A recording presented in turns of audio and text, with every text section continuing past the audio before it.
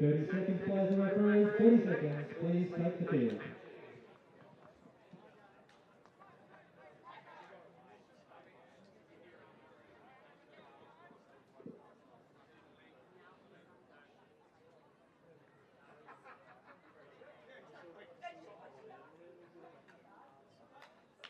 Players and referees ready.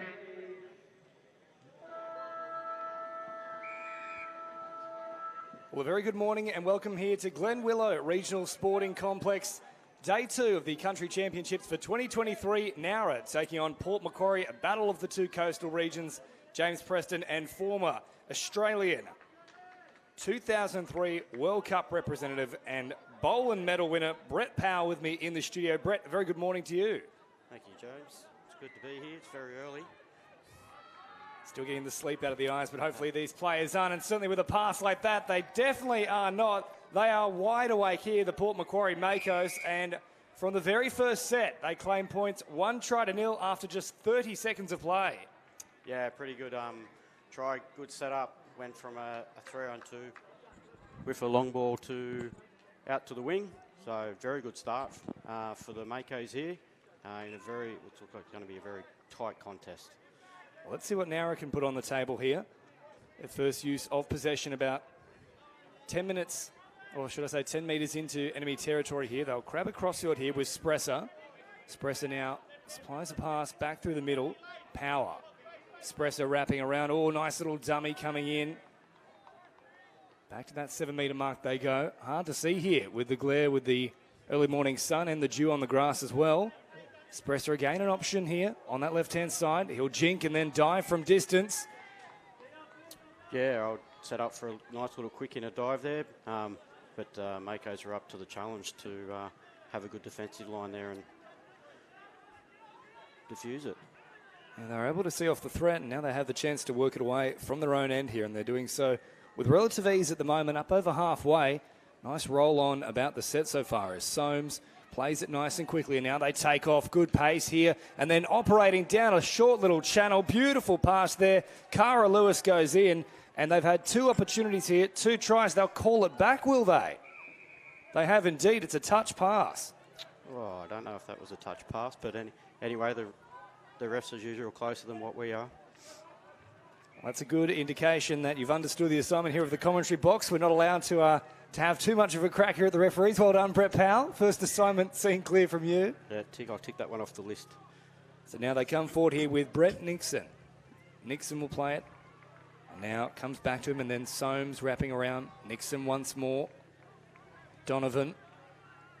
Slow, concerted approach here from Port Macquarie. Now they look to explode off the back of it. Lovely cut-out pass. This time there's not going to be any touch pass or forward pass. That was spot on the money. A second try here for Port Macquarie. Yeah, unfortunately, Nowra got the ball back and turned it over straight away, but Port went straight into a middle sweeper, long ball to the wing, and got the chocolates. So 3 minutes gone here. 2-0. 2 voyages down that end of the field and 2 results here for Port Macquarie. So now I need to show a little bit more resilience in defence, and certainly let's see if they can conjure up something with ball in hand here as McPherson has a little crack at them. Now Spresser, McPherson again. Those 2 operating through the middle here. Nice quick strike done. McPherson as a result has a little crack, tries to thread the needle. They were watching though the Mako side, and they turned her away. McPherson, Spresser once again. Nothing happening there on the last, and that's a disappointing end to the set there, Britt. There was a bit they were setting up quite well, and then, yeah, sort of got stuck on the 4th touch with nothing happening from there. So, unfortunately, Makos had a good defensive line, and Nowra couldn't conjure anything out of it. So now it's worked away here through Kobe Smith, and Smith, quick roll ball, unable to capitalise on it though. Tough to take here for Tristan Scott. Still very slippery, that surface in the early morning. Nice little tip on play here, just to pick up a few extra metres, allowing those fresh reinforcements to come on the field. And put that down there to Tyrell Scott. Good pressure up and in. Yeah, the Makos were doing real well there in their defence. Nowra seemed a little bit jilted at the moment. They've not quite got their flow, and they're a little bit flustered with the Makos pressuring defence. Well, here comes Smith once more now. Touch is made from Thomas Power. Scott, he's caught about 10 metres away. He'll play it right in the middle of the field here. Smith waiting at acting half once again, scooping up, and then the little hop, the skip, and then the throw over the top. That was one more in hope than anything, though. Yeah, pretty good setup. Went to try to get him on the edge on the left with the ball back against the grain, but yeah, just the execution just wasn't quite there. It's a nice floating pass here for Nowra. They pick up an extra few metres as a result.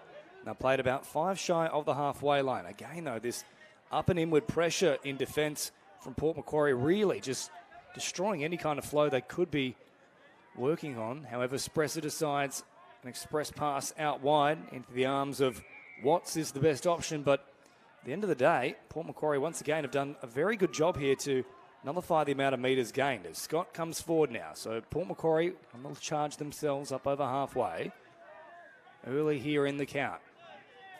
Already into enemy territory as the reinforcements arrive. Another touch made. Options, both sides of the play the ball here. They'll continue straight up through the middle, though. They don't work for the strike dump here. It's a little bit stilted to finish off with. They'll have to come up with something here, and of course, that's typically the result we expect when you don't get that strike dump on the last. Yeah, that's right. They worked up the field. They got good turnover from their pressure from defence, but they're probably a little bit disorganised in that set with their attacking set. They didn't really show too much organisation. So 6 minutes gone here, still 2-0 in favour of the Port Macquarie side. Now are looking to get it on the board for the first time here. Touch comes up from the Mako's outfit.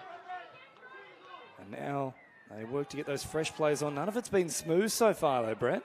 No, they seem to be going to a box pattern. They're starting off like a normal, what they call a Dorlo set to get to the box, and they're using a sweep around the back. But so far the Makos have been pretty well reading that play and cutting them off.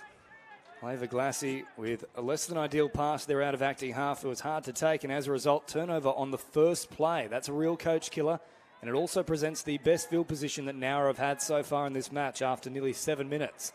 Can they put something on the board here? They're very flat as they attack. McPherson goes out the back.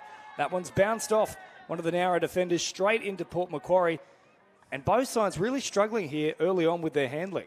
Yeah, that was a very well set up by Nowra there. They went from a rooster to a bit of a passive play out the back, and showed a little bit more than what they've had with their opportunities so far. So quick roll ball here. Looked a little bit sloppy, perhaps lucky to get away with that one. Just shy of the halfway mark now on the follow-up. Good pace about this particular play, though, and the strike dump comes. Here they go, a retreating defensive line. The flick pass comes out. Oh, that's spectacular. Promoted on from Soames, and then Scott chiming in. Try time here in a big fashion for Port Macquarie. That's an absolute ripper. Yeah, that was good play. The Mako's got a good flow on there and just went straight up the middle, basically, and a lovely little flick pass that drew in the player from the outside and just opened up a simple 2-on-1 to put the ball down. It's Donovan in the end who's gone over, but wonderful setup play there from Jake Soames. Nice little flick pass coming out as well. We know Dean Russell loves the flick. Sure, he's beaming from ear to ear at the moment.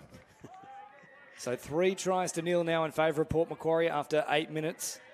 As Thomas Power grabs across field. Once more, nice little setup play here, but Spresser doesn't release out the back. And now they'll have a stilted start here on the last. They'll simply try and kill it as far away from that Port Macquarie box as possible. Not the worst end to a set, but again, they're just lacking a little bit of cohesion here. Yeah, they're just not being very crisp with their play. You can see what they're trying to do. They're trying to run a rooster play with out the back to a passive runner, and they've just not been able to execute. So Port Macquarie now once more on the front foot and up over halfway with relative ease. As the reinforcements arrive now, Kobe Smith charging forward. That ball's gone to ground. It's a good touch there too. We often talk about that fine line between a strong touch and a forceful touch, and they got it right there. Yeah, in that instance, it's about the refs give you the benefit of the doubt if you're moving forward and get the bend of the back, as they say. In that instance, that didn't happen, and now forced a good turnover. So now Waringi setting it off and then hopping in at acting half on the follow-up. Little ball here for Jack Power. Of course, the 3 Power siblings all involved at the moment. Lovely ball back on the inside from Waringi. And this time it's Jack Power who goes in and gets that power turned on for Nowra. They're on the board here. 3 tries to 1, Port Macquarie lead.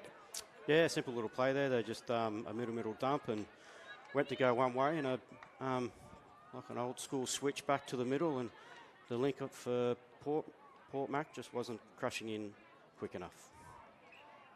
So just under 10 minutes gone. Nowra now with a little bit of life in their outfit. If they can score next, they'll really fancy themselves to make this one a contest. So next assignment, of course, to turn away Port Macquarie. It's Matson is out there now. He provides a pass and a long-range diving attempt. That looked good for mine. Yes, it is indeed. That's incredible. That's like a rabbit burrowing from a good 10 metres away. Nah, good setup there from the Makos. Run a outlaw play, set up, dump on the link. He pulls his short side and the sweeper around with a very good dive. He was very quick to get down. It's very hard to defend when someone can get that low to the ground and get across the line. So very well set up. We talk about playing to the conditions as well, Brett. It's very slippery out there in those early morning sessions, probably up until about 10:30. And that's when we can see some of those incredible dives coming out. Yeah, we had an early game yesterday with the 20s boys, and definitely one of the things we noticed about the fields here, just to get rid of that dew. And so no try there for Nowra, but advantage being played. Port Macquarie offside. They'll go back to the 7-metre mark here. Thomas Power coming very close on that occasion. They've got some of their big exponents out there. So Declan Matson, he's out there in the 0. Sitting in that link position, but Power slowing it down here. Now working for that strike dump again. Power will have another crack at them. He thought there might have been an offside marker in the form of Reece Matson. And I think he might be right. I think you're right there, James. Good call. Yes, they've set that up well for a quickie and got what they were looking for. Player offside, and the ref picked up that they were offside, and try time.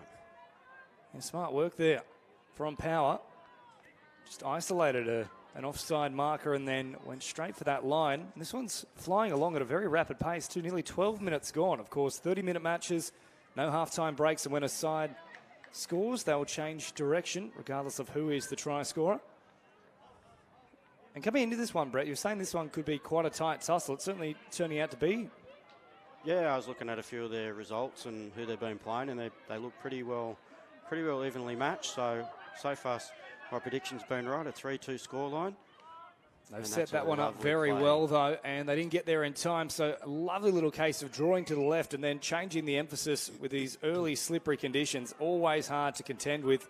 5-2 here to Port Macquarie. Yeah, they set that up well. They previously run a play where they went around and gave it to the sweeper. And in this instance, they set up the same play and dummied the sweeper and just went back to short side, and now overread the play.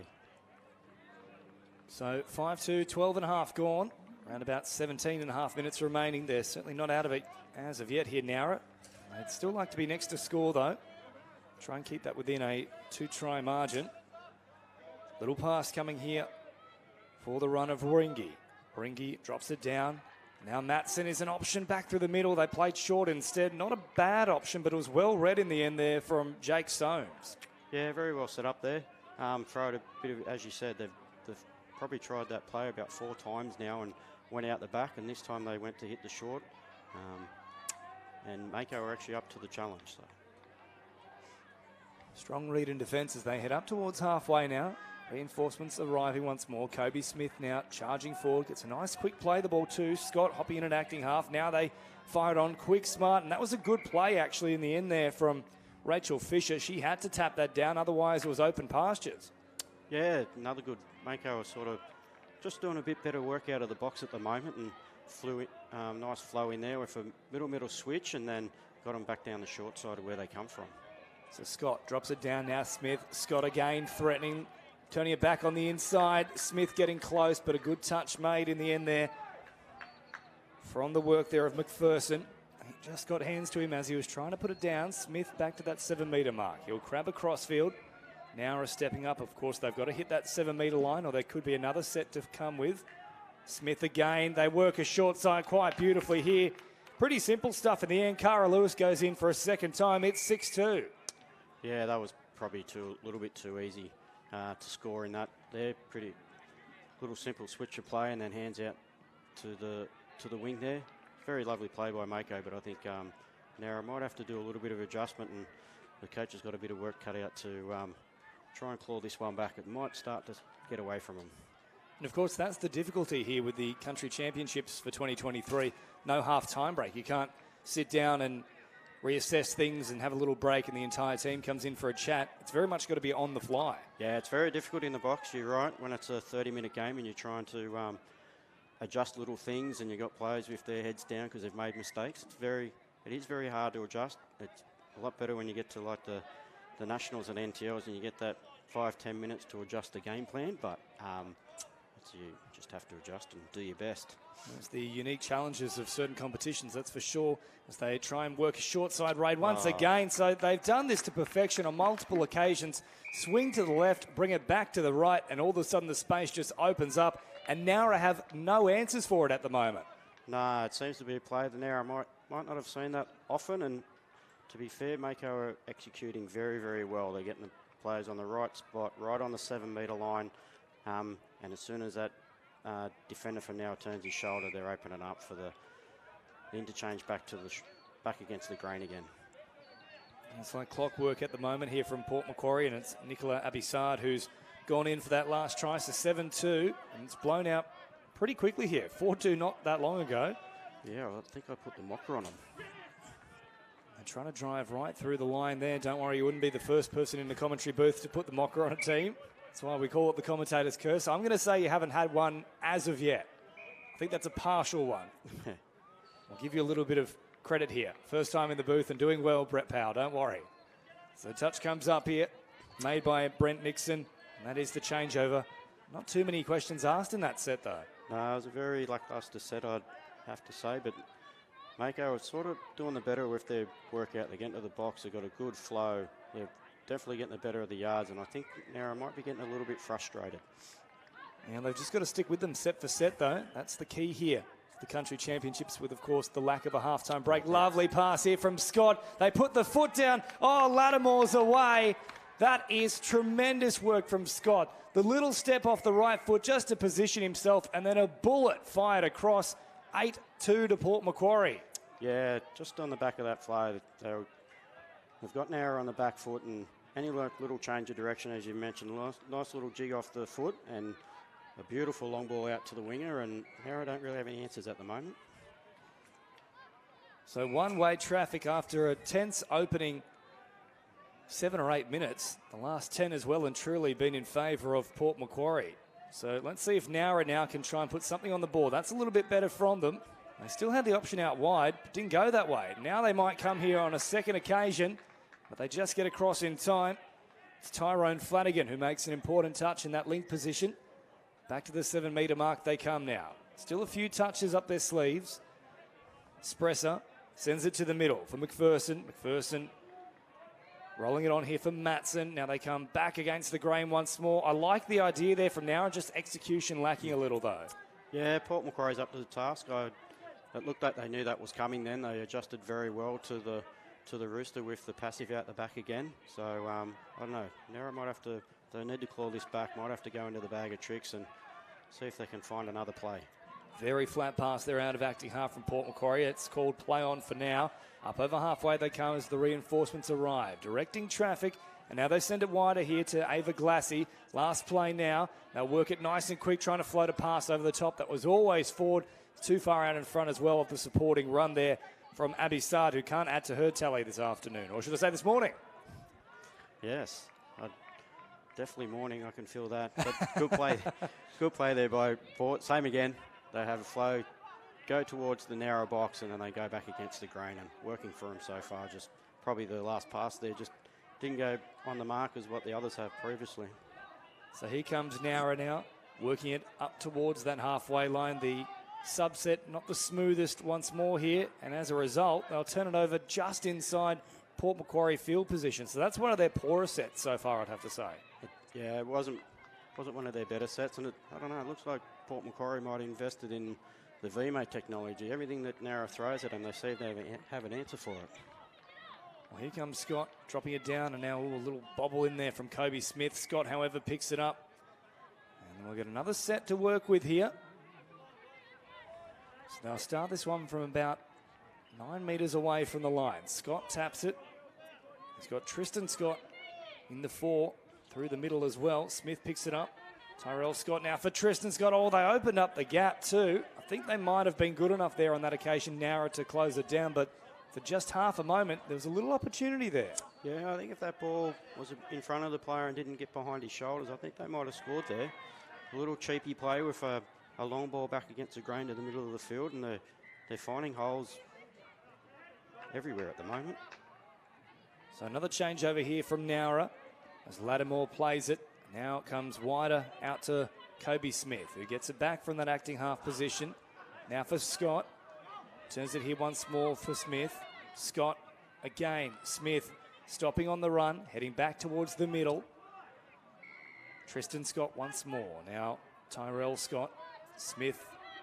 Tyrell Scott here for Tristan Scott. Lovely cutout pass. Lattimore keeps the width. And then a great little dive. I'm not sure they got there in time. Lyons is beaten all ends up. There was very little room to work with, but Lattimore did a great job. Oh, beautiful setup there. They went to do the cheapie down the short side and dragged the defence across, and then they've just picked up and thrown what we call a dolphin back out the opposite direction, and lovely interchange of hands and a very good put down in the corner. I think that should be part of general Australian lexicon, throwing a dolphin. That's right. What do you use it for in terms of, I know you're coaching with the Dolphins, of course, alongside Mitch Walkerton, but can we somehow take that and give it some broad appeal? Is it throwing a tantrum, perhaps, throwing a dolphin? Well, I don't think it's that complex. We're not that intelligent as coaches. We just come up and ask the players what's their favourite animal, and we give it a name. They have to say dolphin, though. I mean, it's part of the team. That's correct. Yeah, it was easy.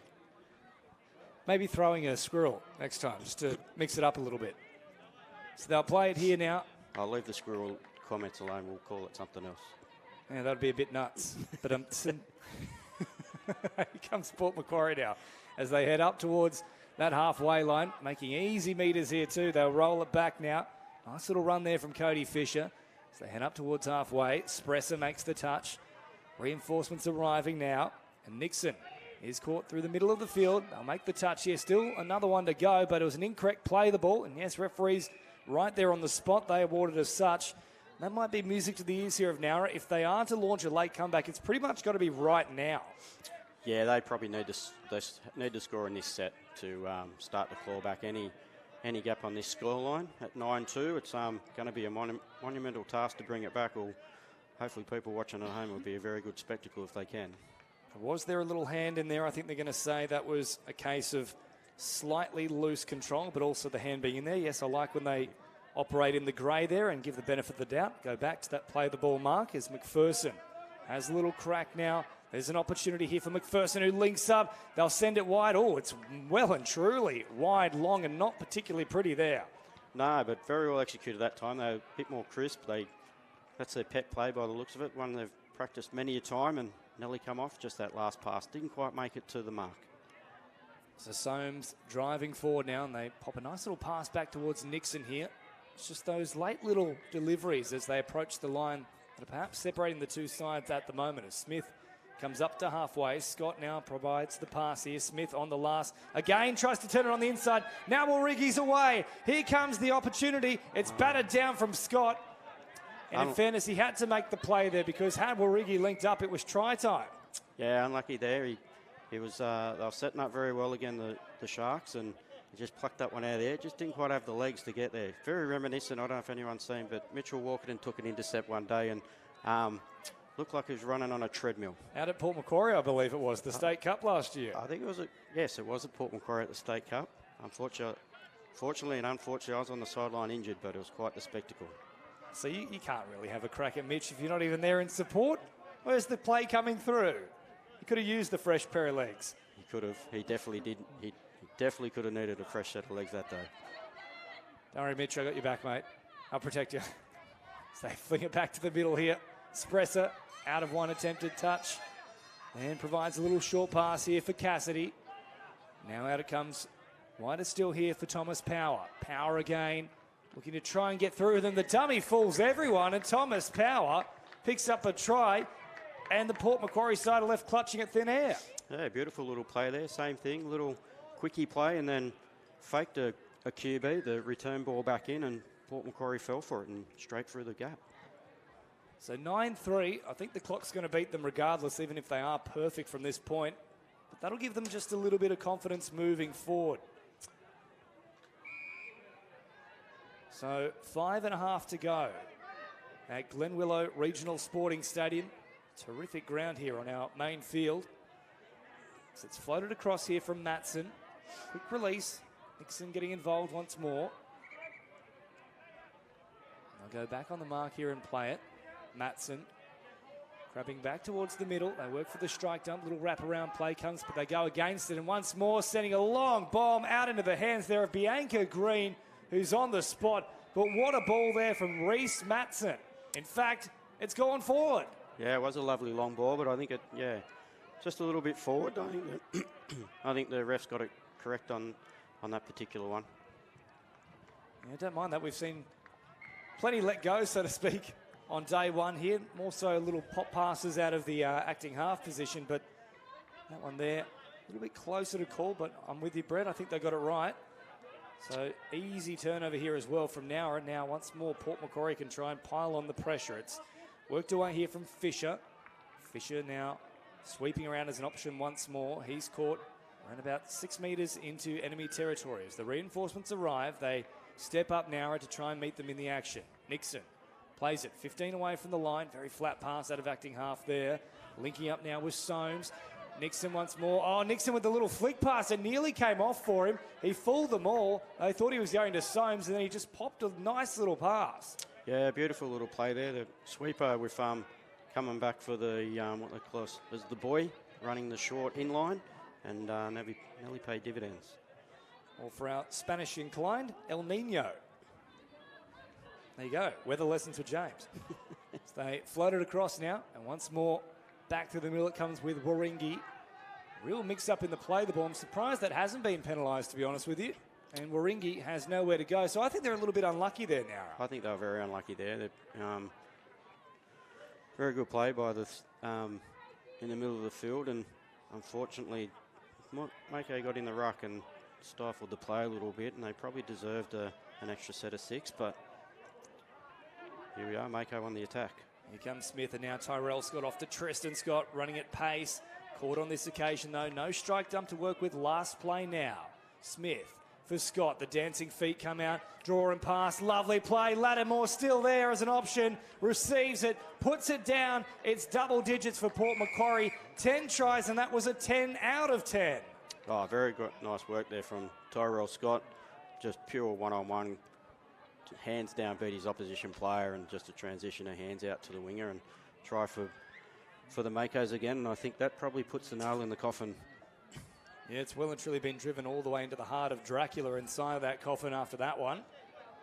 We don't even need the garlic anymore. So they turn it back on the inside here. Thomas Power now picks up an extra few metres for Nowra. I know it's 10-3, but I think it's less about Nowra's performance, more about how clinical Port Macquarie have been so far. Oh, yeah, definitely. Port Macquarie have come out and had the better of the play, but they've been very crisp in their plays on an early morning, and on a dewy ground, they've been very good at controlling the ball. Yeah, a few early issues with handling, but it's been pretty spot on for the last 20 or so minutes as they really put on the afterburners now. Nice little act of deception, holding the ball out in 2 hands, and enough pace just to squeeze through. Link and Wing now collect their 4th try. Yeah, they did very well in Nowra. They run a few plays and drag the Port team defensive line over to one side of the field, and then they faked a quick in a long ball back in the opposite direction. And a nice piece of play there from Thomas Power, collecting another try now. He's had a strong game personally. So 10-4 with just over 2 minutes remaining. In fact, less than that. Just over a minute remaining now. This one has really gone along at a pretty frenetic pace. As Port Macquarie look to add one more to their scoring sheet here today. They'll turn it back against the grain there. Fisher inside the 7. Called back after the touch is made. Set nicely to this left-hand side of the field. Now roll it here through Flanagan. Once more on the attack here. They'll float a long pass out. Pressure coming there from Nowra, and they read that one pretty well because they've been caught out with that play a few times. Yeah, they have. The winger out there finally learnt what the play was and shut it down, but maybe a little bit too late. So last chance here for Nara to add an extra try to the scoreboard. 10-4. Big Buddy, and there's nothing Buddy about that one. He's left it behind. Last chance here for Port Macquarie. 30 seconds on the clock. Fisher floats it across here. Matson out of acting half. Fisher again as an option. They head towards the sideline. Taking an age to get those fresh changes back on the field as Donovan is caught through the middle. Nixon now involved in the play. Sends it on for Soames. Nixon, short ball here. Donovan, what a pass. That is fired like an absolute bullet. Lattimore collects a hat-trick, but what a pass from Tyler Donovan. Yeah, another beautiful setup. They've set that play up probably 3 or 4 times, and that was the first time he's gone in and then out, and then a beautiful long ball to the winger to score in the corner.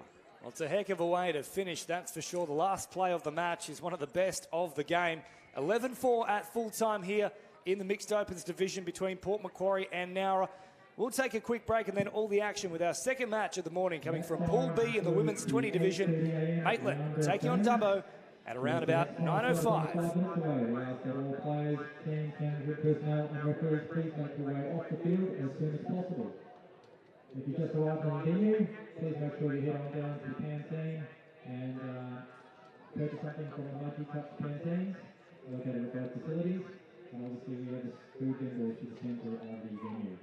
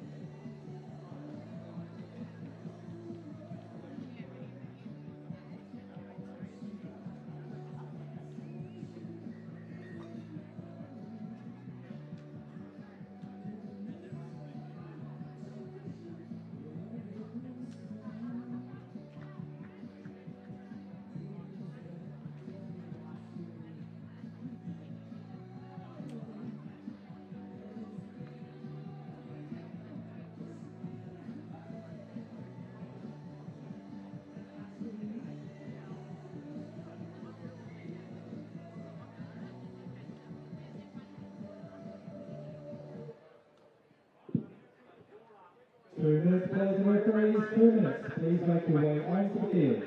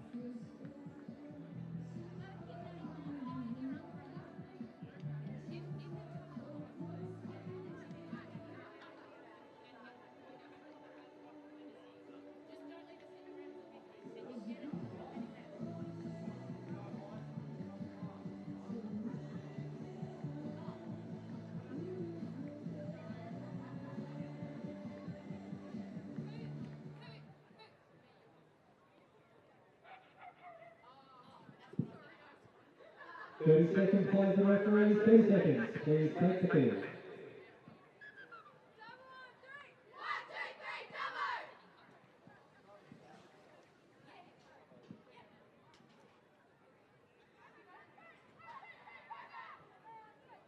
Players and referees ready.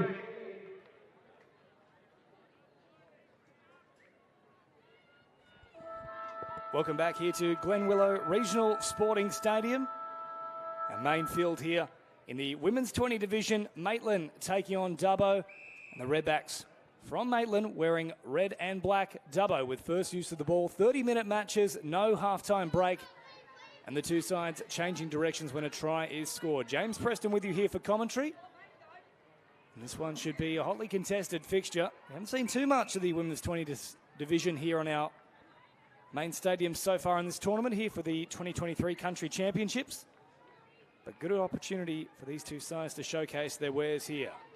As Maitland work it away from their own end, following the error there of Dubbo. They'll head up towards halfway and over it, in fact. Good meters here from Maitland. Pass pop from Sunnerton. Sunnerton again as an option. Easy meters this time around for Millie Barnes. Barnes floating it across. Lovely little pass there, and they get to ground nice and quick. First try coming through Chloe McClellan. So Maitland's first attempt at the line produces a result. And Dubbo have only had it for about 3 plays. That led to an error. From that point, Maitland charging downfield and scoring easy as you like. So Dubbo with a follow-up opportunity now. Saxby Shaw brings it forward, and now still an option on that left-hand side. She hops in at acting half now, and it's worked forward through Sutcliffe.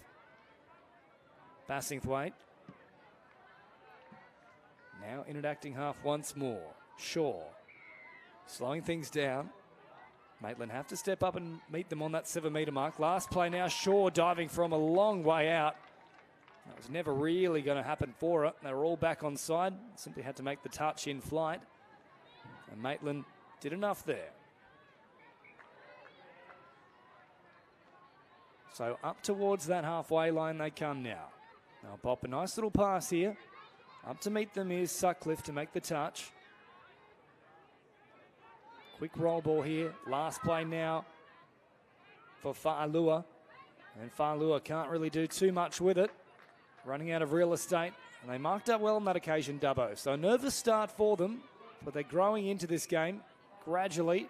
And there we go. There is the commentator's curse. My first one for the day. 2 plays down, and they've left that one behind. So change over here for the Maitland Redbacks. 2.5 minutes gone. They lead 1-0. Fa'alua once more receives it here in the middle. Slowing it down now. About 9 metres away from the line. She'll take the touch. Little pass is popped. Again appearing as an option. Good tracking defence, though, from Dubbo. They got up nice and quickly. Shut it down. Tranter sends it to the right-hand side before receiving it back, and Tranter now plays it nice and quick. They'll attack the line here. That one's gone well and truly forward. It ends up in the arms there of Dubbo. And they'll come out to that 7-metre mark, of course, with no possible advantage from where that turnover occurred. Play number 1 now here for Dubbo. As they drive forward, and again, they've left it behind early in the set. Certainly not what the doctor ordered. They've had no field position in the opening 3.5 minutes. Tranter marching across field, eventually collected there from her opposite link, and then stepping up to make that follow-up touch was Crystal. Little pass here back on the inside here for Sarah Marshall. No one's going to forget about her, I can tell you that much. 7 metres away, they'll play once more. They have a dive from distance. Good touch coming in, though, from Chloe Chandler. Saw off the danger. 7 metres away. Sunnerton. Waiting in at acting half now. Marshall sees it back. Sunnerton once again. Last play here. All very flat pass there from Marshall. Thought it might have been more than flat. And yes, there is the late call. So Dubbo survived, but they've got to work it away from their own end here. And in fact, they won't get beyond, once again, play number 2.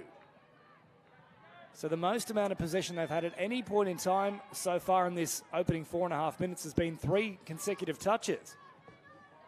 They've got to go back to basics here and simply complete sets.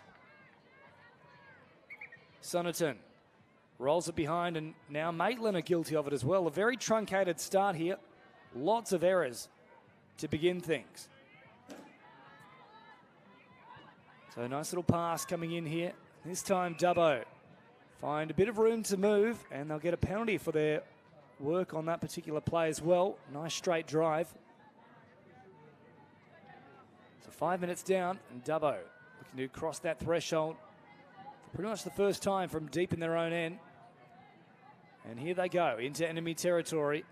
Easy meters on offer as well, but they've gone well and truly over the mark, so all the momentum now stopped. Andrew sees it back here once more and rolls it down nice and quickly. Andrew again is an option off the right hip. Touch coming in there from Sonnerton. They've asked absolutely no questions throughout that set there, unfortunately, Dubbo. So a very slow start from the Dubbo side. Maitland, nice little draw and pass here. Picking up extra meters. It's good work there from Chloe McLellan as they head into enemy territory now. Carr rolls it back. Options down this left-hand side. Carr now hopping in at acting half, running at an offside marker initially, but they just got back there in time. Good work from Chloe Andrew. She had ground to cover. Did a good job to do so. So 6 minutes gone here as Jenkins comes forward. Now hopping in at acting half again as the fresh players sweep onto the field. That's Bassingthwaite, who takes it forward now. Once more, Sutcliffe out of acting half. And now Shaw sets off here, Saxby Shaw. Good meters from her. And they get the roll on working once more. Floating pass out in front. The idea was right. Execution just a little off there from Dubbo. So just under 7 minutes gone here. 30-minute matches, of course, throughout the 2023 Country Championships. All the coverage brought to you by Bar TV and New South Wales Touch Football Association. Two of the best organisations going around, let me tell you that. As the big dummy comes in here from Maitland. But again, no real questions being asked. So a bit of a stalemate emerging between these two sides. Tough going with those dewy conditions here in the early morning of Mudgee. It's very slippery underfoot, certainly with ball in hand. Fitzgerald. Nice run from her, plays it inside enemy territory. Now Chandler. Back to Fitzgerald. Quick little strike dump there. And as a result, they can launch a little raid here. Eventually a rise for Andrew, but not before the touch pass is called.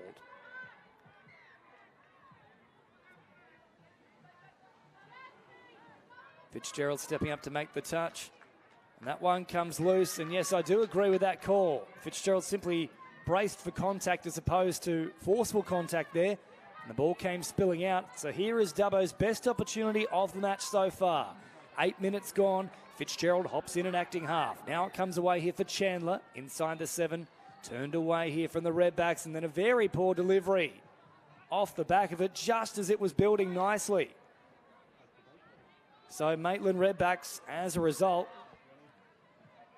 can easily now work it away from their own end. They'll head towards their subs box. But the pressure's good here from Dubbo. No momentum in those first few plays. The follow-up defensive play, though, leaving a little bit to be desired. Easy meters there for Maitland. Last play now, though. They'll keep driving forward. They see off the threat pretty well there. Fitzgerald making the touch. And now she'll have a little hit up of her own. I'll head straight towards this substitutions area. Not a bad subset here either from Dubbo. So they sweep those players on in pretty quick fashion, and Olivia Hall picks up a good 15 metres. Great run there from Hall. Dummy comes in there from Andrew. Chandler also there. Chandler receives it back. Now plays it 7 away. Still a couple of plays up their sleeve. They'll change the emphasis just a little bit here. And now stepping a couple of times. But I think they're going to say the touch came a little earlier in the passage of play. Andrew Hall tries to fire it away. And that ball goes to ground here. Not too much Tink can do about it. Of course, if the ball does hit the ground in touch football, that's an end to the play, in case you're new to the sport. And also, positionally, two middles operating as essentially your halfback and 5/8 through the centre of the field. Two links operating more as a centre or a second rower. And then, of course, no change here. Two wingers for either side as well. So they played about 7 metres away here. The Maitland Redbacks on the attack. They surge through into the in goal, popping a pass back. Try time there for Ellie Stacey and Maitland. It's been coming for some time. They get their second on the board. Just apply that little bit of extra pressure here against Dubbo. And of course, you can't score directly out of dummy half. So that is why we saw a little pop back there for Ellie Stacey, who put that ball down.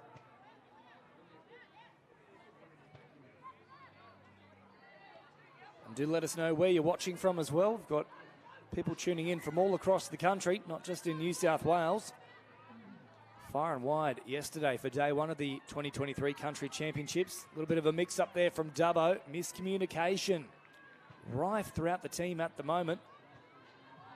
Maitland getting away with a flat pass off the restart too. So trying to get their full complement on the field as well at the moment. They've only got 4 out there.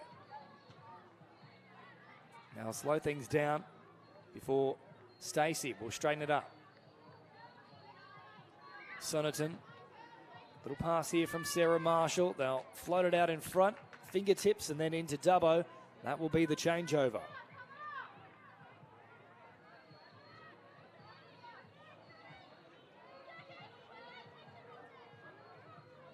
So reinforcements arriving now here for Dubbo. 11 and a half minutes gone. Andrew out for Fitzgerald, who promotes the ball wider still, and now Fitzgerald with a nice straight run here. Late pass as well. The idea was a good one. Hall perhaps wasn't expecting such a late delivery, but it's good work from Fitzgerald to draw in the defence. No result off the back of it though. And just under 12 minutes gone with about 18 minutes to go. Still Maitland 2 tries to 0. Meters on offer here for Murdoch. Murdoch trying to link up, instead just finds the retreating defence of Dubbo. But the touch pass is called anyway. So no matter what, changeover was set to occur. Chandler comes forward.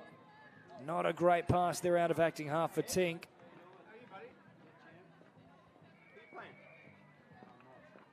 So another turnover here in favour of the Maitland Redbacks. McClellan sends it wide. Now they'll come back against the grain here. About 15 metres away from the line. Centre of the field. Threatening to link up once more here. Dummy coming in from Beckett. McClellan. Beckett again. Inside the 7. They'll dive from distance. What a dive that is. They haven't got there in time. The slippery slide came out. Australia Day has come early. They've put all the dishwashing liquid on the big slide down the hill. And a third try here for the Maitland Redbacks. Lovely play. So 13 and a half minutes gone. And there's a bit of work still to do here for Dubbo to try and get themselves back in this contest. Step number 1 has to be to hold on to the ball. Saxby Shaw does exactly that. Nice straight hard run. Now Sutcliffe. Inside 7, they'll try and squeeze it down a very narrow short side. It's never really going to happen though. Only a few blades of grass to work with. Bassingthwaite drops it down. Shaw was sweeping around. The pass has gone behind her though and goes to ground. So another turnover here against the Maitland Redbacks.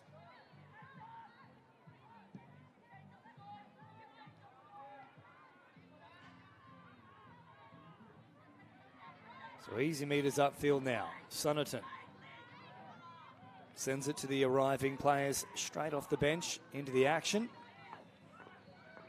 They'll roll it back. No one there for the strike dump on the last. Sunnerton, however, will simply try and keep it alive. It bounces up. Now Saxby Shaw is away. Shaw, who does have pace, was mown down pretty quickly there from Imogen Egg. For a moment, I thought she was going to go all the way. That was the closest opportunity they've had so far. Jenkins and now Fitzgerald into the action. She's been strong for them. Chandler. Fitzgerald caught there from Sunnerton. Fitzgerald again, stepping off the left foot. Now opening up the play into the hands of Francisco. Nowhere to go here, though, for Zakiah Jenkins.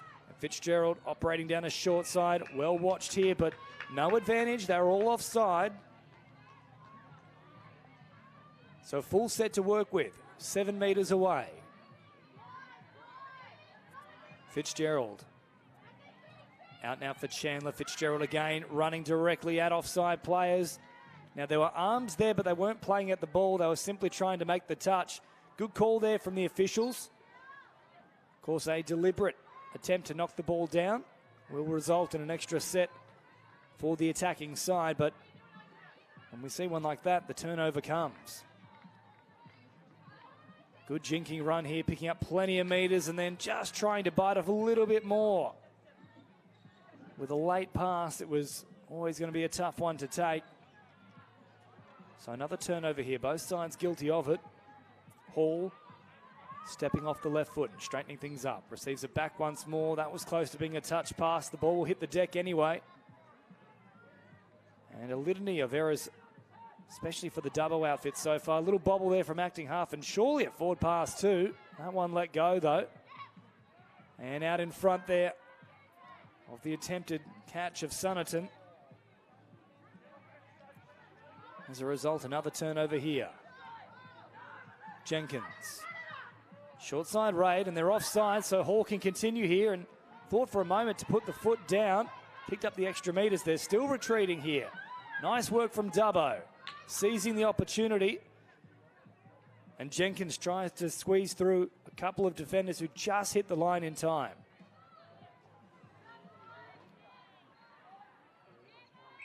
Slowing it down on the 7. There's another penalty. They've got to be careful now. That's 2 in quick succession. 3 within the 7 metre mark. Results in a player being sat down. So they might even try and work for this here, Dubbo. Hall and Andrew. Now Hall receives it back once more. Late pass here. Back to Andrew.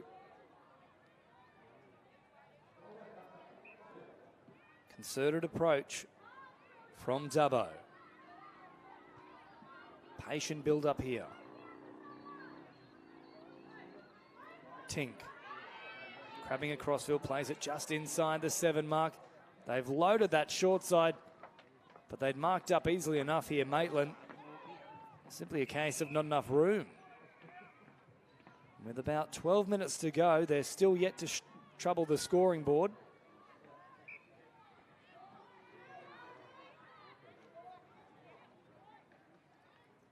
Maitland with a nice little tip on play here.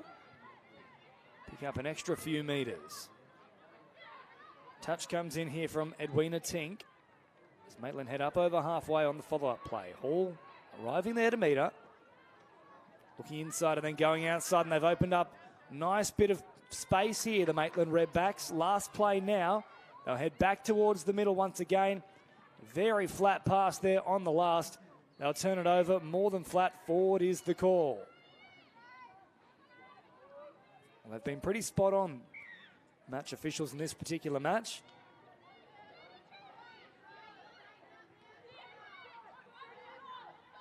So short play here as they continue to work new players onto the field here. Eventually they'll get the full complement out there. There's still, in fact now they do have the full 6. The dummy comes in. They try and work an extra few metres. Last play now here for Dubbo. They've only just got into enemy territory. And that set has left a lot to be desired. We talk about a quality set when you're coming out of your own end to be hitting up over that halfway mark by play number 3. So if you're only arriving there at play 5, you can really question the flow of that particular set as Sunnerton makes really good meterage here. Receives it back once more. Quick roll ball as Marshall pops in. Back to Sunnerton again. They'll operate through the middle. Floating pass. Quick hands. Lovely work here from the Maitland Redbacks. And it's a try here for Bridie Richards, who collects Maitland's 4th. And Dubbo just have no answers at the moment. It's a really well worked quick catch pass from each player involved. And with just 10 minutes remaining, you'd be a brave man to back Dubbo in from here. But they've got to score next, that's for sure. Fitzgerald drives forward. That'll certainly help the cause. Simcox plays it now. Jenkins. Simcox to Fitzgerald. Toward the middle they come with Chandler. Chandler now going straight, diving from distance, but the touch has already been made. 9.5 to go. Of course, after this match, we move to the men's 20 division. Pool A, Central Coast taking on the home side, the Mudgee Mud Crabs. Dean Russell to bring you all the action of that one. It should be a cracking fixture. Central Coast have had a few struggles so far in this tournament, but coming into it, definitely one of the favourites. It's a lot on the line for both those sides as Maitland put on the dummy, but touch is made. For a moment, McClellan thought she was off and running.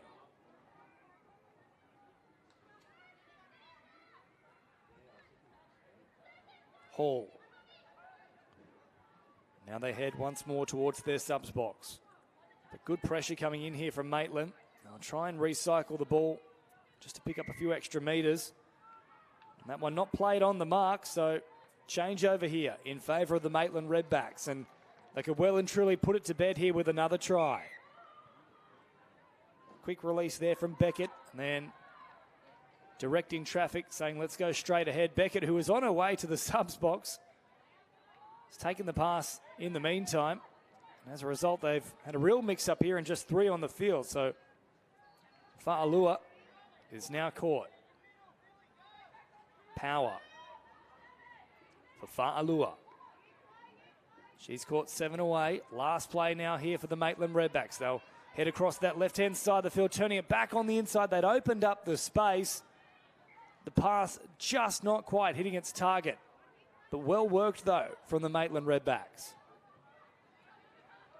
20 away from their own line now, Dubbo. And play number 2, they work it inside that 10-metre mark from halfway. They're really not picking up too many metres in these last few plays. This is much better, though. Nice and straight. One more up their sleeves after this one. Shaw comes forward. And they do get somewhat of a strike dump here. So Shaw floats it back to the middle. A better set there from Dubbo. Finally, a little bit of momentum about their play. But Maitland up to the task in defence as Fa'alua plays it. And then immediately heads towards the sideline. Touch comes in here against Egg. Egg once more an option. Marshall receives it instead. Egg wrapping around this time. She'll take it up towards the middle. Last play here for the Maitland Redbacks. And they've offered the pass straight into the pass here of Saxby Shaw. Shaw takes the intercept. She's on her way. And Dubbo, it was going to take something special to get them on the board. Saxby Shaw stepped up into the line. Did a great job to maintain possession. It was a tough one to take. A little bobble into the breadbasket. And then running the best part of 50 metres to get Dubbo on the board. 4 tries to 1 with about 6 minutes remaining.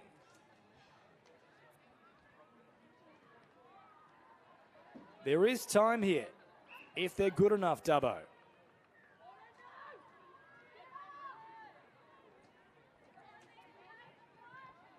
So the quick little pass coming in here from the Maitland Redbacks. Beckett sweeping around now is Carr. Carr trying to get on the outside of them. Good diving effort to stop that raid. 5:40 on the clock. Last play now for the Maitland Redbacks. This one to kill it off. Dubbo see off the threat. They're not done with yet.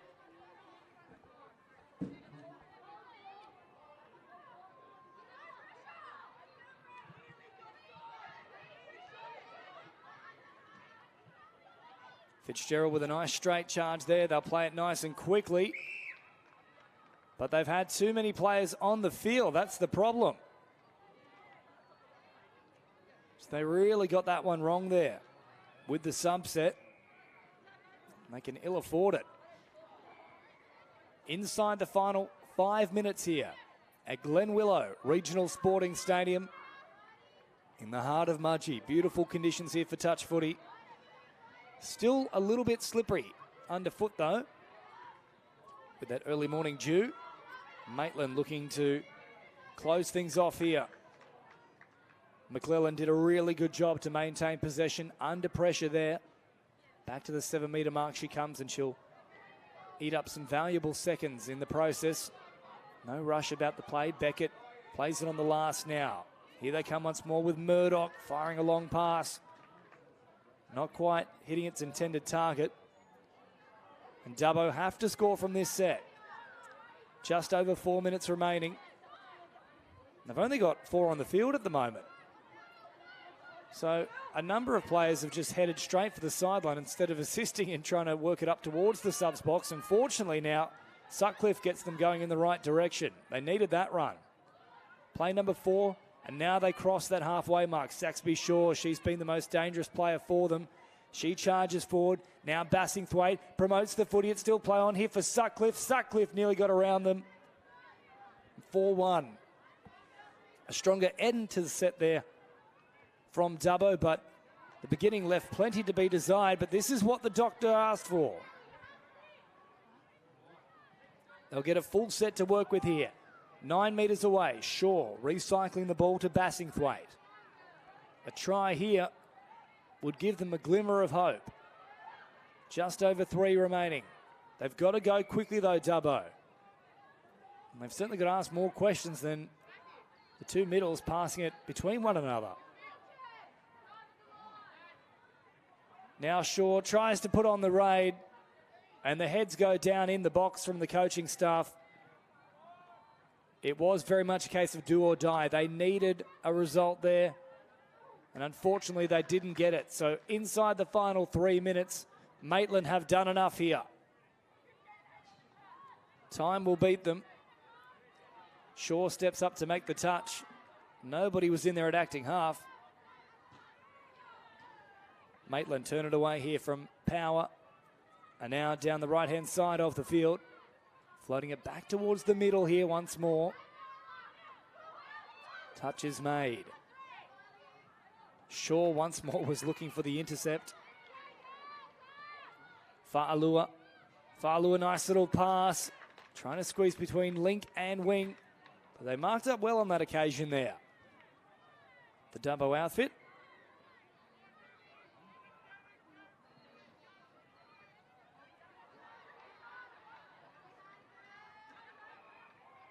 Inside 2, Fa'alua makes the touch. Richards with that particular touch and just getting back on side for the follow-up. Shaw leaves the field. She can hold her head high. She's been a strong performer here for Dubbo. So too is this woman, Fitzgerald. Very strong performance from Phoebe. And another turnover here. So Maitland will simply cruise upfield. Likely their final possession of the match with under 90 seconds to go. They've sewn this one up, and the goal will simply be to turn possession over as deep as they can inside enemy territory. Nice little swerving run there from Tani Sunnerton, who's been very impressive for the Redbacks. She hops in at acting half again now as they wrap around throughout the middle. Touch is made inside the 7. Sunnerton picks it up nice and quick. They just got there in time though. Good touch made from Dubbo. 55 seconds on the clock. One final set. Fitzgerald. And now Chandler. Tink works it to within 5 metres of halfway. Dummy to the outside and then passed along to Hall, who's also been very impressive here for Dubbo as they put the foot down right through the middle here. Nice run coming from Andrew. Andrew might beat them all. Yes, she's shown a clean pair of heels. Andrew produces something brilliant to finish with here for Dubbo. She saw a retreating defensive line, put the foot down, and just had enough pace to outlast them all. Lovely work from Chloe Andrew. 4-2 here to Maitland. Final play of the match. There goes the siren. And at full time, the Maitland Redbacks take the win here in the women's 20 division. Don't go too far though. 9:40 is the tap-off time for the men's 20s division. Pool A, Central Coast and the Mudgee Mud Crabs. They'll be next on our stadium pitch here. Dean Russell to bring you all the action. Live, exclusive and free across New South Wales Touch Football and Bar TV. That concludes the 9:05 a.m. time slot. As the next time slot is only 5 minutes away, we ask that all players, team, management personnel and referees please make your way off the field as soon as possible. Please make sure you head on down to the Penn team and visit the vendors on site. The next game will tap off at 9:40 a.m.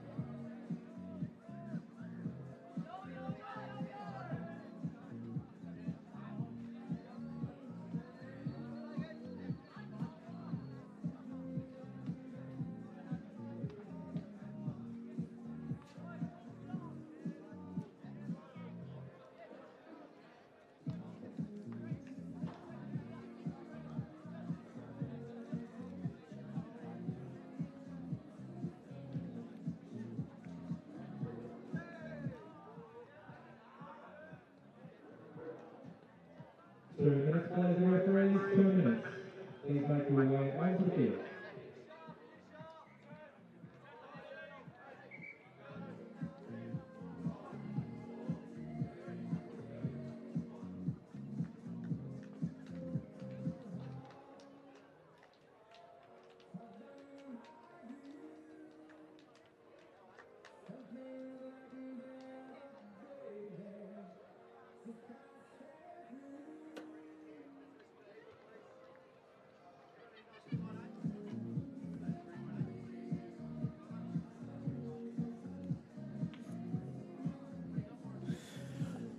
And welcome back to Glen Willow Stadium out here at beautiful Mudgee. Once again, the playing conditions outstanding. Beautiful sunshine, a slight breeze, and a really fast track. And we're here for the men's 20s division game between Central Coast and the locals Mudgee. Mudgee will be in the predominantly purple, and the Central Coast in the navy blue. The Central Coast have a very strong men's youth program coming through, so they should be showing some great touch skills out here today.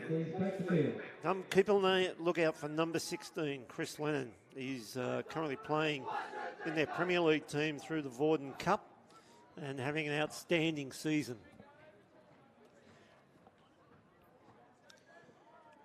We're about a minute away from the tap-off. It looks like Central Coast have won the toss.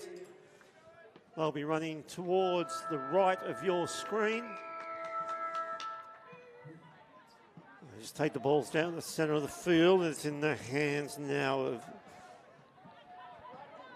O'Brien, but they switch it back. They go around with the sweeper play out wide. That's a very well set up manoeuvre. And Toby Patterson crossing the line out there for the first touchdown for the Central Coast.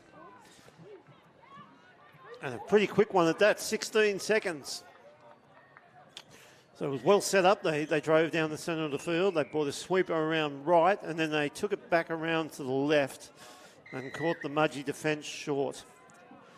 Mudgee now with the ball. They drive down the field. A little bit difficult to pick up the Mudgee numbers. Well, more than a little bit difficult, very difficult. But here they go diving for the line straight out. But the referee said the touch was missed. And so Mudgee hit straight back.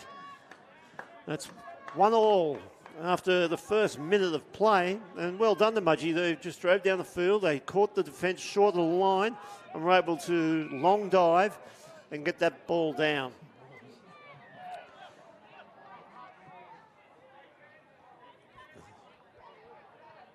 Central Coast now with the ball. Off they go here. They're looking for the short player.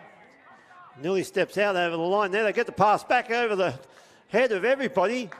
Miraculous touchdown there scored by number 7, whose number isn't on the team sheet, so that's going to be difficult. But a good touchdown there to the Central Coast team.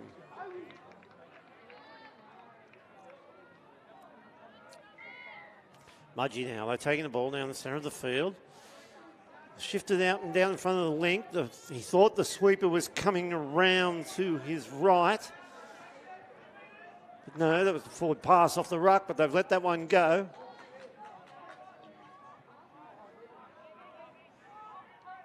And now Mudgee with the ball. They've taken it to the left-hand side of the field. And I apologise for not calling the names. It's just the team list we have in front of us does have names and numbers, but it's very difficult to pick up the Mudgee number.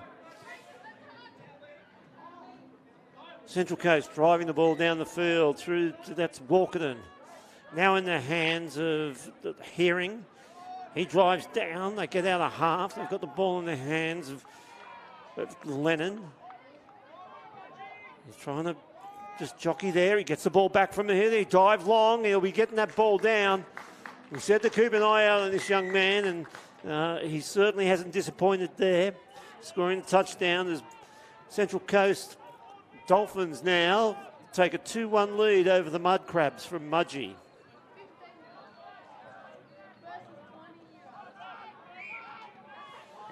Mudgee now with the ball. They drive it into the Central Coast half. Just between the middle and the link at the moment. They shift it to the right link. That's the right middle. He dumps it back inside. They send the sweeper around to the left-hand side of the field. He goes long to the winger, and the well read there defensively. And that was Caleb Lewis there from Central Coast who was able to read that play. Mudgee now, they shift the ball 2 passes wide. They're trying to get on the outside. They've created the opening, get the pass down, but knocked down. Good enterprising play from the Mud Crabs.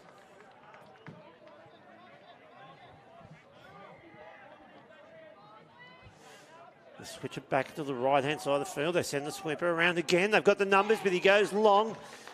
As he swept around there, he really needs to straighten that attack to allow that link hole to open up.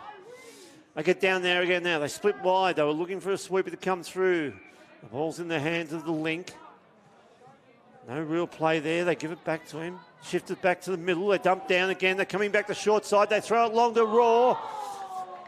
And that was unfortunate there. That was I believe, young Bo Raw out on this particular wing. Central Coast now, they'll drive up the middle, down the sideline here. Lennon, he drives on the outside of his player, gets extra yards. They bring the ball in field now with Patterson, already a touchdown scorer. In the hands there of O'Brien. O'Brien gets it back on the inside. They go long here out wide. The wingers caught the ball. That's Lewis, and he's got the ball down, and that's their third touchdown. Caleb Lewis. 4-1. That's their fourth touchdown.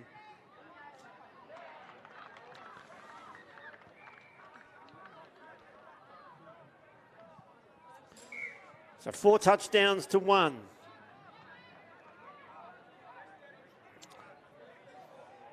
Mudgee now, ball through the hands. They get it down in the link. They give it back to the middle. They get around. Just held the pass up there. The ball down, a bit of interference in the ruck, but they're trying to get through there. And the late pass there is ruling for the referees. The Central Coast will work it off their own 7. They shift the ball now. That's in the hands of Patterson. They come down the middle of the field, the side of the field there. And not square, referee ruling. As Charlie McGee was taking the ball in the field there, the referee ruled that the previous roll ball wasn't square. Good long ball there out to the link. Mudgee trying to get across to their sub box. A good drive here as they move down that left-hand sideline. They bring their substitutions on the field. They shifted one pass, drive in. Here they come, and they're looking for the latch, but they haven't really engaged the defence that time. They're out of the middle. Link, it gives the ball out wide to the link, cutting the middle player out. Well read defensively from Central Coast, and they withstand that attacking raid from the Mud Crabs. Central Coast now moving towards their box. I'll get it down there. They'll look to get extra players on. In the hands there of the Herring. Back to now. Well, we don't have number 23, so... Oh, the dummy there, they've gone through. A very good dummy from Charlie Walkerton. And he gets through the line and scores the try. And they're out to a 5-1 lead against the locals.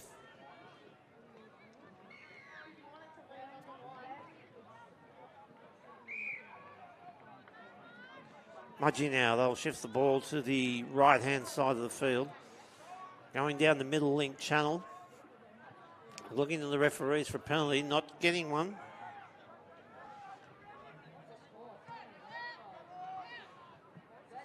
They come across, there's a chance of an intercept, but they've put it down.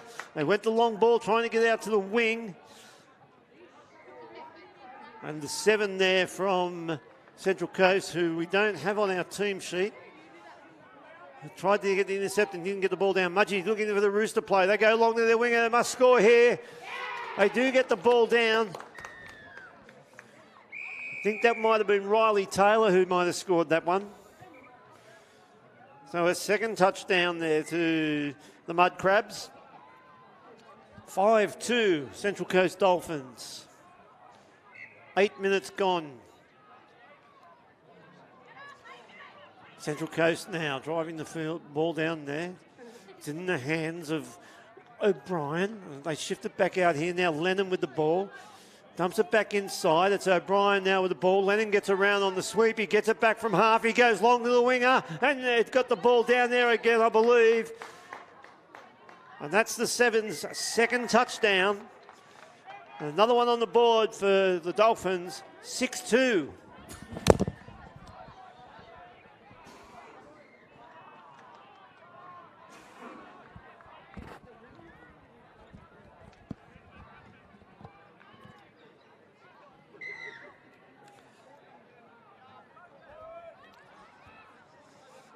Mud Crabs now. Just working down the middle of the field there. Oh, that pass has gone to ground. That's a coach killer. They really wouldn't have liked to see that occur, but occur it has. Lennon now with the ball. He drops it back inside to Patterson. Patterson gives it back to Lennon. He gets the ball down in front of Burke. Burke gives it back to him. He gets it back from Lennon. Lennon left the left. He gets through the line here. He'll be looking for a good touch there. Probing run from Lennon, but the Mudgee defence up to the occasion. And now shifting it to the right-hand side of the field. Getting over towards their sub-box to look to bring substitutions on. They flow on the field now. They dummy, they get the ball down. They're looking for extra runners. 2 passes down off the inside. Well, that's a lucky break there. It just rebounded off his hands, but into the hands of his own teammate. They're very flat, the Mudgee boys, and not really getting the forward momentum they would like. That's Patterson now. He drives down the sideline. But the referee, once again, has picked him up for not being square. Coaches Walkerton and Powell will be wanting to correct that. That's a couple of times they've been penalised for that error. Mudgee now. It's coming out of half. They give it on the wrap. They get the ball back, nearly getting through, but the touch was made. Good there, a good touch there from the 18. Who again, we apologise. There's a couple of things that the team list we've been provided by the Central Coast. Some of the numbers don't match up, so we can't give you those players' names. And also the Mudgee numbers are very difficult to read. So Central Coast driving the ball forward now. They'll get a penalty for too hard in the touch. I think that was Connor McLean, possibly. Central Coast, they shift the ball out wide. Lennon, he releases. Again, that's the 12, who's not on our team sheet.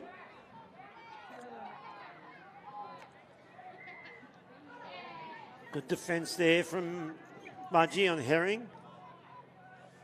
Referee signalling, it's the 5th touch. Beattie goes to half. He shifts the ball out to O'Brien. O'Brien shifted it back inside there. Lennon, the ball goes to ground.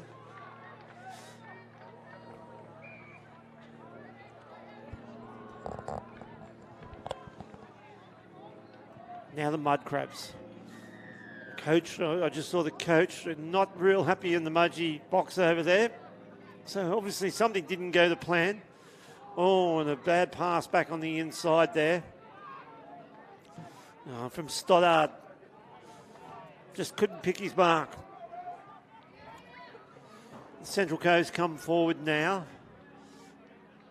Hands in the chance of walking. They've given it out now. And that's with Burke. Burke calls him underneath. They come around Lennon on the sweep. He steps off his right. He'll get the ball down. Chris Lennon goes in for another touchdown. And with 12 and a half minutes gone, we have Central Coast Dolphins 7, the Mudgee Mad Crabs 2.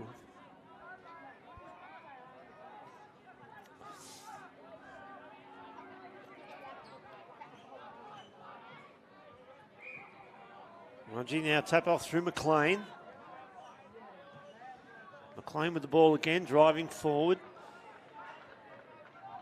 Working in very tight here, Mudgee. Again, probably not getting the momentum they need. You can see the Central Coast pushing forward, taking time away from them. They send the sweeper around to the left-hand side of the field, and they step back to the right, but there is nowhere to move there. Well defended by Riley Burke. Long ball from Mudgee out to the wings, gone through his hands and into touch. That'll be a change. No, there's a penalty for offside. Referee has got the call from the sideline referee that the players are offside, and hence why the penalty comes. So Mudgee with another chance now in the red zone. Shift the ball to the right middle. He drops it back to the left middle. They send the link around on the sweep, and they look to go back inside with a little bit of a ninja play, but well read again there. Once again, Riley Burke for Central Coast Dolphins in there, shutting that hole down. Mudgee now coming to attack to the right-hand side of the field. And really not putting any pressure on the defensive line. And in fact, it was a late pass. Central Coast will drive off their own line. And once again, that's 3 or 4 times in a row they've got to their box but been penalised for not being square in the ruck. There was a bit of frustration down there from Coach Walkinen, and won't be happy about his players just failing in that skill area of the game and just handing the ball back to the opposition. Mudgee now, about 25 out, playing with the ball in the middle of the field. There's no half there at the moment. Now the half gets there. They drop the ball back into the middle.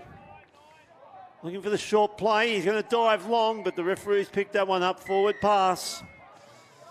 And let's see what happens now with the Central Coast drive out of their own half and if they can complete this set.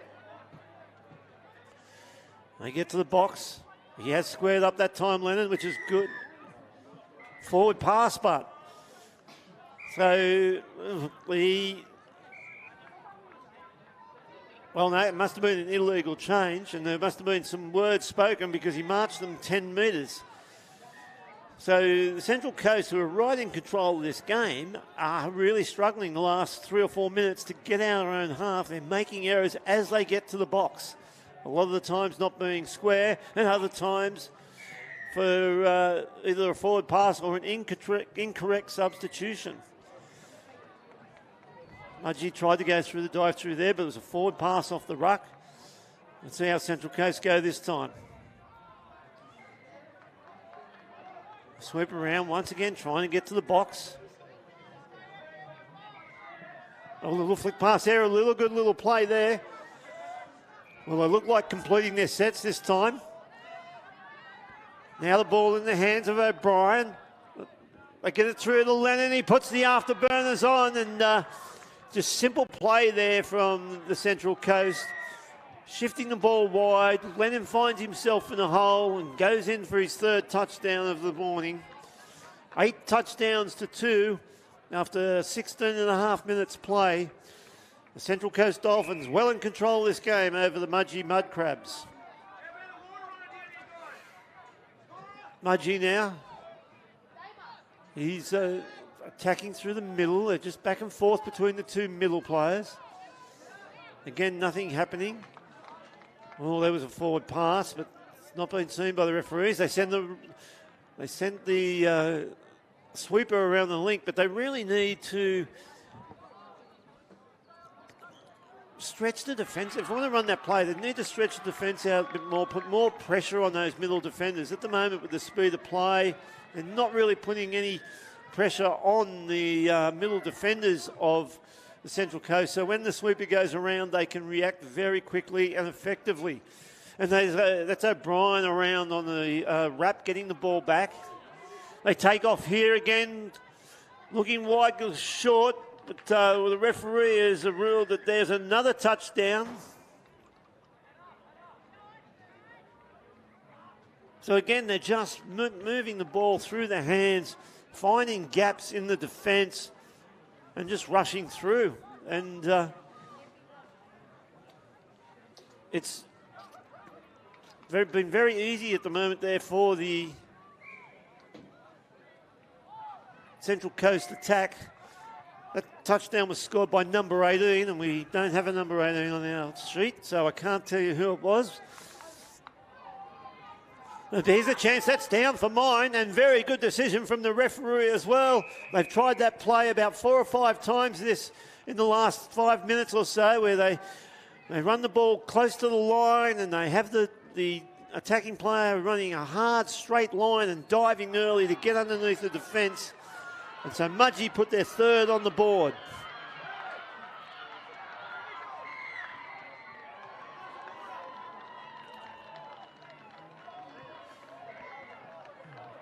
Central Coast now with the ball in the attacking zone.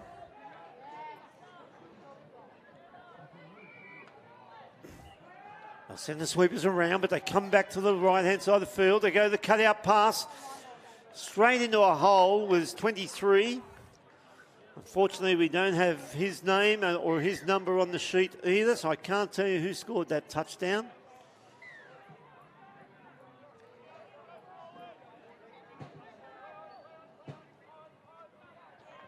But now the score is 10-3 in favour of Mudgee.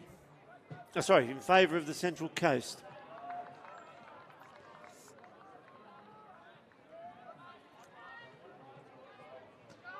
The Mudgee boys now just moving the ball in the middle of the field. They try the same play. They go with the ball out to the cut out to the wing. Well executed, but the ball just hitting the ground. And the Central Coast defence seemed to have that covered.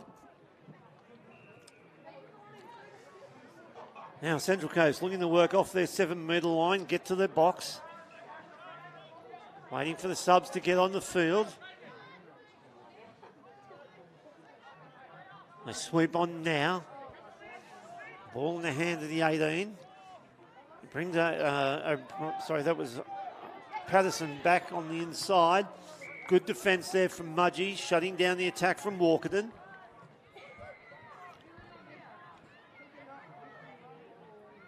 Mudgee now move towards their box. They'll take another drive forward. Their subs come on the field now. They'll look to release 2 passes, which they do. There's no half there, so the play comes to a halt. They need to get some momentum again from Mudgee here. They go around, they're trying to get back to the wing. And well read defensively. Caleb Lewis out there.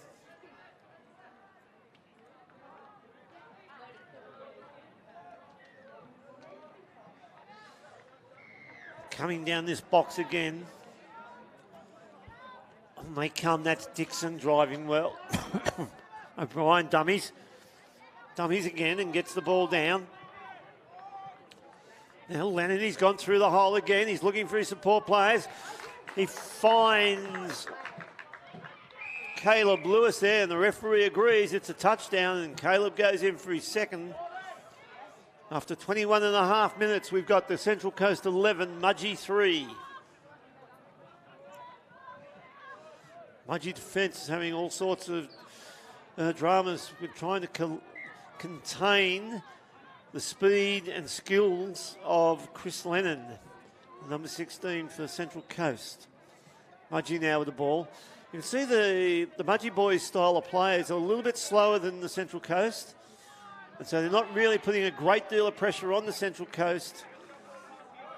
They probably need to play with a bit more intensity, a bit more drive, put the defence under pressure to create holes and opportunity, because they've got the skills to take advantage, but they just need to move the defence around and put them under more pressure. On the field comes Walker and a good drive. In the hands of 23, he gets it onto the 18. They give it back to Walkerton. Walkerton down again, out of half they come back to Walkerton on the left. He gives the ball out there to young Nate Beattie, and he's in the corner. And there's another touchdown, 12 touchdowns to 3. And we've got 7.5 minutes to play.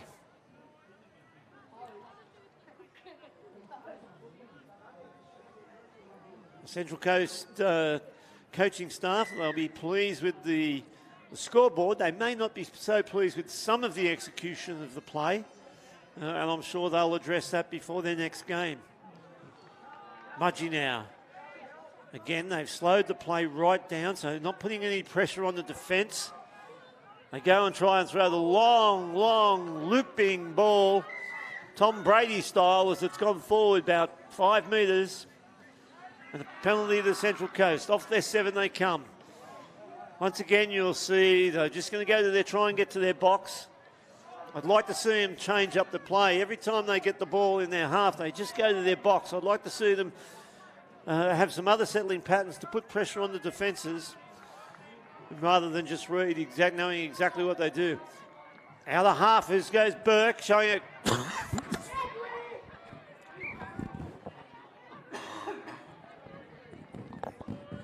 Burke was showing a good set of heels there.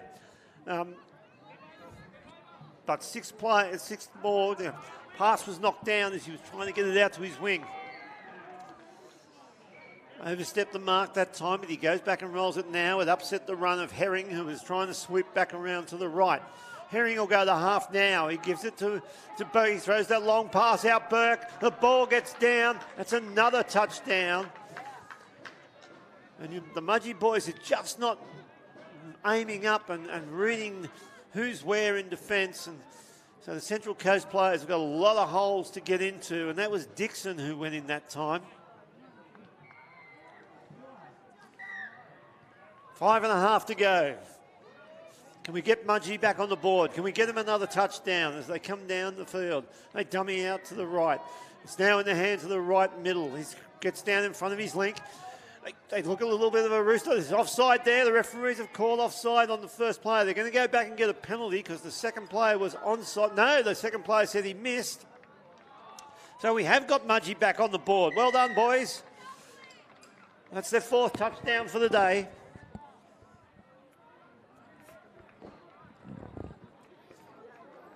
So good little play there. They ran a rooster. The first offender was offside. The referee called play through. And then good sportsmanship from the Central Coast boys when they said, no, we missed him at the second attempt. Lennon on the field. He gets the pass out to Burke. And Lennon out of half. He goes back to Burke in the opposite direction against the grain. And once again, they've just caught the defence napping. And they're in again for their 14th touchdown of this game. 4.5 to play. And you can just see the speed of play of the Central Coast team is catching Mudgee out defensively.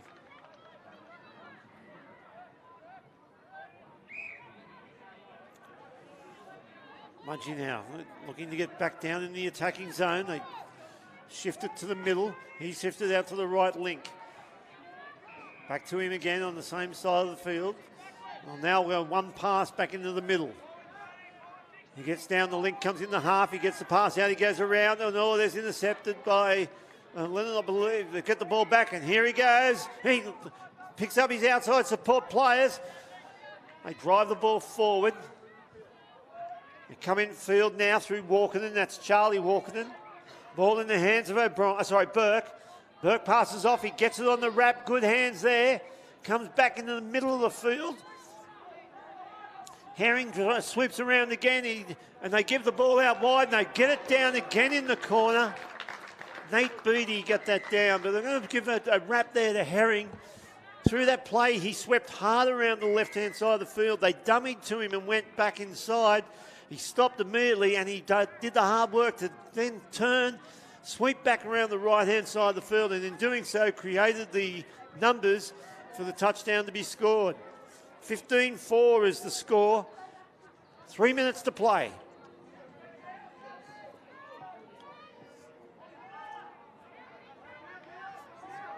Mudgee just, that's gone forward, yes, and picked up well by the referees. The Central Coast now just driving up through the middle of the field. Shifted out wide, get to the box. Dixon goes to half.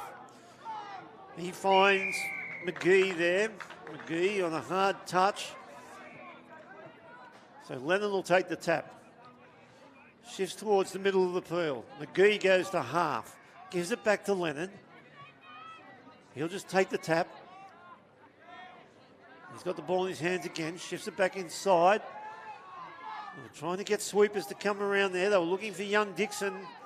That's Jake Dixon. He's going to dive through. The referee's going to rule that the touch was made.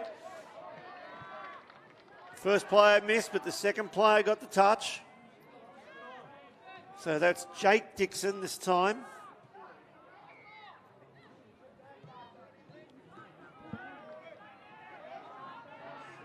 They get the ball down there. Lennon pulls it up. There's no touch made. Oh no, they're saying it was made. Lennon gets it back off the quickie, steps off the outside, throws the long ball out to the wing of the 7, and he scores again for 16-4. A minute 20 to play.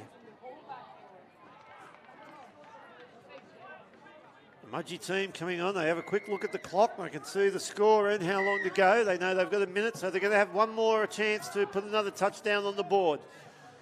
They come down the left link channel.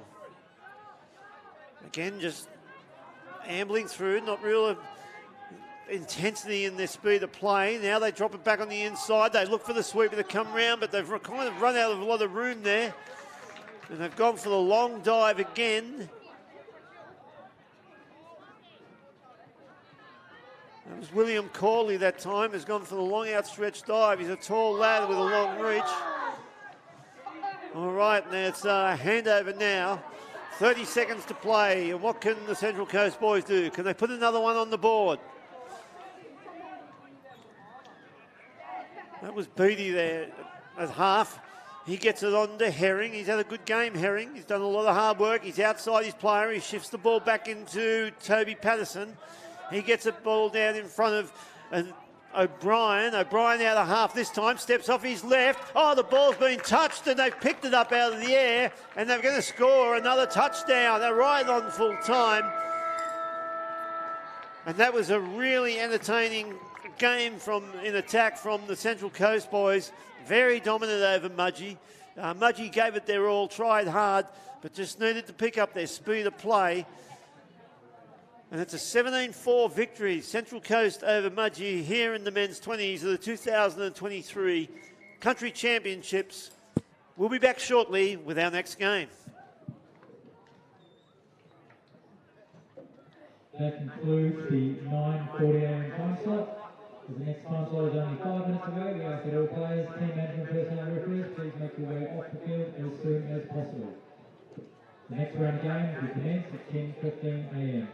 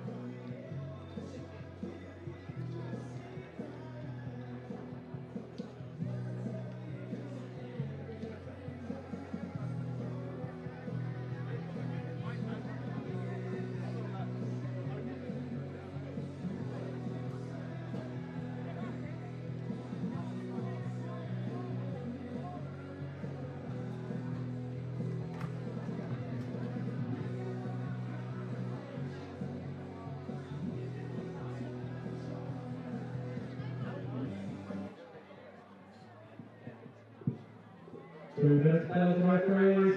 2 minutes. Please make your way onto the field.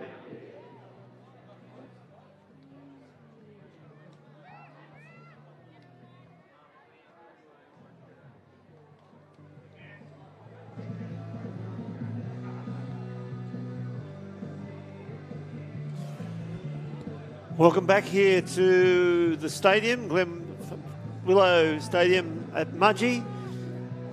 We said earlier, beautiful day here in Mudgee. Sun's out, the skies are clear, there's a slight breeze, and we've got a fast track. And that's going to definitely suit the Walls End Mixed Open team here, who are about to take on Young. And the reason I say that we've got a fast track suiting them, they possess Dylan Thompson, who is a renowned Mixed Open legend of the game. In fact, was named in the New South Wales Golden Jubilee teams in the Mixed Open division, the best players to play Mixed Open in the last 50 years. And so you'll be keeping an eye out on him. He'll be wearing number 42 for Wallsend, the Wallsend crew, the Wolves. They'll be in the predominantly black uniform, and the green and the jade and the yellow colours of the young Blue Tongues. So it looks like it's Wallsend who've won the toss. They're going to be tapping off and running towards the scoreboard end, or the left of the screen as you may be looking at it. And that's now Nichols. He passes the ball off quickly there to Ingram. So that's Grogan with the ball. He gives it back there to Antonio. Grogan and Antonio, they're playing together. They shift it out wide. And Antonio trying to squeeze through there. The touch was made. Good defence there from the Blue Tongues.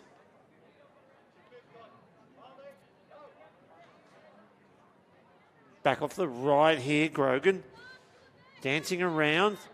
Nothing really happening, although he's created space now. He gets the ball out wide. Oh, great defence there from the Blue Tongues coming in to try and shut that down. And just a clash of bodies, but nothing untoward about it. As now that they drive the ball forward themselves, the Blue Tongues. And again, numbers very difficult to read off the Blue Tongues uniforms.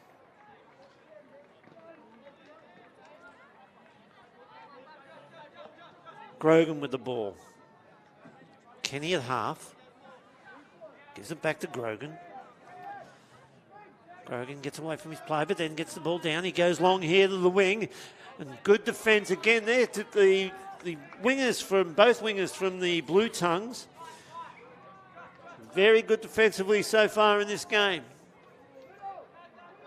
Out they come from half again. They've missed this time. They get the ball wide and they get the touchdown.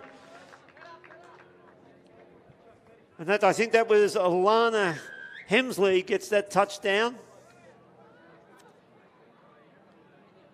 So Wallsend, first scorers, sustained pressure on the line, sustained attack. Able to create the opportunity out wide. And Alana Hemsley gets the ball down. The Blue Tongues now in attack.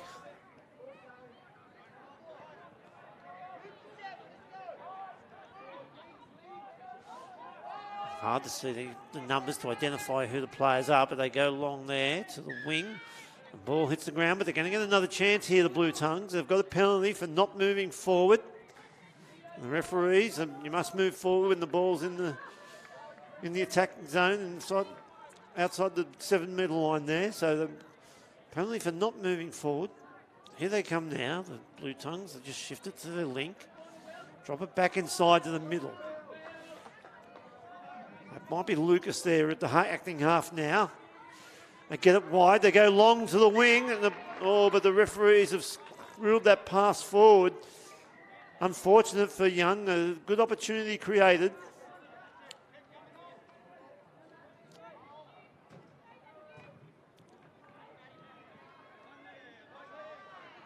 Coming forward now is the Wallsend. They're moving it towards their box, bringing fresh troops on. And that's Spain. She drives forward, now in the hands of Thompson. Thompson will release, or he was looking to release, but gets it down. And they come here to the left-hand side. Good wheels there. And that's Moody, and he's looking to get away. And Thompson gets the ball down. And everyone was probably keeping their eye on Thompson, and Moody said, well, I'm going to go the other way. All the defence follows, and then Thompson just finds the space in the end goal for a touchdown. But good play there by Tyler Moody, the big, tall 57. They've got some tall timber out there at the moment with Moody and the big fella, number 2, Cameron Maxwell. I'd like to say Cameron moves like a gazelle, but I can't. Thompson makes a touch now, and it's Young with the ball. Trying to attack the line. I apologise for not calling the players from Young, but it's impossible to see their numbers. But they've scored a touchdown there. Great touchdown. Great long ball out to the wing.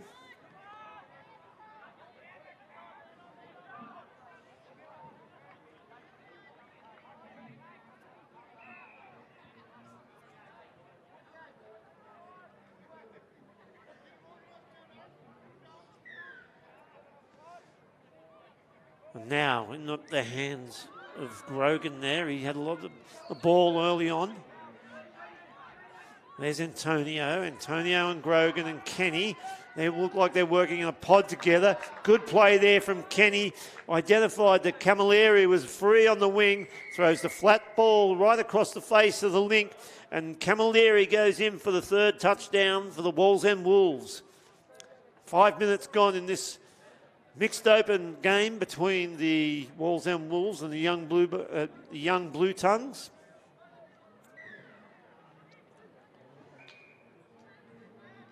Now Young attacking to the left-hand side of the field. They drive back in midfield. That's a good drive. The half is there. They've slowed the play down now.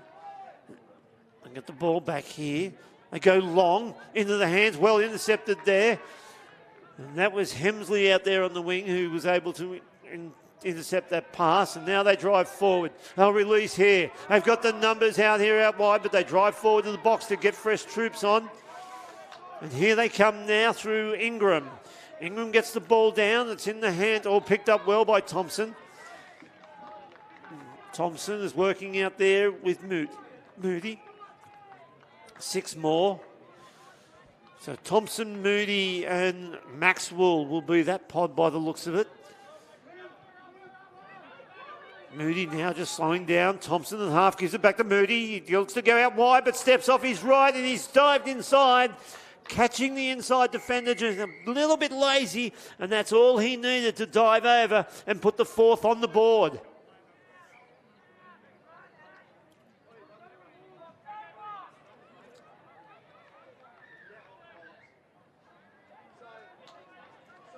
So it's a very strong start from the Wallsend team.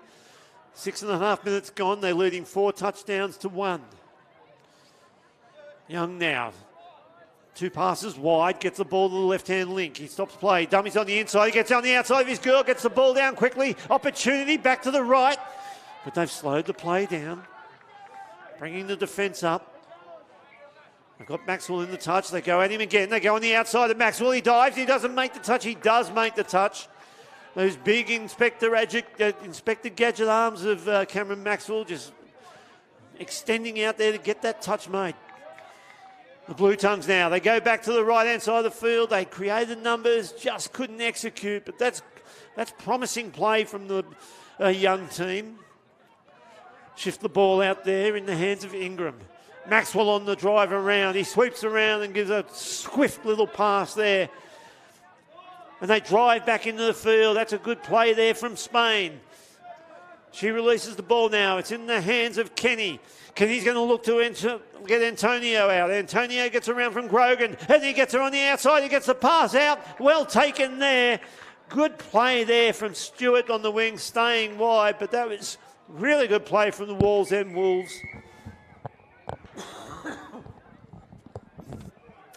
Sending their sweeper not around the ruck like a lot of teams do, but sending their sweeper on the outside of the first offer of the receiver and creating that extra runner into a new hole.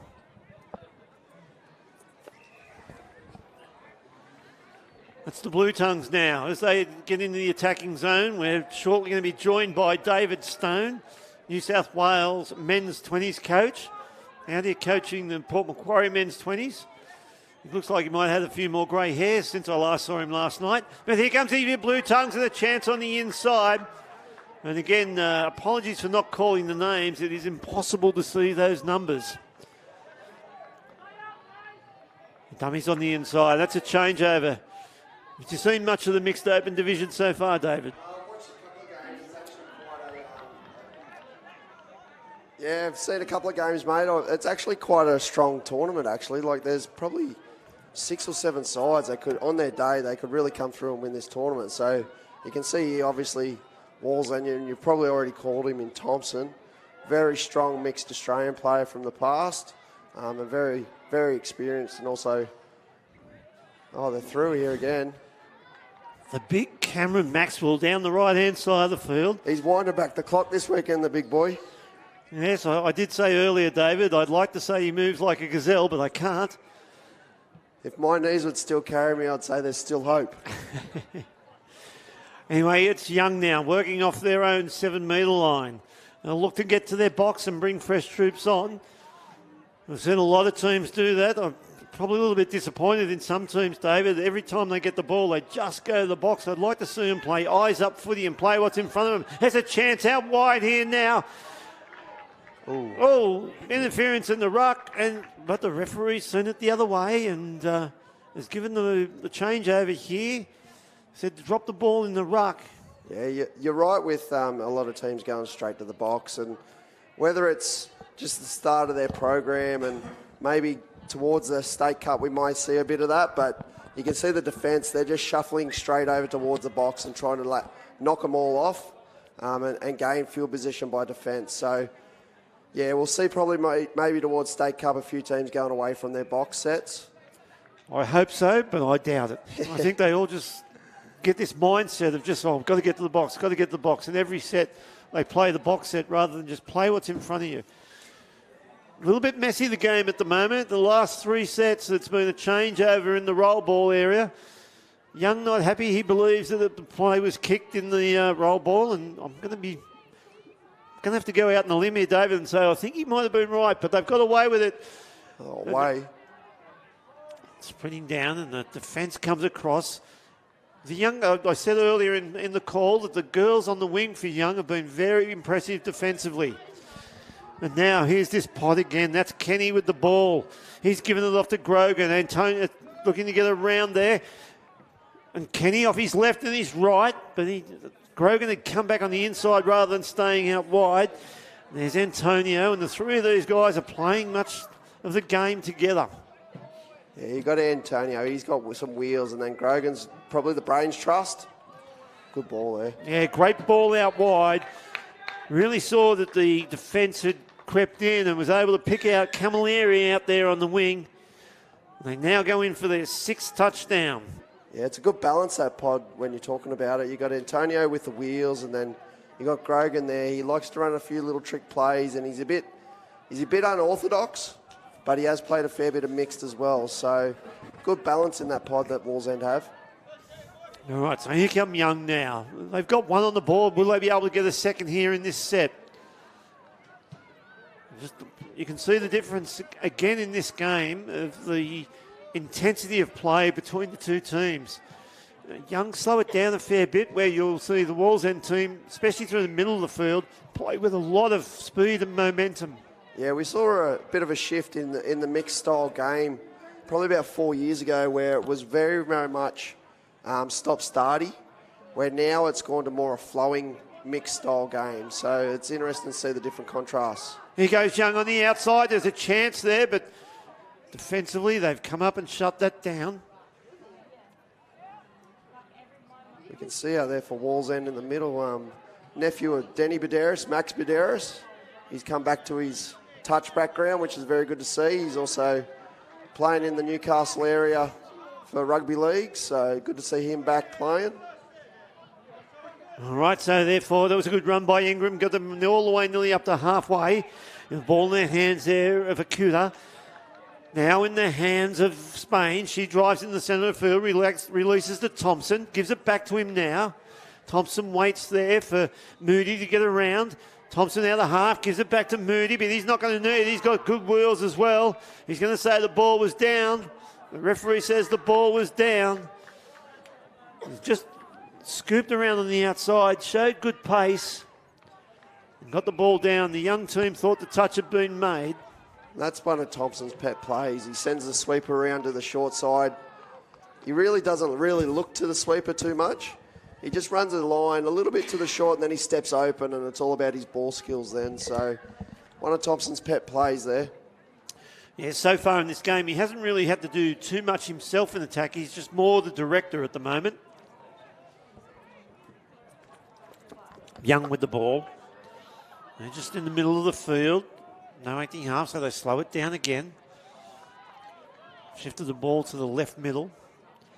He dumps it back to the right middle. They get the link it there, and Harvey gets around, and the enterprising little play there. Just unlucky that the pass didn't find its mark. Yeah, I did watch their round game this morning, and they ran that play. It's like a rooster with a two sweepers coming around, actually, and they find the man out the back. It's like a block play off a rooster, and it did work a couple of times in their round game this morning.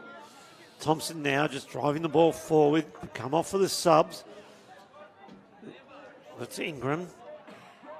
Now is the Grogan to Kenny, and this is the trio that have done all the damage, and that's Kenny just showing a clean pair of heels. They're in again to take the score to 8 touchdowns to 1, and we're 15 minutes through the game. That's a bit of a what they call a fly play, so where the dummy half tucks in behind the lead runner with the ball, looking to strike dump, but he just pops out late to create the 3-on-2 overlap, and the defence there, they just released, so the middle went straight through the middle hole. And here they go again. Young looking to get on the scoreboard once more. They've posted 1 touchdown. Let's see if they can get a second.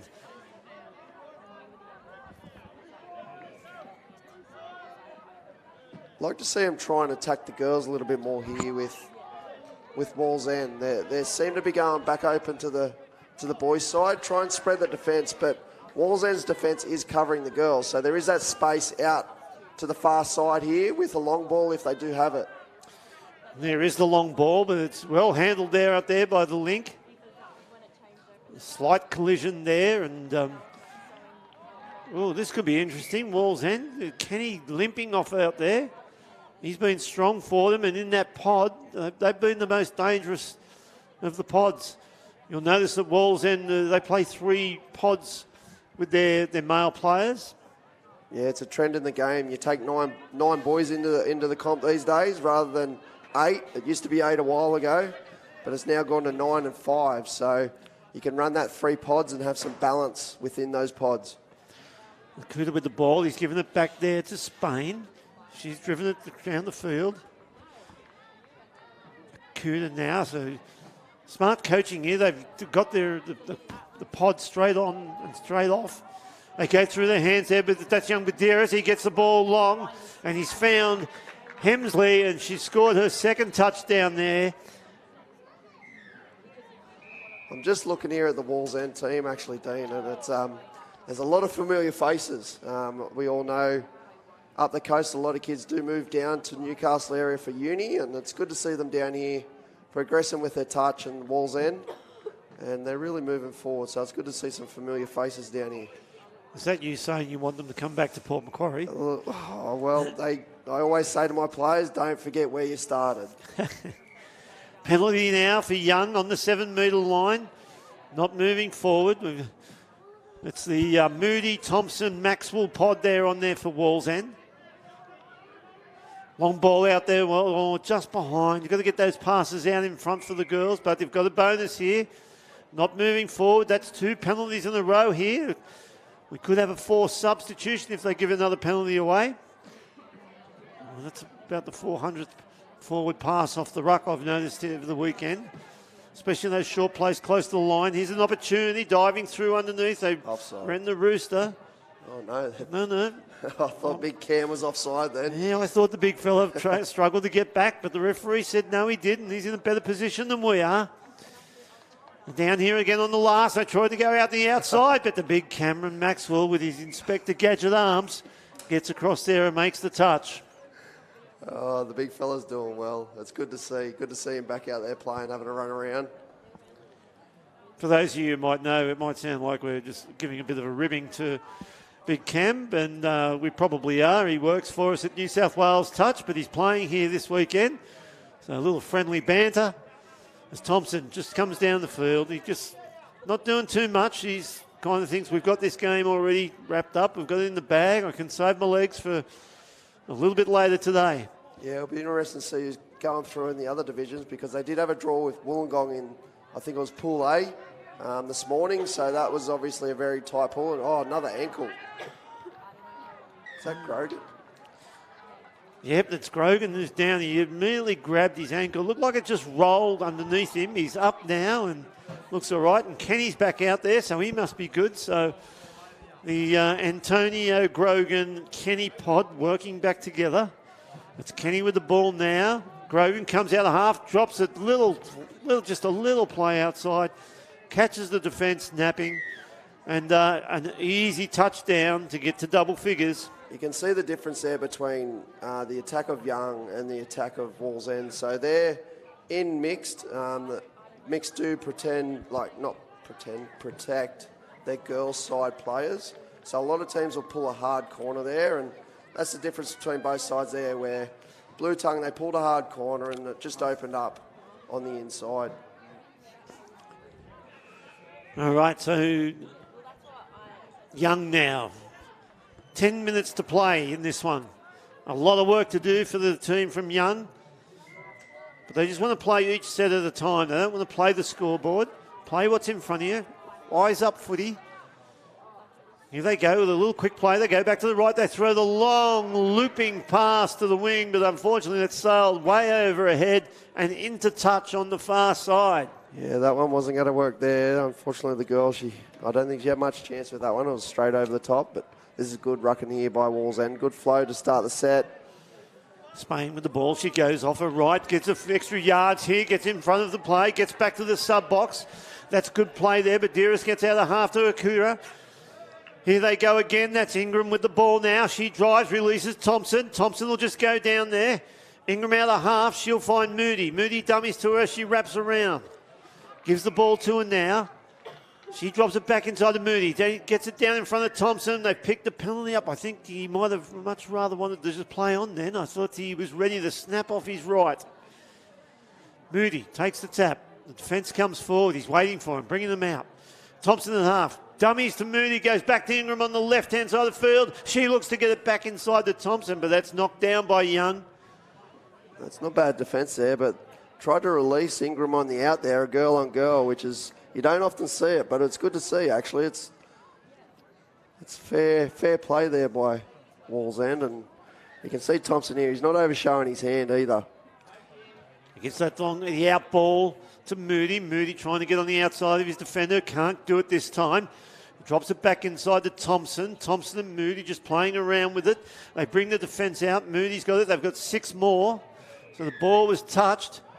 Oh, there must have been, someone's been forced sub, I would say. That must have been some conversation between the player and... here goes Big Cam Moody. He releases on the outside there.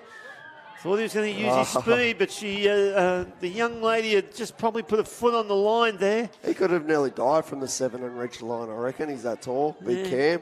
Georgia Stewart, I think that was, might have just put a foot on the line. Had an opportunity there too. They had the 6 on 5 there while they were waiting for that sub to come back on the field. You can see the young team that they're just not playing with that same speed and intensity. And very lateral. Not at this part of the field, they've got to go direct. You've got to get the defence moving backwards. That's better. That's better as they drive into the line. Yeah, you're very right there with them going lateral. And they had a very good day yesterday from what I've been told, Young. But just today, maybe their legs are running out. And here's a chance here for Wallsend to really ruck hard and go straight to their box. But here we can see they're going away, so that's not bad play there by Wallsend, and they come back to their box side. Yeah. Orchestrated by Maxwell, would we say? Yeah, Brains. Brains of the outfit there.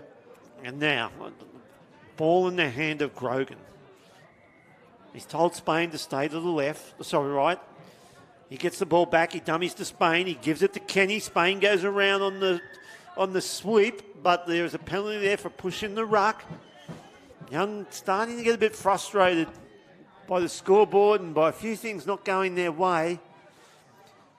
I hate to see someone do something silly and put the team under any more pressure. Spain gets the ball down. Grogan gives it back to her from the half. She's going to get through there. The defender is offside. But the referee said, no, the referee has... No, he hasn't agreed, yes? Yep, well done. Yeah, the defender was offside there. That was a very good call. And so... that was Spain. She played pretty well here. She gets a second touchdown. 11-1 Yes, well done, young Claire Spain, and just quietly, Dean, another Eagles player. But no, well done. I like how Wallsend are using their girls. You see in the mixed game, it's so much boy-orientated, but if you can utilise your girls, it's just another weapon in your bag that you can use, so it's good to see. Here they go again, and Young now driving down the left-hand side of the field. Dummy there. They probably should have released to the girl. It's exactly what you were talking about, Stoney, because 6 will beat 3 any day of the week. Penalty now to Young. Against that penalty was against Akuta. Just got caught up in the ruck. Badeiras pushes out and makes a touch. Akuta knocks the ball down. 6 more to play.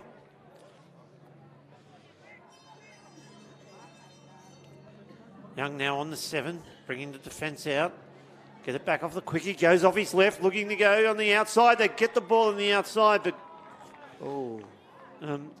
Ingram thought that might have been a touchdown. Yeah, I think it was, but the ref on the sideline there called that touch. So yeah, it was a good effort defensively from Ingram. Like, she didn't do anything wrong. I just thought they got the ball down first. Anyway, that pass has now gone to ground. So here come Wallsend deep into their own half. Akuta shifts it off to Badeiras. He dummies to Ingram. Gives it now to her now. She drives to the box. Akuta gets the next drive. On comes, there's Spain. She'll look to release. Could have gone underneath there, but tried to go over the top. 6 more to go. And she had to release that ball to Thompson. It was going to be a 3-on-2, and I reckon with if I was at Sportsbet, I'd be laying even money they would have scored then. I can see there's a big difference here with Young. They're not really sending any defensive pressure, so Wallsend, they're really only rolling up the field. There's no pressure at them. And here goes Moody again. He's just found a little bit of a hole, tries to step on the outside. Nothing happening. Maxwell gives it back to him from half. Spain now brings Thompson in the middle of the field. He gets it back off Thompson, and they get the ball out wide. And that's another touchdown there to Grace Camilleri. That's a hat-trick for Grace. But that was really good play. Again, what you're talking about, Stoney, about utilising the girls. Thompson gets the ball, calls Spain around on the outside, gives the nice little wrap pass, and they create the overlap to score. And you just saw how electric he can be. All he did there on that wraparound was just a little bit of speed towards the link defender, which drew her in, and then Spain on the wraparound, and another well-constructed try by Wallsend touch. Young now with the ball. About 15 out from the Wallsend line. Get the half here. Again, I'm apologising for not calling the players from Young, but just with the yellow numbers into the yellow background, you can't really make out the numbers to know who we're calling. As they go to the right-hand side of the field, late pass there, so they give the penalty away. They just looked a bit bereft of ideas here in attack, Young. Yeah, I think late in the tournament, they've only got 2.5 minutes left. They may be looking for the hooter, but I'd like to see them really try hard, get another try on the board for themselves, and they've had a pretty good weekend, to be honest, from what I've heard. So Spain at half. She gives it off to Grogan. He releases to Kenny. Kenny back inside to Grogan in the hole. Back in on the outside to Kenny. He gives it off to Antonio, and good defence there from the young winger. Comes in and shuts that down. But that was enterprising play from the Wallsend Wolves. Kenny with the ball. Grogan down a half. try Antonio with his footwork, but come back to the rucking where they just toiled with them. Young only sent one shooter up, and it was just an easy check off to each other, and they really created space there. I thought they were going to open them up big time, but here we can see Young just walking off, waiting for the weekend to finish, and hopefully they can come on and put one on Wallsend here late in the game. We've got 13-1 with 1:20 to go. The shame about that touchdown was the effort of the winger from Young to come in and shut that enterprising play down. Yep. And then the defensive line relaxed. Yep. So she showed the urgency, she showed the immediacy to get there to shut that play down with some intensity, and then they just let them off the hook. And teams should really build from them types of efforts too, where you can just see there, like you said, they just relaxed and a good ball. Yeah, good long ball to the wing. She tries to get on the inside. She has done. They release back to the middle of the field. They come back to the left. And that's knocked down there by Antonio. So another 6 here for Young. 30 seconds to play. Can we get them across the line? Come on, the Blue Tongues. Is it the last try wins rule still? I'm not sure we'll have that one. Oh, he's thrown the dummy. He's got through. Oh, no. Grogan's made the touch. I thought he'd actually thrown Grogan a dummy and got it through and been under the post and kicked the conversion and the game on. He goes Young again. They've still got an opportunity here, although they have slowed it right down, trying to bring the defence out to the 7. Wallsend just moving forward slowly. And just some error there in the ruck. Good call. I'd like to see the Young team moving towards State Cup. On that sort of play, get the girl into either big dummy half or strike dump. Just to make the boys alive versus a girl, they've got to try and get that mixed match. But that's a good game there by Wallsend moving through. Yep, congratulations to the Wolves. Moving on in the competition. And we'll be back very shortly here at the 2023 New South Wales Touch Association Country Championships.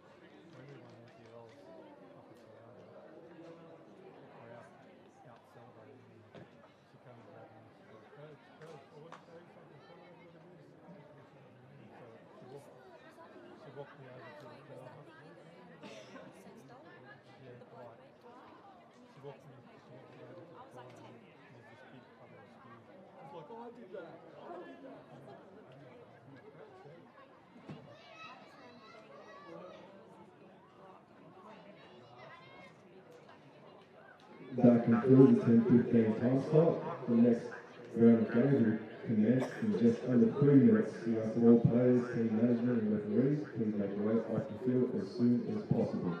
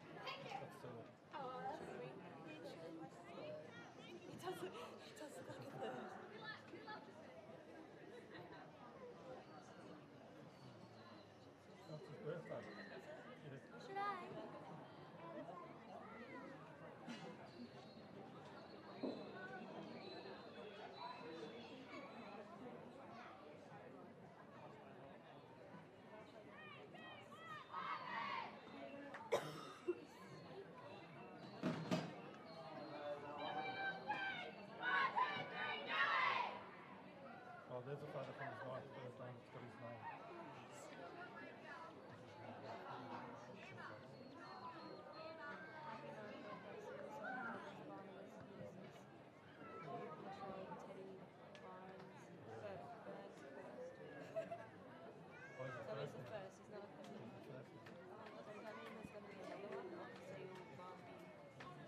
Well, good morning and welcome back here to Glen Willow Regional Sporting Stadium in the heart of Mudgee. The Women's 20s Division, Wagga Wagga Vipers to get first use of the footy. They'll be taking on Newcastle. Some good names across these two sides as well.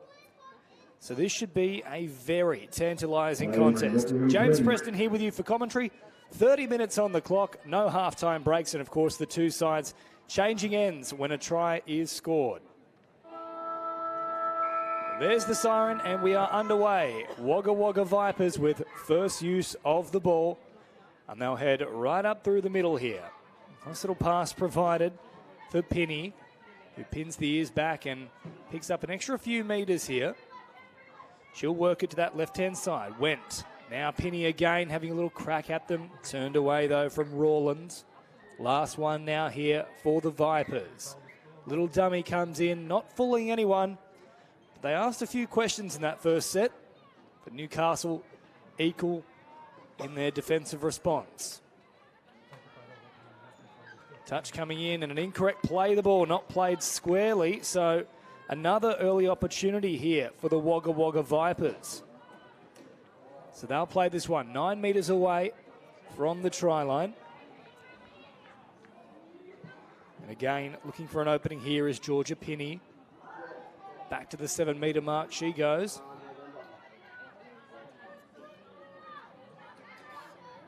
Long pass here from Went, straight into the arms though of Newcastle.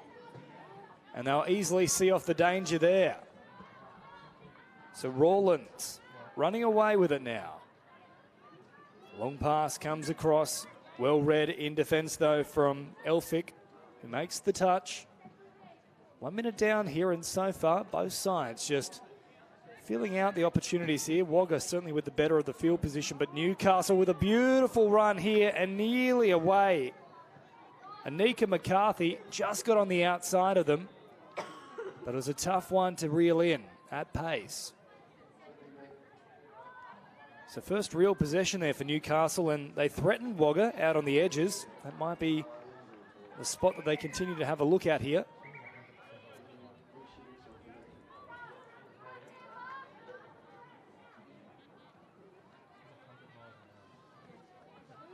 So back onto the mark, the Vipers go.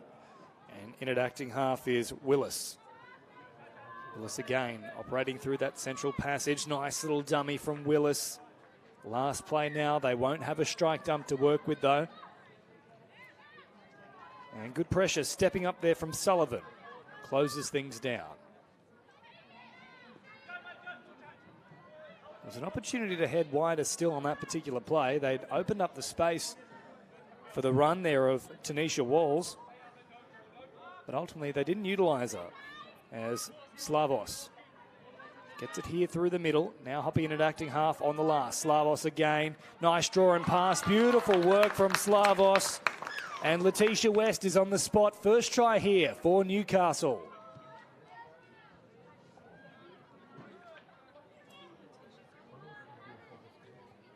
So 1-0 after around 3 minutes of play. I've only really had 2 cracks at them.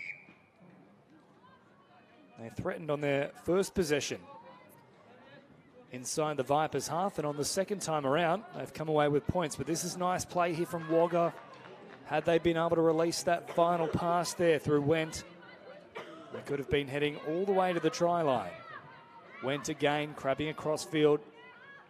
Really good cover defence, though, from Newcastle. The whole team sliding as one single unit. And Went now on the last. Inside the 7. Again, all crabbing across field. And they didn't track quickly enough here. Lovely play there from Went. She gets the ball down. Slavos just caught out a little bit in defence.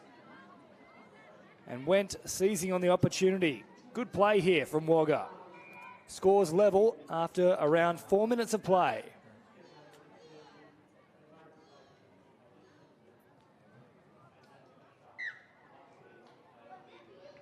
So restarted here for Newcastle. Got the first try. And now back on level peggings as Brianna Rawlins takes it upfield. Little jink in the step as well. Receives it back once more, playing it on the 7 metre mark. And now McCarthy having a crack at them.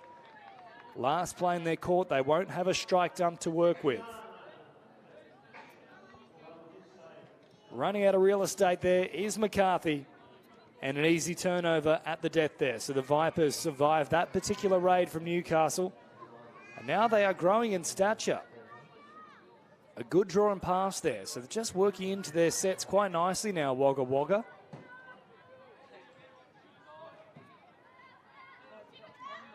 Draw and pass again. They've opened up an opportunity. The dummy comes out. Support arriving late in the piece. But again, though, plenty of questions being asked here from Wagga. Reynoldson throws it back to the middle. And another good set from the Vipers here. This is high-octane stuff at Glenwillow Sporting Stadium. 5 minutes gone. One try apiece. Hope you're enjoying all the action here on Bar TV, New South Wales Touch Football. The 2023 Country Championships live from Mudgee. Roll ball there as Hayes hops in an acting half, and then they promote it on through Reynoldson. Wider still, heading towards that substitution box, and a rare error there. Now, one thing we have seen in probably the last hour or so, now that the dew is off the surface, that error rate really starting to dwindle, which is, of course, great for the spectator. Both sides here really going hell for leather in the opening nearly 6 minutes. Sullivan sweeping around as an option. They don't go to her this time. Instead, they'll try and isolate the link out wide there, but a good touch is made. I think that might have actually been Wendt coming across to make it. A little bit slow back into position too. And in fact, after a little bit of a conference with the sideline official, they'll rule the touch was in fact not made. And that one will stand. 2 tries to 1 in favour of the Newcastle Knights over the Vipers.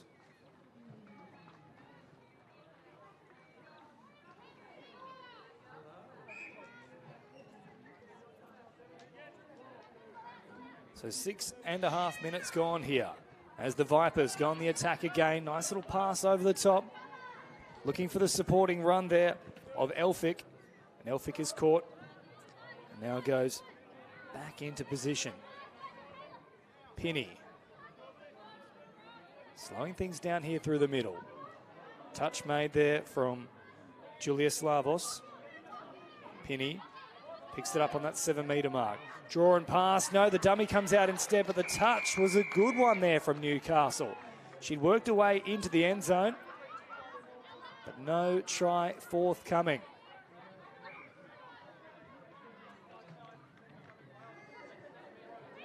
So Newcastle shifting laterally out towards their subs box. Nice subset too as they continue the momentum here. Good little run from Letitia West, who's already got a try herself so far. Incorrect play the ball though on the last. So they won't get one final raid down the Vipers' danger end. Semple. Up over halfway they come now. Chiming in to make the touch there, Holly Winter. Under pressure, last play now though, they get a nice quick play, the ball and away they go here, the Vipers into the in goal. Support was coming just a little too late in the piece though. So score remains 2-1 after 8 minutes of play. Kyra Rose chiming in there for a bit of work as well, getting it up over halfway. Now Burgess linking up. Nice run coming here from McCarthy, able to easily creep up and engage defenders. McCarthy again, now out of acting half. There was a touch in there. For a moment, she threatened to go all the way through. And the touch pass is called. So back out to the 7 metre mark they'll come. Fresh set here for the Vipers.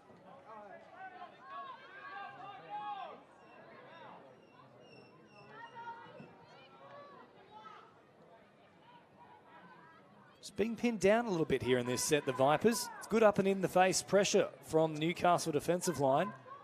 So the touch is now made as well from Burgess.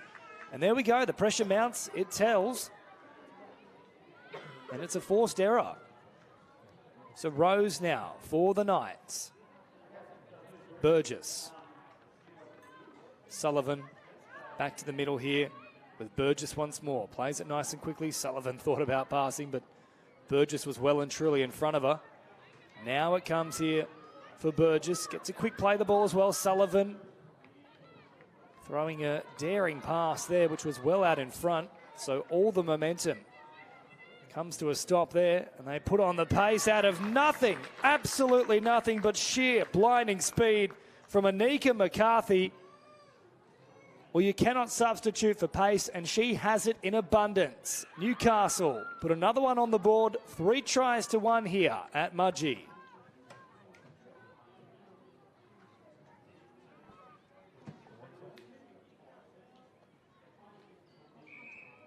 She was able to make the Vipers defenders stand on their heels for just a fraction of a second, and that was all she needed. Great speed demonstrated there from McCarthy. So a bit of work now to do for Wagga. Semple providing a pass here for Wendt. Last play now for the Vipers. Pinney having a crack at them. Again, the sliding defence was good. Sklavos from the inside came across and made the touch. 10.5 minutes gone here at Glen Willow Regional Sporting Stadium. It's part of the broader sporting complex here. Beautiful grounds. The Midwestern Council has done a terrific job in preparing all the fields here today, so do appreciate the work that's gone in the lead up to this terrific 2-day tournament. So the draw and pass comes here for Newcastle. Lovely little wrap-around play in a game. McCarthy with all the speed in the world. They're not going to stop her. She's absolutely shot out of a cannon. Anika McCarthy, in the last 2 attacking sets, has taken this game by the scruff of the neck. And now the lead blows out. Newcastle 4, Wallsend 1.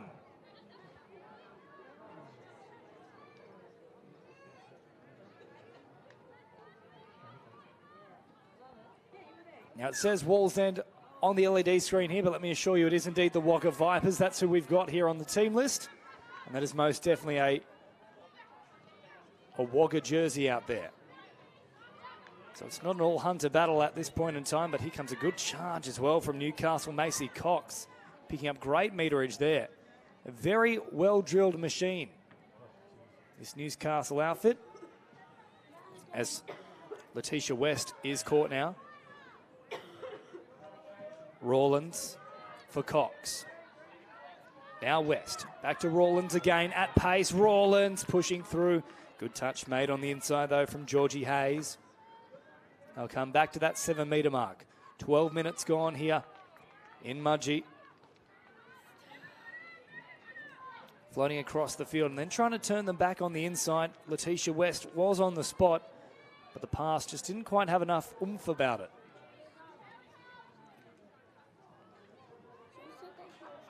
So Reynoldson heads towards the sideline, allowing for those fresh players to feed on nice and quickly.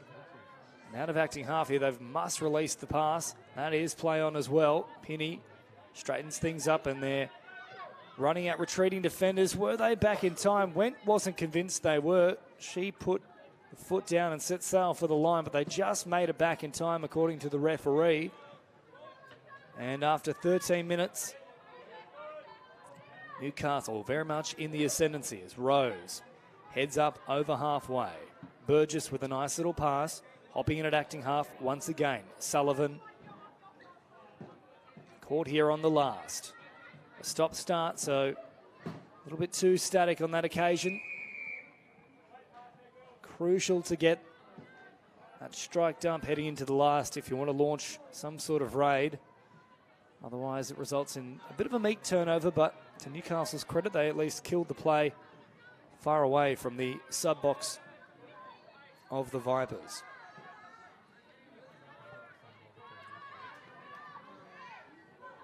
Nice jinking run there from Wagga. Reinforcements onto the pitch now. It's all very lateral, though. They need to straighten up. They do so now. They have somewhat of a strike dump to work with. And the final play there coming to a head. And after 14 minutes, they still find themselves down by 3 here, Wagga. They'd love to be next to score. 5-1 would make things very difficult. Of course, no half-time break here. So no way for the coaching staff to recalibrate things.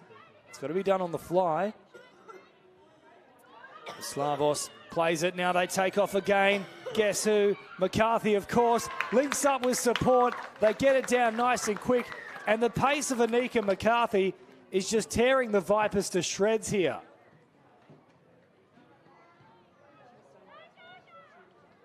Well, she's been involved in the last 3 tries for them. She scored 2 of them, now sets up this one. Nika McCarthy really making a name for herself here today. So 5-1, halfway through this match. 15 minutes gone. And McCarthy really has been the difference so far. 2-1 before she went to another level. Nice little show and go here from Reynoldson. What a ball over the top. That is what a pass from Ash Reynoldson. Couple of dummies, drew in the defence, including the winger, and then just lofted a lovely rainbow pass. And at the end of it was a pot of gold. TRY.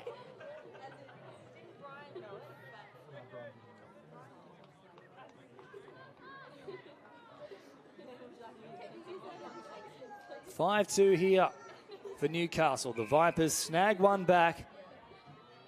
They had to be next to score. They've done exactly that.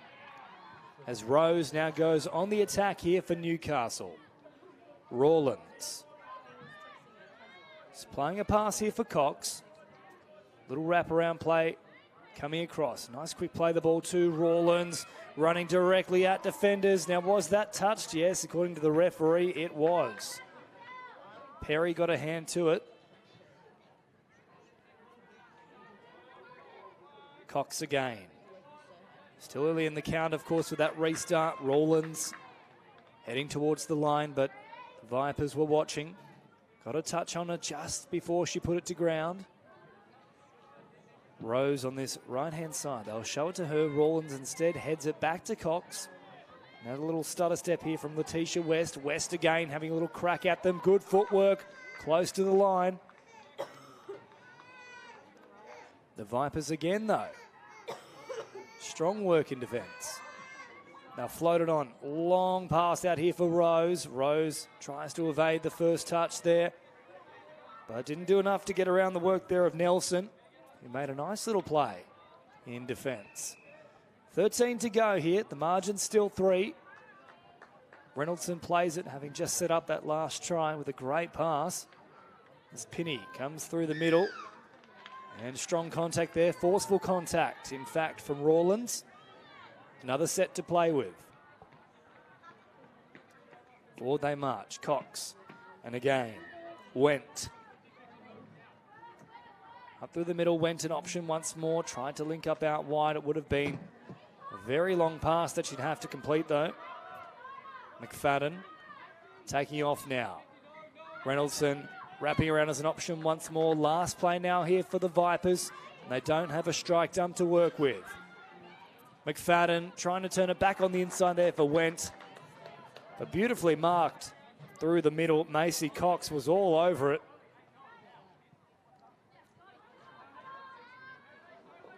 Now Newcastle working away from their own end. Rawlins, a nice little step off the right foot. Picked up an extra 5 or 6 metres as a result.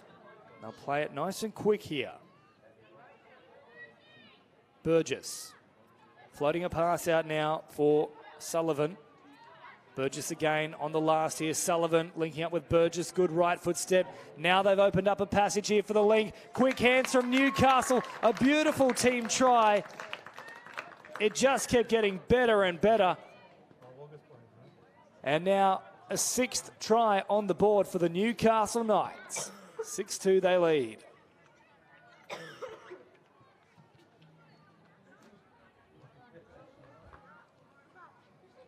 Clockwork there from the Novocastrians. With about 11 minutes remaining, that really does apply a whole heap of pressure now on the Vipers. A good little play here, switching the emphasis. And Pinney was nearly off for the prize. Went the architect of that one. She now promotes the footy across here for Hine, and now Went again, running full pelt at them. In fact, that might be Semple. Yes, it is Semple there. We'll turn it over.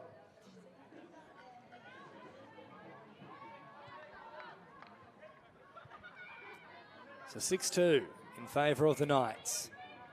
Touch made here on Burgess. Sullivan. Now back into the action for a run is Letitia West. Julia Slavos. Now come forward. Last play now here for the Knights. Touch pass will be called there.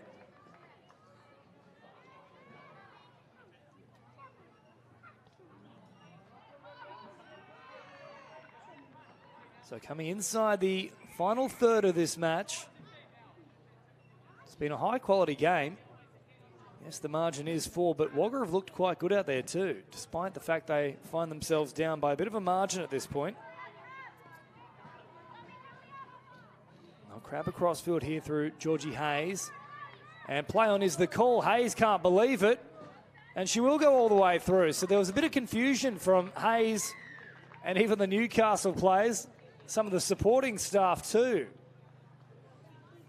for the Vipers. But Hayes took off. Couldn't score, of course, from acting half, but found support. And 6-3 here with about 9.5 to go. They're not quite done with yet here, the Vipers. So Rawlins off the restart now. Cox brings it forward. Rose. Rawlins once more. Touch made here from Willis. Cox receiving it back from Rawlins here, who then sweeps around on the follow-up play. Rawlins, beautiful draw and pass back on the inside. Slipped a lovely little ball. And guess who? Once again, Anika McCarthy picks up a hat-trick. She's also provided a try assist. It's a whale of a game for McCarthy. 7-3 to Newcastle. Well, every time the Vipers start to reel them in, they pull away once more. They've got to somehow stop the raids here from the Knights. Went, beautiful draw and pass. Well covered though in the end. Went now sends it back to the middle. Hine for McFadden. McFadden plays it nice and quickly. Hine acting as a decoy. They've drawn that in beautifully. That is a wonderfully orchestrated play there from the Vipers. Went goes in. Beautiful decoy running. So many good angles and lines. And there was just too many questions posed of the Knights' defence, and they didn't have the answers on that occasion. That's great stuff from the Vipers.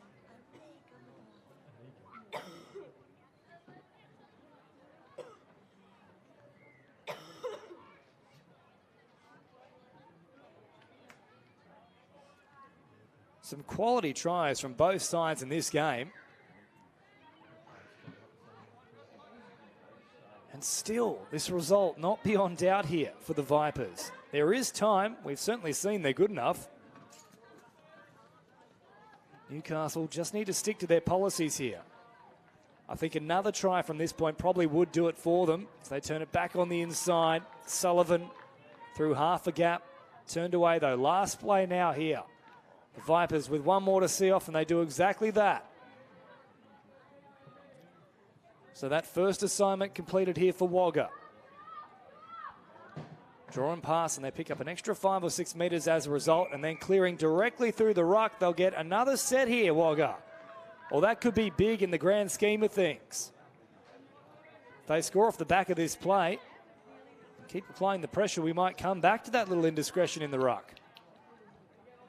20 metres away from the line now. Set nicer here midway through the count. Went turns it back out to that right-hand side. Pinney. And now Went once more. Back to Pinney. Caught by two of them. Last play now. No strike dump to work with though. Went decides to operate down a short side. Pinney had come back inside. And a gap was there for her. But the pass just sailing to the right-hand side. Just over 6 minutes remaining here. They pretty much need to score off their next set, the Vipers. So minimising the ground gained here from Newcastle is imperative, and they've done exactly that on these last 3 plays. Look at the defence just streaming in, nowhere for Newcastle to go. They'll have to try something spectacular, and there we go. The pressure mounts, forward pass. Great field position here for the Vipers. And a real good opportunity to put something on the board once again. Here's Philpott, grabbing across field. Now Penny, who plays it before leaving proceedings. Well, they've just got to keep the players out there at the moment. Don't worry about the fresh change. Time is of the essence. Just over 5 to go. The show and go here from Reynolds, and floating a pass over the top. They've called it forward, though. I think it's the right call. There wasn't much in it. Reynoldson had the right idea. That could be crucial here for the Vipers' chances of staging a late comeback. But they're jamming in nicely here, preventing too much in the way of momentum being formed from Newcastle, but West gets them in the right direction. Now Macy Cox rolling it forward. Much better play here from Newcastle to close out this set. Cox floats a pass over the top. It'll be a touch pass, though. Still not quite done with yet here for the Vipers. Time is beginning to slip away, though. Try here would give them a little bit of confidence to perhaps snag a draw. I think the win might be a bridge too far at this point, but a draw, still a result they'd be more than happy with given the position they've been in for the bulk of this contest. Went now driving forward, turning them inside and outside. They really didn't need to play at that there, the Knights. It'll be another set. They had the mark for numbers. Instead, 6 more touches to come. McFadden throwing it back to the middle. McFadden picks it up nice and quick. Again, straight through the middle. Charlotte Hine found an easy gap. She held it in 2 hands. That just put a little bit of indecision in the minds of the defenders. And 7-5 with about 3.5 to go. It's more than possible.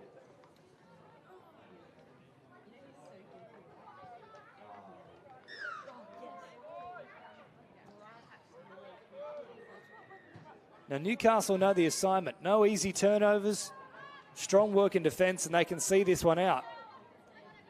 But there's a little bit of life about this Wagga side still, and there we go. There is one of those easy turnovers. And the hips go on the coaching stuff. They are not impressed with that play there from the Newcastle Knights. For Wagga, the belief grows that little bit more. They'll play it 10 shy of the halfway line, midway through the count. Support arriving now, and they really put the ears back here. Good run coming through from Georgie Hayes. Reynoldson now. A couple of dummies and picks up an extra 5 or so metres. They'll get one more play to try and set up for the strike dump here. That's what they need to work for. That's a good, nice straight run, and they get exactly that. Here is that strike dump now. Hayes tries to work it away. They had to keep it alive there, the Vipers. They didn't do so, and there is the turnover. So just over 2 minutes remaining. I think the draw might now be beyond reach. The Knights drive forward. Walls pops a little pass and now looks to hop in and acting half. She might not get a chance to get there. West takes off. A try-saving touch there on the dive from Hayes. They're still stripped for numbers out on that left-hand defensive edge, though, the Vipers. The Knights couldn't get the ball there quickly enough. Now for Slavos. Slavos trying to slide through. Touch is made. Wagga need to hang on here and then score off the back of this set if they are any chance at all of getting a point from this one. 1:40 remaining. They've got to go, and they've got to go quick. Reynoldson. Nobody there on the spot. As a result, easy pickings for the Knights defenders. They step up and make the touch. And now there's a real calamity of errors here. Nobody ready to take that run. McFadden joining the approach here. Last play now, it's been a disastrous set for the Vipers. Went tries to correct it and might do exactly that. Went splits them through the middle. McFadden coming in support. She's run away from McFadden. The touch is made from the Knights, but there's a try gone begging.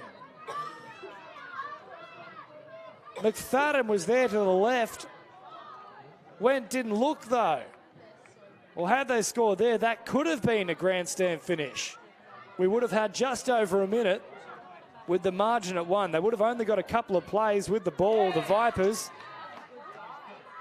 But instead, the clock will beat them. McFadden getting very close there with the dive. She'll come back at them once again. All heart. Here's Geordie McFadden.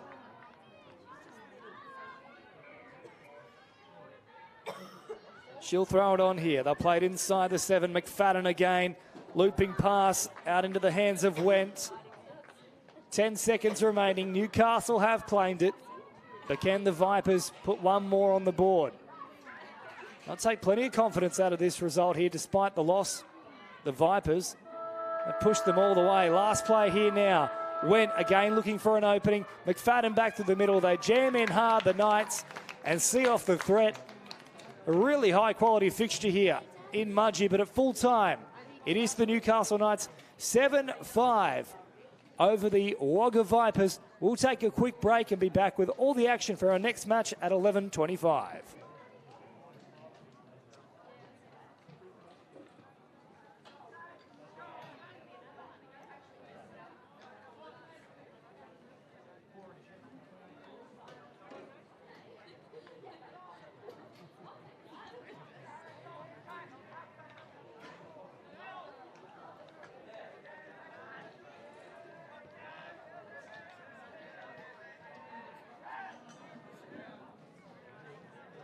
That concludes the 10:50 a.m. time slot, as the next time slot is just under 5 minutes away. We ask that all players, team management and referees please make their way off the field as soon as possible.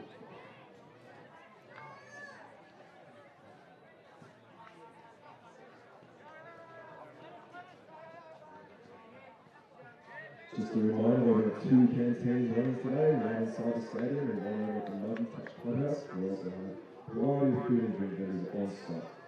Make sure to head over and see the guys throughout the day.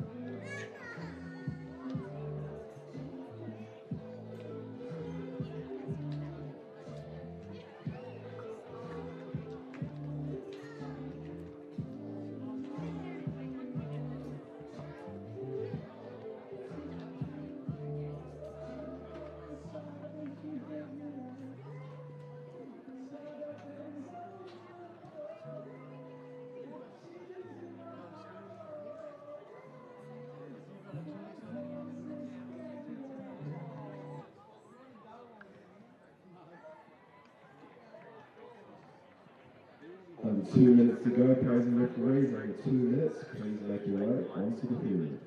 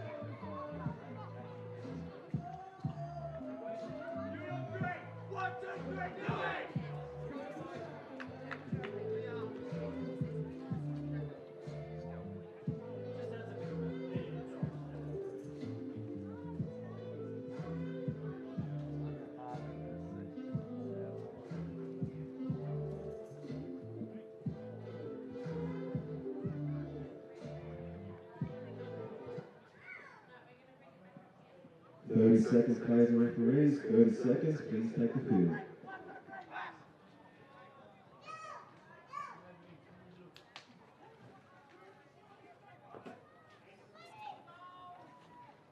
Welcome back here to Glenwillow Regional Sporting Stadium, part of the Glenwillow Regional Sporting Complex in beautiful Mudgee, the Country Championships for 2023. And we've reached finals football. This is the semi-final in the men's 20s division. Maitland with first use of the ball up against Newcastle. An all-Hunter battle here. And of course, grand final spot on the line. Maitland off to a flyer already, attacking nice and hard here at the line. Nichols nearly creeping in. Last play now here for the Redbacks. Now throw it wide here for Butler. Nothing really doing a static play here for the Redbacks.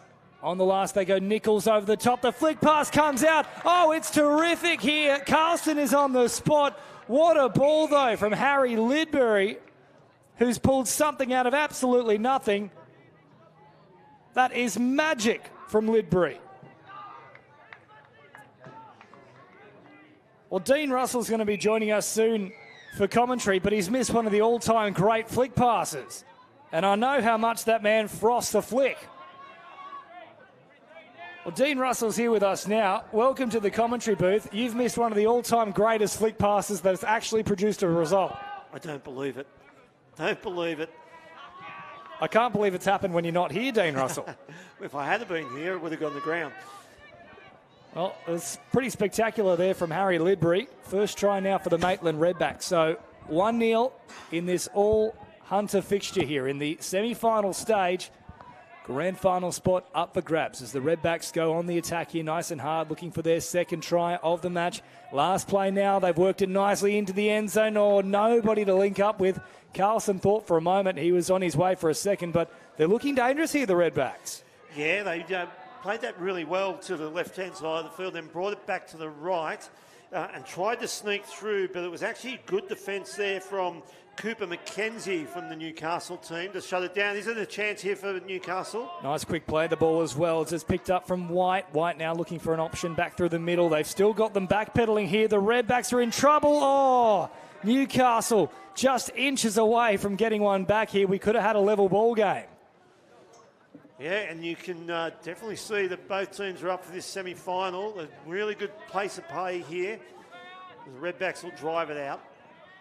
Picking up good meterage too, so 10 shy of the halfway line as it's worked away here from Cox, and they head further across that field towards the subs box, and a good little interchange of players streaming on too, so the momentum carries on, and a great strike dump here as well. Retreating defensive line for Newcastle. They jam in nicely. Now, just for a moment there could have been a hand in, but I think that was actually a tip-on play that's gone a little bit awry there from the Redbacks. Yeah, it definitely came off the Newcastle hand, but it was after the tip-on play had gone forward from Maitland. So the referees made the correct call there. So this one at a frantic pace already. Less than 3 minutes gone, but the amount of action we've had is quite spectacular. As now Jackson heads deep into enemy territory. Quick play the ball here as well from Brain. Jackson still an option on this left-hand side. They work it away through Stone, continuing to promote the ball. They'll get wider still and get it down. There was a great effort in cover defence, but it was a little too far away. Newcastle back to level peggings. They are on the board here at Mudgee. Yeah, and I know they've scored that out wide on the wing, but it was actually the work of Stone all the way across here on the left-hand side of the field that created the numbers, and then through the hands, and really good finishing there from the Newcastle Knights. So 1 try apiece, 3.5 gone here, semi-final football. How good does it feel? There's a bit of extra tension in the air, that's for sure. Lidbury plays it now. He's already set up one cracking try. They'll go through again here. Popping a pass. Oh, nearly getting it down. It was just inches from a blade of grass, and that would have been spectacular as well. Yeah, it nearly looked like the NBA All-Star dunk contest as the way he was trying to get that ball down between his legs. And the question I've got for you, Dean Russell, is can this white man jump? Yes, he can. I think they got away with one there, Newcastle. They messed up their sub interchange there on the boxes. They created the opportunity out He wide. goes Bishop to create a bit of space there. Nearly away they were with Toby Winter. Had he been able to find his winger, there was no one within QE of him. They'll get another chance here, though, Dean Russell. Yeah, definitely made a mistake there when he should have released that ball. And there was an open line run there. Through the big dummy, under 20s. Often see that. An opportunity gone begging, so Maitland survived this time around. Ignore what you're seeing on that LED screen. It is most certainly one try apiece at this point in time as the Redbacks come driving forward here. Strong run from Cale White. And White now still an option through the middle. There he is again. White is on the spot. Well, he was there looming. They certainly found him. He ran a great line, and Maitland have their second. Yeah, and it was a great ball from Brandon Cox. That face ball straight across to White, hitting the hole, just angled slightly in to get away from his defensive link. But don't underestimate the work done from Brandon Cox. Yeah, lovely flat ball there from Cox. Took it all the way to the line. All in sync on that occasion there, the Redbacks. So Newcastle with a bit of work to do once more. Jackson through the middle. And now Stone. Stone playing it nice and quickly. Jackson looming in support once more. Instead, they'll come back to Stone. Good child out there as well. He's got it now. Plays it quickly. Stone in at acting half. Good child off the left, off the right. Threatening to split them. But now they'll have to start from a passive play here instead of a nice strike dump. And as a result, they'll just kill it well away from the Redbacks box. It's good defence there from Maitland. Yeah, they really aimed up defensively, and both teams are actually defended pretty well right through the middle of the field onto their own line. It's just been really enterprising attacking play that's created the openings for both teams. So a little tip-off play here, and then the wraparound comes. Nice work there. Latter involved. They'll fire it back across the face. What a ball that is. And now it's a foot race for the corner, and they've won it once more here, the Maitland Redbacks. Great speed shown, but what a ball back from the inside, Dean Russell. Fantastic play from the Redbacks, and they set it up when they came right, and then they ran back. They swept around to the left. They ran the passive play. They'd sucked all the defence in hard on the left-hand side of the field and opened up the play. I actually thought the link might have given the ball a little bit too early, but he had trust in his winger speed and certainly got there. Well, certainly not a bad element to have trust in when there's that much pace involved as well. High-octane action here inside the first 7 minutes. It has flown along. Flat pass there right at the line. Good work, though, to just get the ball away at the end. Squeezed, and it will result in a try. So that was really sharp work there from Toby Winter. Yeah, Winter really just stepped off his left there and got a little bit inside his defender. And that was, I think it was Stacey coming in there. Tried to make the touch, but actually got up telling the referee no, he'd missed. So it was great sportsmanship from the Redbacks. Yeah, try there for Bannister, who finished it off, but Winter, really good work in the lead-up. Now Maitland Redbacks still in front, but lead reduced a little bit here. 3-2, 7.5 minutes gone. Lidbury into the action once again. Lidbury stepping off the right, then passing it back through the middle. Well watched in defence, though, from Laith Brain, who turns him away. Back to the 7-metre mark they come. Lidbury scheming on that left-hand side. They'll slow it down through the middle. For a moment, looking to link up with him, but Carlson is nice and wide. A great ball once again. Geez, we've seen some good passes in this one. Yeah, and you know what? They're playing eyes-up footy. They've got, when they run those plays, they've got players hitting holes right across their line, and they're taking their time. They're being patient to pick the right angle and the right person to hit. And that time, it was Noah Carlson, left by himself out wide, but it was a great ball from Butler to get that to him. So Newcastle again, finding themselves down by 2. 8.5 minutes gone here. 30-minute matches, of course, no half-time breaks, and the two sides changing directions when a try is scored. Good defence on that occasion from Bailey Tranter. Turned him away. Still 4-2 here in favour of the Redbacks as they work it away from their own end. Lidbury drops it down nice and quick. They'll pop a pass back towards the middle and then just get in there in time. Fresh off the sideline. They're able to continue the momentum of this particular set. And charge for once again here, Butler. And now they take off again. Butler an option through the middle. Quick release there. Knocked down. And I think we'll see an extra set. Yes, we will. Well, there's been 6 to go there. The conversation between the two referees to see whether it was just charged down or whether it was knocked down, and they've gone with the knockdown. So Butler plays it, receives it back from Cox. Butler from distance. They got down quickly enough, though. Certainly can stretch out, but that's going to be a little bit too far for his lengthy dives. Just looking at the defensive line here from Newcastle, I was just about to say, I'll back Carlson for another touchdown here. And he's got there. They're very compressed is what I was getting at. And Carlson was keeping his width there. And Maitland, smart enough to realise that. They throw the long pass and then foot race. And because of the compressed nature of the Newcastle defence, Carlson gets to the line. Yeah, they've identified it well there once again, the Maitland Redbacks. That now makes a hat-trick for Carlson. 3 tries in this particular semi-final and really looking good for potentially a grand final berth here. 1/3 of the match gone, 10 minutes down. Stone hopping in at acting half here for Newcastle.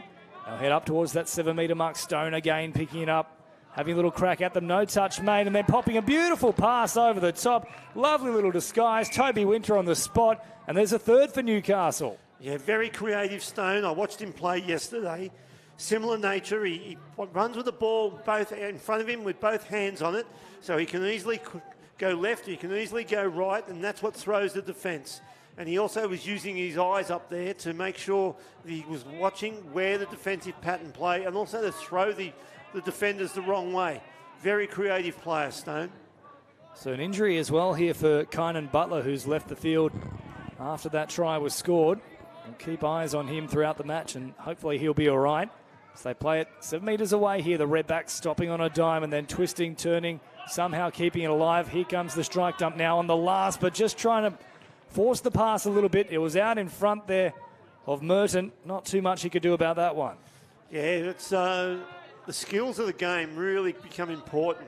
And when you're in the attacking zone, you've got to put the ball right on their chest to make sure it's easy for them. So all they've got to concentrate on is getting to the line. So Bishop plays it now. Goodchild right up through the middle. French. Kane having a crack at them. Last play now here for the Knights. Lovely pass coming across the face, but stepping up nicely. He read it well there, Jackson Eckford, and I thought for a moment he might have been off for the prize. Yeah, you could see his eyes light up as that ball was heading in his direction. I think he was a little bit disappointed he didn't take it. So French now. Goodchild back to French, nearly getting through them. Good touch made in the end, though, from Tranter. Close run thing. They'll head back to that 7-metre mark. Yeah, and Eckford was stepping up into that channel again. I think he's looking for an intercept here. Well, certainly Newcastle have identified that because once more they saw him step up. That created a little opportunity between middle and link, and they dove through it. Yeah, 2 things there. Eckford got caught on his heels a little bit, so he couldn't get to the player sweeping around, nor could he get to his outside player. And as soon as he turned his shoulders to the outside, Newcastle identified that. Smart to dive underneath, and also the inside defence from the Redbacks a little bit lazy on that occasion. So 5-4, the Redbacks still in the lead, and again looking dangerous here. What a pass that is over the top. A great ball from Jacob French, setting up their 6th try. Yep, the old 60-second syndrome, most important part of the game. If you score a touchdown, you really have to concentrate and make sure that very first set, you don't let them back in. And really well structured play there from the Redbacks, and caught the Newcastle defence in 6s and 7s. Of course, Maitland coming into this match undefeated throughout the country championships for 2023. 4 wins, the 1 draw. Newcastle finishing 3rd in Pool B. 3 wins and 2 losses. Both sides certainly can find their way to the trial, and though 40 tries for Newcastle. For this one, 46 for Maitland. So not too much separating them. But the Redbacks here up by 2. Stone again, having a little look, finds Goodchild, a hard one to take. He was stepping back against the grain and the ball was out in front. Yeah, late pass to the referees have ruled, so the Redbacks will now move off their line. We'll try and get it over to their sub-box to get fresh troops on. So Butler involved. Good to see he's back out there, having suffered an injury a few moments ago. And 14 minutes gone already. It has gone along at a rapid pace. So they get a nice quick play the ball here. Little passive play out the back and then trying to link up here with Carlson. Didn't arrive to the winger though. Last play now here as it's rolled back from Tranter. Tranter again receiving it. There's another flick pass. Of course, there had to be one. Dean Russell's in the box. And what was the result? Ball to ground. Look, Dean, it's not fair because I've seen it with my own two eyes here. This very match, Libri producing one of the great flick passes for a try for Carlson. Well, I'm glad it's worked, but the odds of it, there are occasions when the flick pass is your only option, but especially with the young boys. And here's an opportunity for Newcastle. They go all the way through to the in-goal and link up with support too. On the spot there is Leo Bannister. A good little run there, though, from French, who really put the foot down. And they do strike back here, the Knights. 6-5. Yeah, just identified the hole as they were driving down the middle of the field. Identified the hole behind the ruck and just put his ears back and away he went and showed a clean set of heels there. Yeah, as I was saying, like a lot of the young players, they like the fancy play because it looks spectacular, and it certainly does. But sometimes it's a simple play that'll get you the best result, like that. Yeah, that's a beautiful little left, right foot, and then drawing them in. Reg Nichols then on the spot, but great lead-up work there from Jacob French to set it up. Yeah, you're right there. Just a little jink into the field, comes back off his left, draws the link into him, just gets a little smart, easy pass to his link. Touchdown. So 7-5 now. Every time Newcastle get to within one, Maitland finally click back into gear and push it out again to a 2-try margin. See if Newcastle can try and get back to level peggings. It's been some time since these two have been level in this match. A Stone picks it up and now finds Goodchild. Slowing it down through the middle. Stone, the wraparound play here from Bishop. Bishop trying to supply a pass, but didn't exactly go where he intended it to. Falcon off young Goodchild there. Hit him fair and square in the melon. That might have been an eagle, actually, based on the force behind it. So 10 metres into enemy territory now. Little dummy comes across the wall just out in front of Butler, who did a good job to take it. Last play now. They floated across field, and that was not a bad option there. They just needed to promote the ball a little bit quicker once they received it. Yeah, the big thing there for Maitland was there was very little downtime on the ball at the ruck.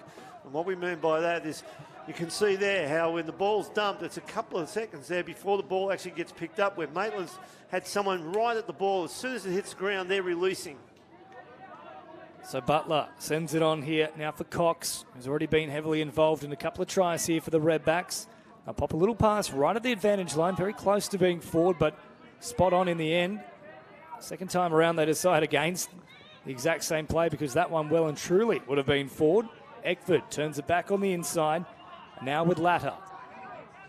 They roll it down here again. Latter out of acting half. They straighten up off the right foot and dive from distance. A wonderful dive there. I think it might be Bailey Tranter who's got underneath them. Yeah, that was Tranter did really well there to spot a little opening there. Comes back off his right, dives low to get underneath the defence. The defence get there and make the touch, but the ball was already down. But actually, I'm going to put that down to a team try. They were keeping the ball alive. They were promoting it back and forth across their line, and they were shifting the defence all around to try and create a bit of chaos, and that's worked. So Newcastle now with the biggest margin they've had to contend with for some time. Goodchild has the ball, middle of the field, 8-5. Maitland Redbacks in front here with just over 12 minutes remaining. Grand final spot on the line. Goodchild bouncing off the left foot, trying to get to ground quickly. Once again, a good touch made, though, from the Redbacks. Back to that 7-metre mark they'll go. One final play here. Goodchild throws it deep, simply trying to kill the play away from the Redbacks box. It was good refereeing down there on the line too. Like Blake Richards, the referee out there, right in the right position, being able to see everything in front of him and make a decision without having any pressure on him. And that's poor play from the Redbacks. Well, they've been so crisp and sharp all match, but that's by far their worst individual play of the game. Yeah, and just that actually gets back to this sometimes robotic nature of some of the teams, that they have to get to the box every set. So they got caught there with Newcastle pushing up into the line, and instead of just looking to his right, he was constantly looking left because that's where his box was. They'll head back that way once more, though, here through Nichols. And picking up easy meterage this time around. As the flow continues here for the Maitland Redbacks. Not a bad little subset, actually. They'll push up over halfway now. Butler with the touch. Receives it once more here.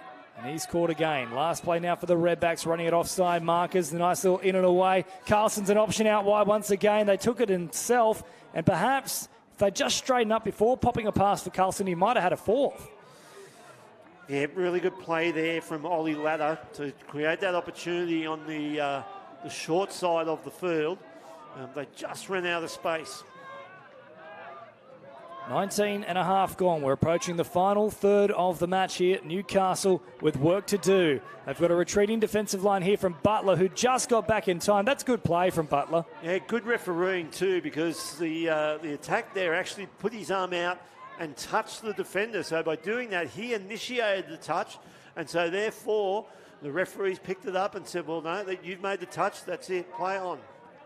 Lidbury now feeds it to the middle, and they pick up easy meterage once again here. So they then played on the last now. The Maitland Redbacks jinking, jiving. Tranter looking for support out wide. They're suggesting there was hands involved in the flight of the ball, but I think that's going to be a battle they won't win. Yeah, there are plenty of referees out there at the moment. Some of them have got numbers on their back. I think we've got 9 at the moment, and half of them are wearing the wrong jersey, that's for sure. They're in the red instead of the pink. As Newcastle now work it up towards halfway. Jackson, nice quick play of the ball. Goodchild out there, shows it once and now takes off. Good pace from Goodchild, and they really wanted to get that nice little scoop. Had it come off, that would have been actually quite dangerous for the Redbacks. Yeah, that was Bishop trying to get out of half, and he has got some wheels. So change over here, though. Turned over on play number 2. Very flat pass there, which is let go here for the Knights. Lucky to get away with that one. As Jackson now comes forward, turns it back on the inside to Stone. Goodchild are now promoting the ball further here for Bishop. Goodchild back to Stone, slowing things down here midway through the count. Stone rolls it. Goodchild, again a flat pass there. Stone had to stop on his run to collect it. Goodchild staying alive here. That's play number 4 now for the Knights. Again, just recalibrating things, looking for that strike dump. Won't work it as of yet. Bishop trying to squeeze through, and now they've really miscounted on this particular set. So back to the 7 they come. I'll have a stop-start effort here, and they simply fling it wide. And ultimately, that's what happens when you don't get the strike dump on the second last play. Yeah, and if you look at that set from Newcastle, they slowed the play down a hell of a lot. And that was really playing into the hands of the Redbacks defence because they weren't under any pressure. If you go back a couple of minutes, about 4 minutes ago, where the Redbacks scored at that end of the field, and they created chaos because they were promoting the ball as well, but they were doing it at pace and they were playing at pace. So they were constantly turning the defence inside and out. So Butler now attacking the line, 6 metres away. He plays it. Options on that right-hand side. Oh, how about the sharp footwork there? Well, forget a lawnmower. We just need the stepping style for the Maitland Redbacks. That was phenomenal footwork. Yeah, that's. I think that was Bailey Trainter out there. And fancy here we go right on the dance floor. Club Mudgee is the place to be. In fact, it's Toby McDonald who's come up with the dancing feet there. Terrific. Bouncing off the left, the right, the left again. Squeezing through. A 9th try here for Maitland. And now with the margin of 4, I think that might be a bridge too far here, Dean Russell. Look, there's 8 minutes to go. Momentum is a really big thing in touch football. If Newcastle can get the next and then get the next stop, they're not necessarily out of it. Now, it was knocked down out there, but the penalty was already been given for a late pass. So I'm not willing to rule Newcastle out of it just yet. It's a big hill, there's no doubt about that. But like I said, momentum, big thing in this game. We know they're a quality outfit, but here come the Redbacks picking up good meters here. Butler then fires it long, up above the head there of Chase Butler himself. Just inside that sideline. They now work it back towards the middle. New players getting involved now, fresh off the bench. And again, ball in 2 hands, squeezing through a couple of defenders. Lovely pass there as well. Eckford made them look foolish, but it's been called back again here. Yeah, he dropped the ball there. No one near him. All they had to do was take it and put it down. Unfortunately, he dropped the ball. And I tell you what, had that been a touchdown, I would be willing to say that was game, set, and match. That would have been double the score with just under 6 minutes remaining. Instead, it might be Last chance saloon now here for the Knights. They've got to score, if not this set, probably the next one, though, as they really put on the foot now for Bishop. Bishop linking up, and that is exactly what the doctor ordered. Mitchell French is on the spot. Ooh la la, baby. Well, now's the important part. They've got that touchdown. They need to stop this set. And once they get that stop, then they've got to go to the length of the field and try and get another touchdown. And they get that to occur with 5.5 to go. It will be game on. So 9-6, the Redbacks still in front. The equation for them pretty simple. Just complete the sets, work hard in defence, and offer no easy turnovers. Lidbury plays it right on that 7-metre mark. Was there a hand in there? Yes, there was. Played out there from the Knights. Another set of 6, and they'll love that, the Redbacks. Yeah, they've looked sharp every time they've got into the attacking zone. It's been good defence on occasions from Newcastle, but on other occasions, just too good a play. And there again, just getting the ball on the outside, using his length and arm stretch, gets that ball down, and that was Chase Butler. Now with just over 4 to go, 4 behind, they're going to get 4 sets. Well, they've got to be perfect from this point to try and, of course, push it into a drop-off zone here, which we haven't seen so far. Of course, this being the first finals match here on our main stadium field. And, of course, the other semi-final occurring at the moment in this men's 20s division is Wallsend and Wagga. So one of those two sides at the moment likely to line up against the Maitland Redbacks in the grand final. Lovely ball back on the inside there. Beautiful pass from Cooper McKenzie, and they'll dive over here to make it 10-6 now. Well, that's the first step in getting back in here. Oh, well, no, just a sec. There's been an error. The referees have now... I'm not sure. I've missed what they... I was looking at the scoreboard, so I'm not sure what the penalty was for, but there was definitely a penalty to Maitland, and I would say that might be all she wrote. Yes, it would have been 10-6 into 10-7. Instead, we'll keep it right there on that giant scoreboard at Mudgee, Glen Willow Regional Sporting Stadium. 10-6 with 3.5 to go. The Redbacks, they just need to see out this set, kill it far away from the Newcastle box, and I think that should be enough for them. I don't even think they can push it into an extra time period here. So Butler on the last now, receives it back once more, floating a pass over the top. Beautiful ball from Butler, and that will kill it off. The Maitland Redbacks are on their way to the grand final. And again, good eyes up footy. They're just playing what's in front of them, and they've got runners hitting holes all across the park. The ball carrier just looks at the defensive line, knows that they're under pressure, knows they're under stress, and the impressive thing is they've taken the right option nearly every time. I think they've only got it wrong once, and when they did, it really stood out like a sore thumb. That was when they were trying to work towards a subset there as opposed to simply playing what was in front of them.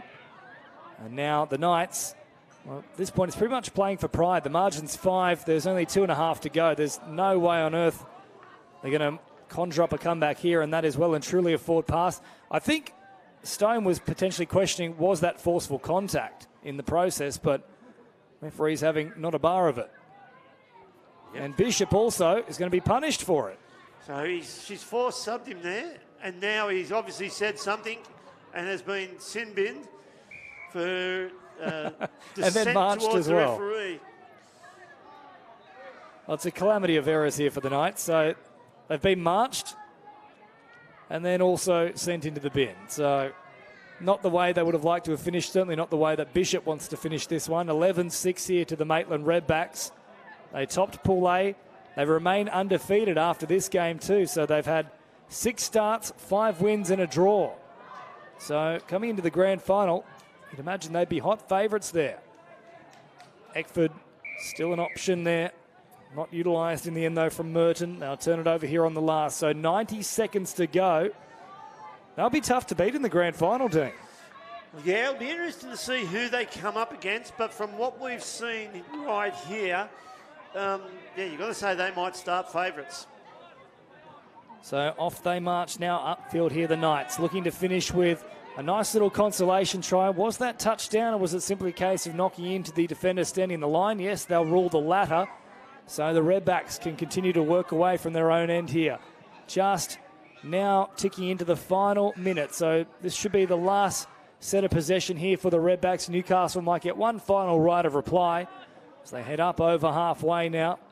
They can soak up these final seconds here. They are grand final bound. Chase Butler plays it nice and quick. Last one here for the Redbacks. Taking off Tranter with plenty of pace. They just clipped the ankle in the end, and they had to. Otherwise, it would have been a dirty dozen of tries. Yeah, that was really good play. They've got the extra player on the field right at this point in time, so they're trying to spread the defence around and then just pick up the hole ready to go. And Trainer got through there, but the diving defence from Newcastle just put paid to the attack. So Bannister plays it. Now up through the middle they come again. Stone there in support, hopping in and acting half once more. Stone trying to float a pass over the top. Only succeeds as far as giving it right into the hands of Carlson. 3 seconds on the clock. We'll get one final play here. The siren set to sound. They know it as well, the Redbacks. They'll still try and work something here with Lidbury, who puts the foot down. He's not quite done with yet. There is the siren going. Lidbury still swerving around. Eventually he's caught. But the Maitland Redbacks are off to the grand final. A big victory here in the semi over the Newcastle Knights. 11-16, Russell.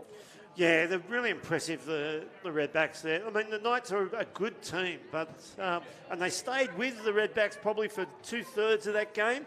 But it was that last 10 minutes that the Redbacks seemed to go up an extra level. They found another gear and deserved grand finalists. Hopefully they haven't played their grand final in that game, but they are going to be hard to knock off. Certainly will be, and of course, up next we move to our next finals match here. The semi-final of the Mixed Opens division. It'll be Dubbo taking on Orange. All the action to come your way at 12 o'clock. Don't go too far here across New South Wales Touch Football and Bar TV.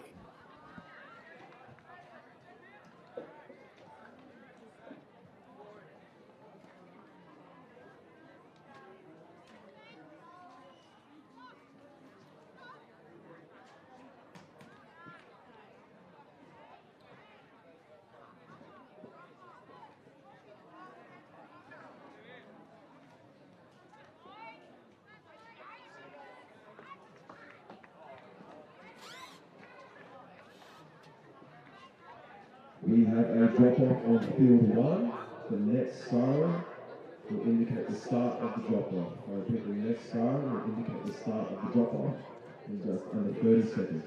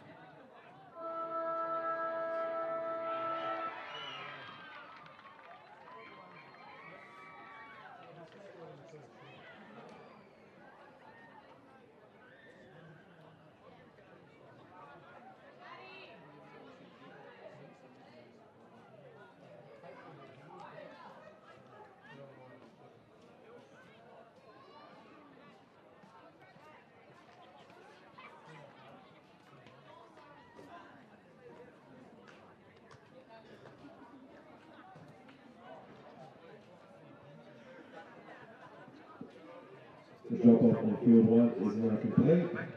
Next round of games will commence in just under 2 minutes. Players and referees, please make your way onto the field.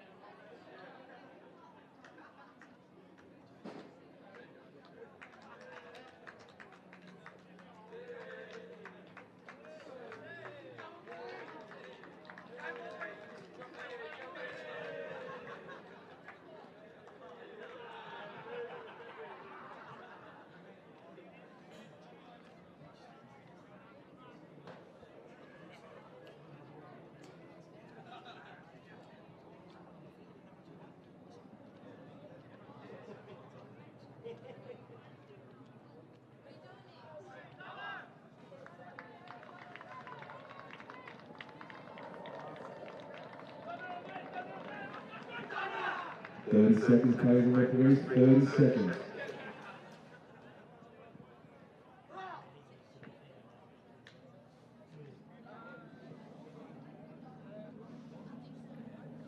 Welcome back here to Glen Willow Regional Sporting Stadium in Mudgee, our first grand final of the day, the Men's Open Division. Dubbo taking on Orange, a guard of honour formed as well for the Dubbo side. Country Championships for 2023, all is on the line here, a Mid-Western battle. Orange Thunder with first use of the ball. Now work it away here through Thornhill. Wilson now out of acting half. They drive forward now through Banks. Blimka stepping off the left foot, floating a beautiful pass over the top, and that's a great way to begin things here. Ryan Banks is on the spot, and he cashes in. 1-0 in favour of Orange. Dean Russell joining the commentary as well. Grand final action here, and Orange first set of the match, and they've come up with an absolutely ripping play off the work there of Ben Blimka. Yeah, he's certainly a player to watch. He's probably got one of the smartest football brains going around in the game at the moment, especially for a young guy. He reads play so well and knows where to set the attack. And so I think Dubbo might have their hands full here with the Orange boys. But one of the players to keep an eye on for Dubbo is Tim Boney-Stewart, number 14. Well, there he is doing exactly that, getting very close to setting up a try, but he's happened to put his foot on the line, but also caught just as he was passing it. It was a very close run thing. They nearly leveled things up here. So Dubbo, as you mentioned, do have that work to do. They find themselves down by 1-0 early on here. It's worked away now through Cooper Thornhill, and upfield they come now through Dylan Ryan. Thornhill. Ryan hopping in and acting half again. Here's the last play now. Ryan drawing in. Little tip on play. Looking for Thornhill. Just falling shy of the winger, though.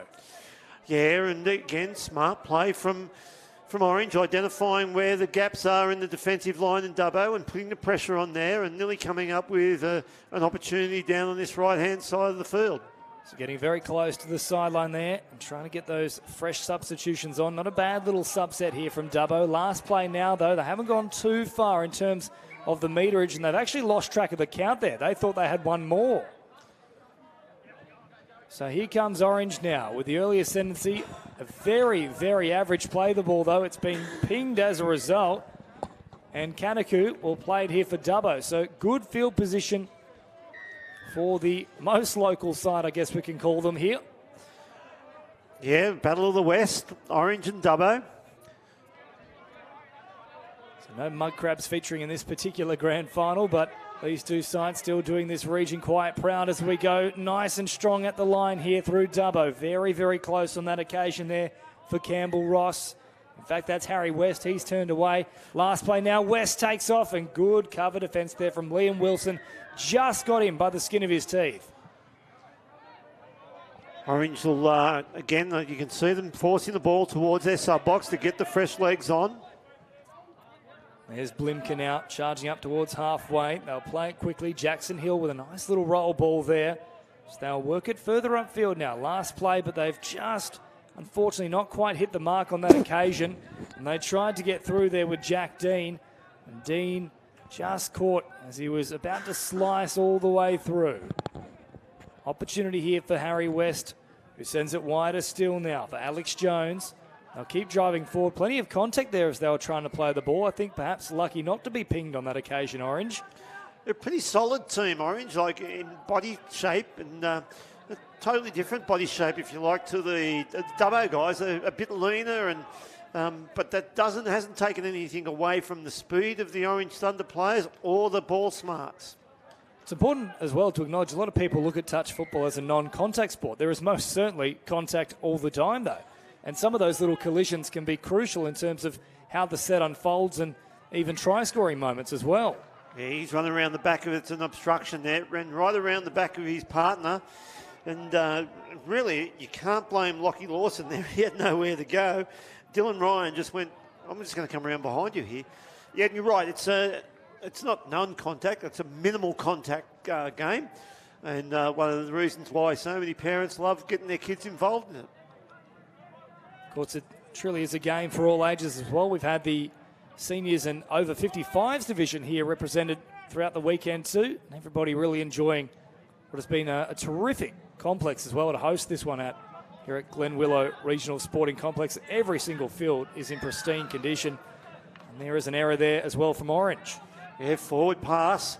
So inviting Dubbo into the contest here. They lead 1-0 Orange, but it's a couple of times they've given away the possession at this end of the field and inviting Dubbo to have 6 cracks. So 5 minutes gone here. Orange having scored in the first set, still lead 1-0. Harry West plays it. Ross now gets involved. West, great little dancing feet, getting away from the defensive line and getting a try. Dubbo are on the board. Harry West dives in. Very sharp is Harry West, and you saw it there. He got the ball back off the quickie, a couple of little slight of steps, and then took off, got underneath the defence and just put them under all sorts of pressure. And so the Orange boys are going to have to keep their eye on Harry. Yeah, strong play from Harry West, and now Orange on the march for themselves. Good little run here from Ryan Banks. He got the first try for Orange off the work of Blimker. Banks again with the ball here. Plays it 8 metres away from the line. Blimker again. Oh, what about that for a flick pass? It nearly produced an amazing result. Dean Russell was frothing at the mouth as a result. I'm okay with Ben throwing the flick pass. I've seen him play before, and he can execute it. And here comes another one out, and just as you say that, you put the mocker on him, and now Dubbo are away. The big dummy comes in. They'll go the whole length of the field. It's Rory Madden, and that is maddening as well. Blimker, you've just given him a rap, Dean Russell. Out pops the flick pass again, and that is the licence well and truly revoked. I did say that he could execute it. I didn't say to which team. That's very true. That's very true. You've actually got a laugh from our camera operator as well for that one. You might have heard that through the sound effects here. That's terrific to hear. Dean Russell, well done. Well done. One try apiece now becomes 2-1 in favour of Dubbo. Just under 7 minutes gone. So they pop back towards the middle here. Nice diving attempt on that occasion from Jack Dean. Just turned away though. Back to that 7 metre mark he comes. Opportunity on the left, far left at the link hole if they see it. Dean certainly does have a look that way. Had to go all the way over the top though. The winger had rushed in. Yeah, very good defence there from Hedger coming in there to shut that down. There was danger in that hole. There was a massive hole there. And he read it well, came in and shut it down. But you're right, that playing eyes up footy, the Orange boys, they would have thrown long to the wing. So Willock in there for them as well.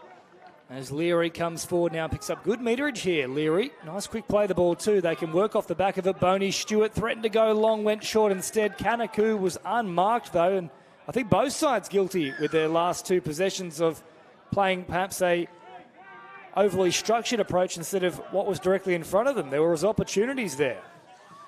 Yeah, trying to sneak down the sideline there. Thought the defender might have been offside. Not sure how. He's probably run about 15 metres before he got touched. So Jackson Hill back to the mark, playing it and then exiting the field as they continue to roll up over halfway here, Orange. They'll play it now 10 metres into the Dubbo territory. Little dummy coming in as the touch is made. Boney Stewart caught offside here. They take full advantage of that. Lovely pass back on the inside. The idea was right. Just fell a little bit short there for Thornhill. Yeah, it was good play from Thornhill. He got into the line and he was forced into the corner and then was smart looking back into the hole that he had run through and created. And unfortunately, his winger, which was Cooper Thornhill, his younger brother, just couldn't get there. So stepping off the left foot here, Dumbo picking up an extra few metres as a result, and then running it offside markers here from Orange. West picks it up again. He's looked the most lively of them, and he splits them again here. Now linking up with Kanaku. Brilliant play from West. West is best, and Kanaku goes in. A third try here for Dubbo. Yeah, we said earlier they're going to have to keep an eye on him. He's got really good wheels, young West, and you can't leave a gap like that open for him to exploit. Otherwise, he's going to burn you.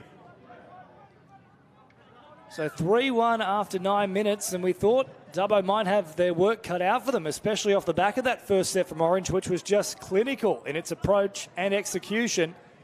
But Dubbo have come storming back into it, and ultimately can put a bit of that down to a very errant pass from one Ben Blimka, who was looking to produce a dazzling flick, and from that point it's been one-way traffic. Blinker's back out there now, and he'll be the centre of their attacking mood. With the ball now and on the last, here comes Blimker again, looking for that little one-handed flick. So he certainly hasn't gone into his shell despite offering that intercept. And I quite like to see that. I don't want him to go away from the things that works for him. Yeah, but I think he can't go to the well too often. And Dubbo, I just noticed their defensive line there. When he's taking the ball to the left-hand side of the field, they're crashing down heavily from their right side. And there's a massive hole. If Blinker can hold that ball up and cut back across the face and hit his link, he's going to get through the hole, but nearly another touchdown there for Dubbo, but Blinker just making a touchdown-saving touch. Yeah, and good honesty as well from Leary, who pointed back saying, no, I think he did indeed get me. Otherwise, Leary would have had the fourth try there for Dubbo. Blimker now comes to the sideline. And into the action is Mitchell Leonard. Leonard will play it now. Thornhill out of acting half, and they pick up more metres here on the charge through Jackson Hill. Straightening up now with Chase King and those blue boots. King again. Playing it now. Last one here. Leary called offside. They continue rolling all the way through, and that will be a penalty because there was nowhere else that he could have gone. Yeah, good decision there from the referee. The Dubbo had a player offside who made the touch, and they also had a player who was onside who made the touch. No advantage to Orange, so the referee goes back and gives the penalty. King, short ball now, and they'll just easily get on the outside of Ross here. There wasn't too much doing, but they capitalised big time there, Orange. Yeah, smart play from Orange. That was the play they ran in the previous set and where they got the penalty, and they nearly got on the outside. They went straight back to it again and ran it again. This time they clearly got on the outside of the defence and were able to put the touchdown into the books. So 3-2. Margin reduced here. Dubbo still in front. And a great little piece of play from Jack Dean there, just to give them a little sniff once more here, Orange. So just under 12 gone as Kanaku pushes forward, the most recent Dubbo try scorer. It's Boney Stewart. Rolls it down nice and quick, and then stepping off that left foot in quick fashion is Madden. And Madden, in fact, has nearly gone through them. They just got the touch nice and late there. Back to that 7-metre mark he'll go. Very casual approach about things too from Madden. He's a player with oodles of speed.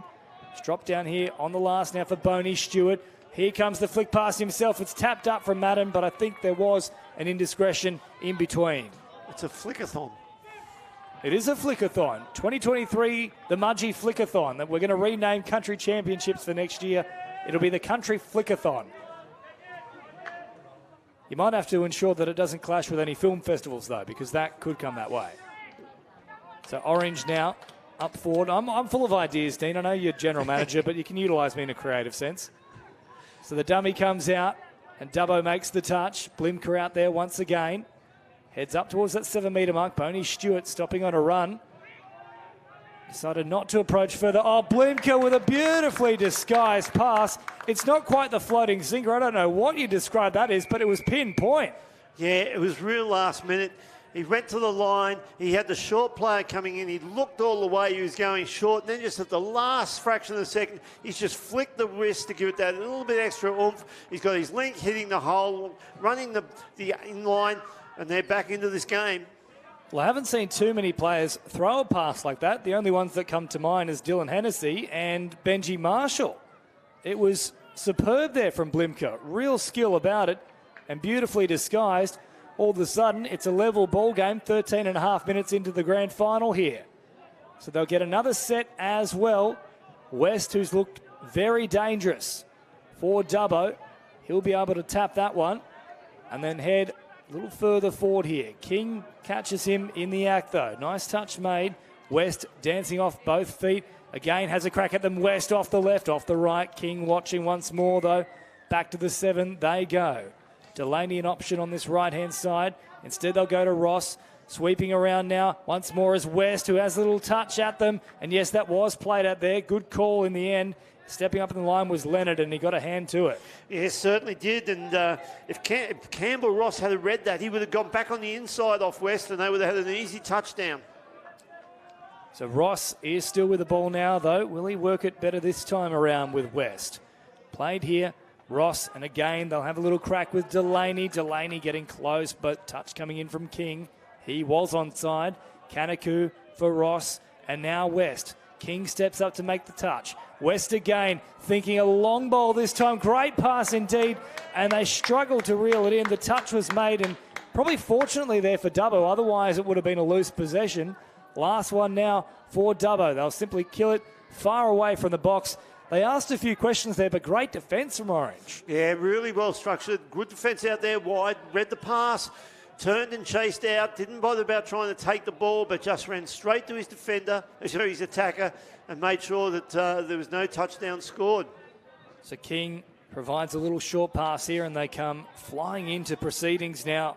The Orange side really working with a full head of steam. Lawson on the follow-up. Long pass coming here for Thornhill. Pops it back on the inside. Nobody marking up, and Orange hit the lead for the first time since the first minute. Yeah, it's a common play, that one, where they go long to the wing, and the winger gets the ball, releases straight away back on the inside to the hard-running link on that angle, and they get the touchdown. It's very difficult for the defence to turn and chase out as hard as they need to in that situation. So just under 16 minutes gone in this match. We're just over that halfway point. It's taken a bit of time, but Orange have put themselves back in the ascendancy here. Kanaku caught and goes back onto the mark. Madden in at acting half, and now he floats it back to the middle here for the run of Dawson. Again, Madden off the left foot. Good work there. Just trying to get away from the attempted touch there of Moore, who recovered well enough. And Madden now 10 metres away, slowing things down. Touch comes in. Last play. Madden off the right foot. Jinks a couple of times. Goes for a long ball. Simply trying to kill the play once more away from the Orange box. But they seem to have forgotten their bearings, because that's right up alongside the box. Yeah, that was forward off the ruck. Good decision there from the referees. Orange putting themselves under pressure here. Trying to go too fast to their box there. Like, sometimes you just go three-quarter pace, get the momentum, and then hit the trigger. Timing, a very crucial element of touch football, of course. And in case this is the first time you're tuning in, no matter where you might be watching from, grand final action here between Dubbo and Orange. 3 different positions across the field. 2 wings for each side. 2 middles who operate as your half or 5/8 for the more rugby league inclined. And then, of course, 2 links operating as somewhat of a centre or second rower, sitting in between wing and middle. As Dubbo Up towards that 7 metre mark, Boney Stewart floating a pass over the top. A beautiful pass as well, right into the waiting arms of Joe Hedger. And we are back to level peggings. What a ball from Boney Stewart. Yeah, that's the danger of Boney Stewart. He's got the skill to go that pass left or right, and he reads the game so well. He saw that defensive winger was too far in field, just went to the line, picked his mark, put it right on his chest, an easy touchdown. So this is exactly what we wanted for a grand final, all squared up, about 12 minutes to play here. 4 tries apiece as Dean has it right in the middle of the field here, slowing things down. They'll step up and make the touch. King back for Dean. Dean off the right foot, diving from distance. He just saw the opening and went straight for it. A second try in the grand final here for Jack Dean. Yeah, very smart there. He caught Billy Wilcock on the inside, just on his heels. And so when he steps off his right, he's into that hole, and Wilcock's on his heels. He can't shut the hole down and puts the ball down underneath him. So 5-4, Orange back in front for the 3rd time in this match. Dubbo led for a long period there, but they've managed to work their way back into the contest and now looking quite in control of things. West gradually progressing closer towards that try line. They'll continue to promote the footy here out to Madden, who's eventually caught rather wide of where that one initially begun. West back towards the middle for Alex Jones, and now West trying to take off, but he tried to do so a little bit too quickly there, and the ball came fumbling out. Yeah, had the right idea. He knew that they were short on the right-hand side that he wanted to attack to, but just couldn't get a handle on the ball. Dubbo's starting to read the box set of Orange pretty well, and they're disrupting that, and they've come up with a result the set before this and nearly came up with another result there. It was close to being an intercept from Madden. Instead, Orange can continue to march forward now. They'll slow it down through the middle just for a moment here. Ryan Moore now under pressure there is Dylan Ryan. They'll play it 7 metres away.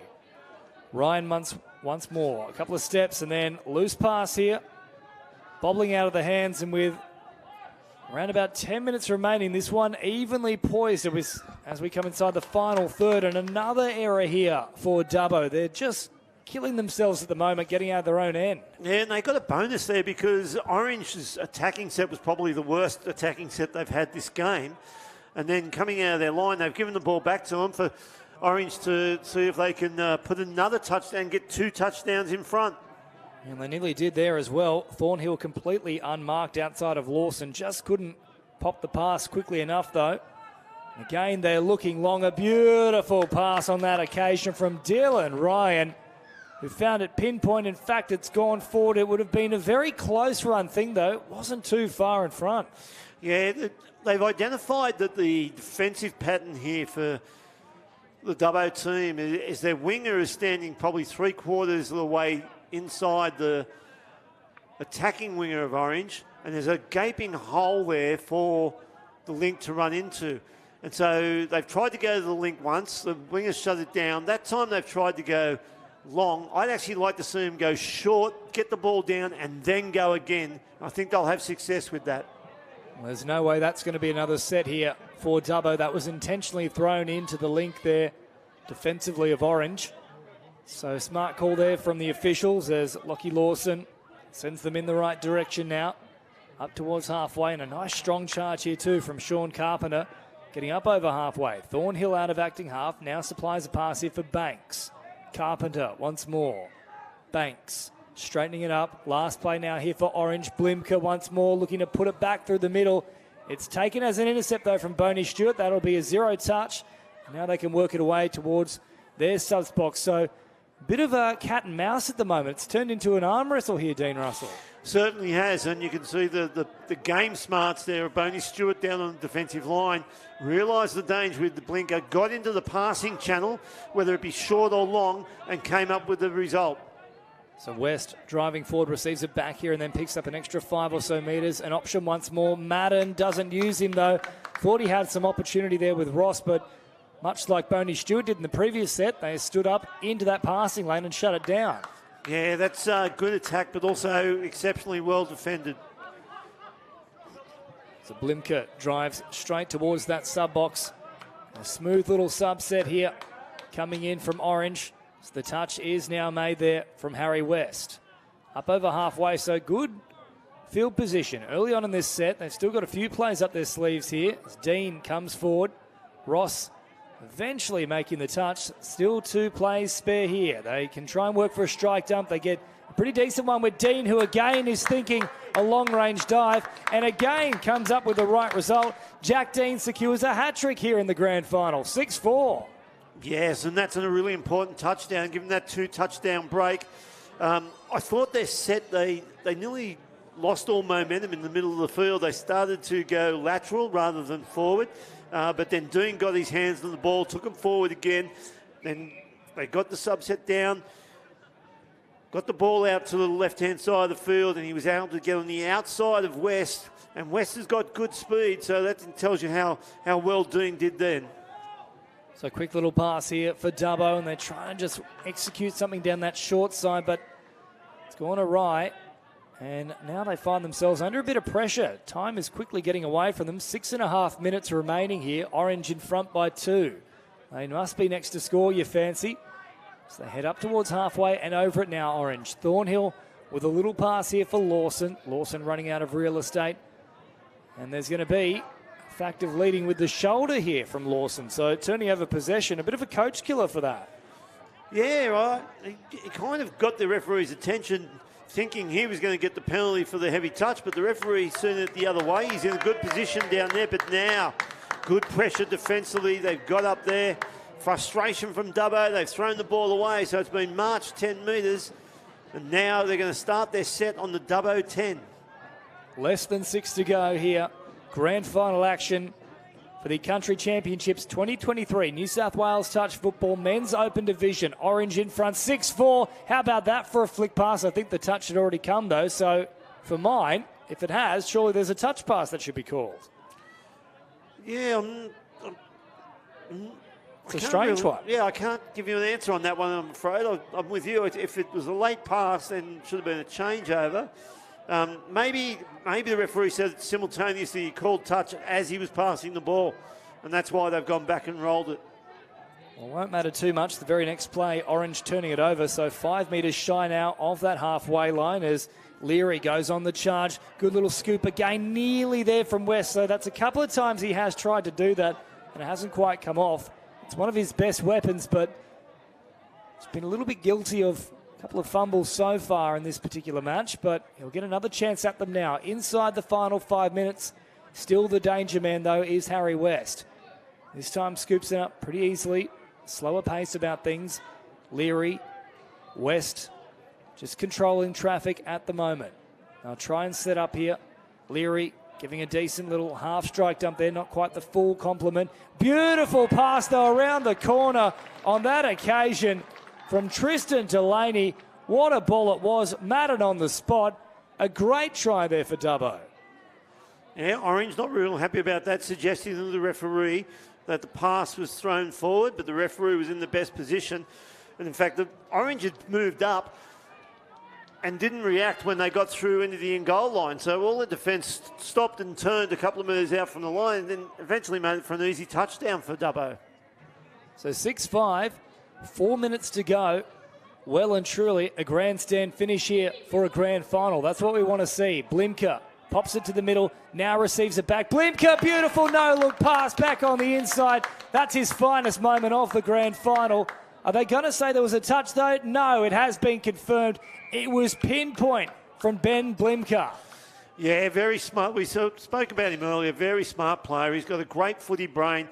He knew that was on. He knew the hole was going to be on the inside. Drew his defender to him. Knew his runner was going to be there. Didn't even have to look. Just popped it back on the inside. And sure enough, they've gone back to that 2-touchdown lead. And it's a deft touch there from Blimka. And now with just 3 minutes remaining, you fancy Dubbo have to score from this set. And then they'll maybe get 2 more possessions thereafter. So pretty important they get a result at the end of this one. West comes forward. King makes the touch. Boney, Stewart and Madden out there. So all 3 of their big weapons on deck at the moment. Here is one of them. Boney, Stewart holding it up now. Madden, the quick cycling of a pass. King stepping up into the passing lane, though. Boney Stewart wanting the penalty, gets it now. They didn't step up enough, though. So under 3 to go, but they've got to get on with things here, Dubbo. They can try and draw as many penalties as they want. They need a result. Madden, back to Boney Stewart. West drops it inside the 7. Boney Stewart goes long early, probably not the play on play number 2 as well. And with 2.5 to go, that might just be a bridge too far here for Dubbo.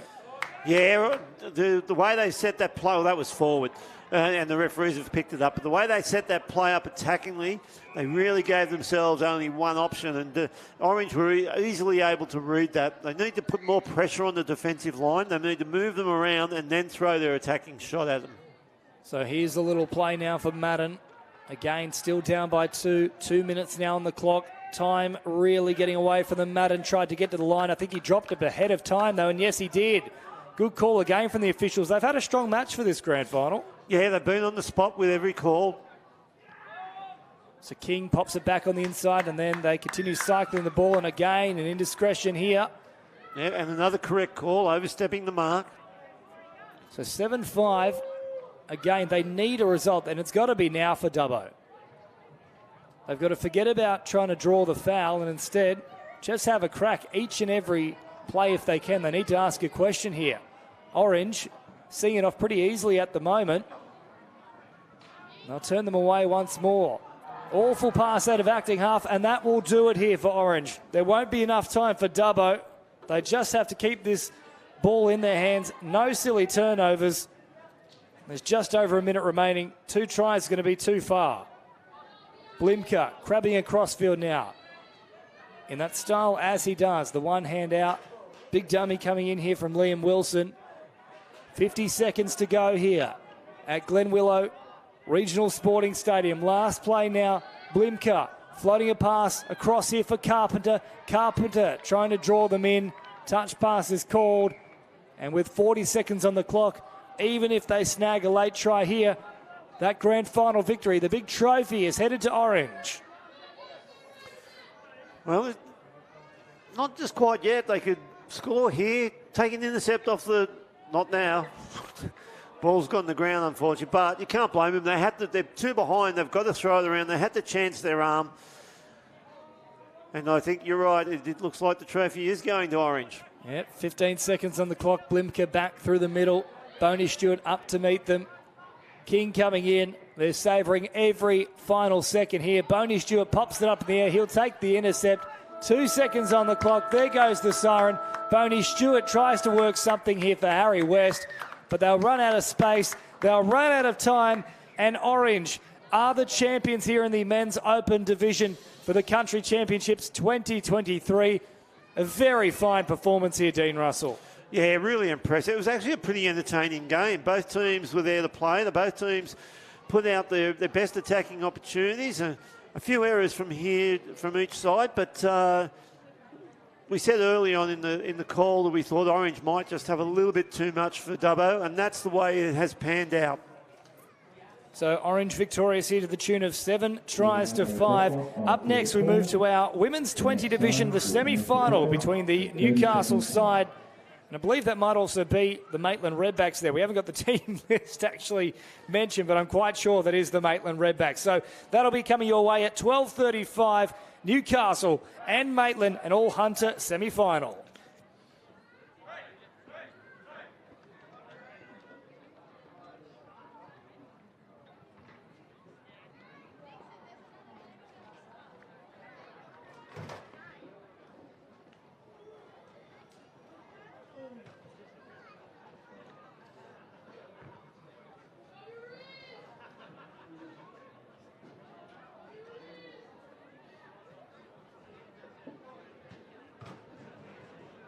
Players and referees ready.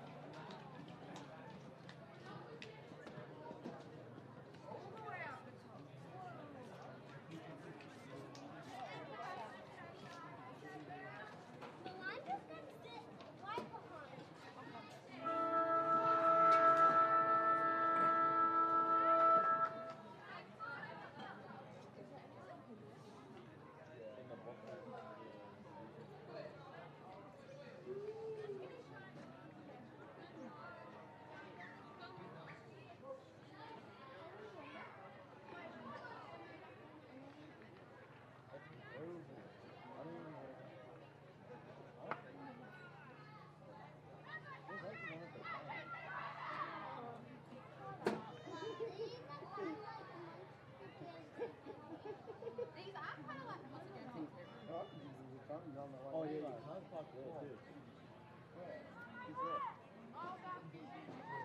Yeah, I was saying about that last time. Yeah. You said you the red one. Yeah, yeah.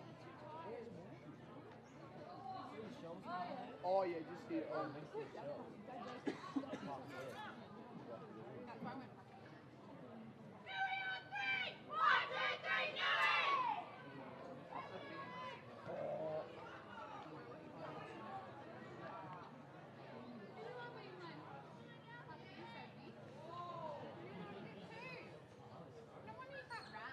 I can run.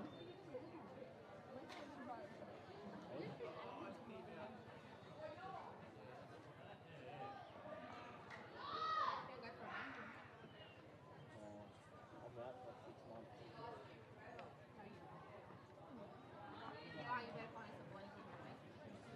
Oh, I'll go with you.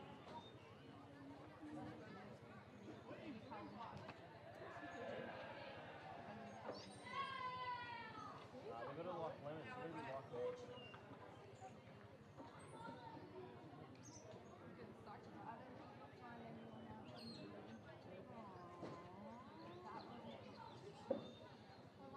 And that time concludes the 12 p.m. time slot.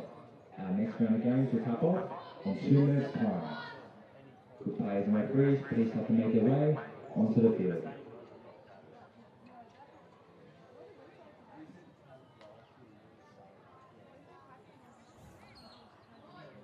I am glad that we've never won at state cup back because we have always said if we did, we'd all get paid. Yes, I love that. I agree to that. I'll get a cup. Yeah, I've never cute little cup. Yeah.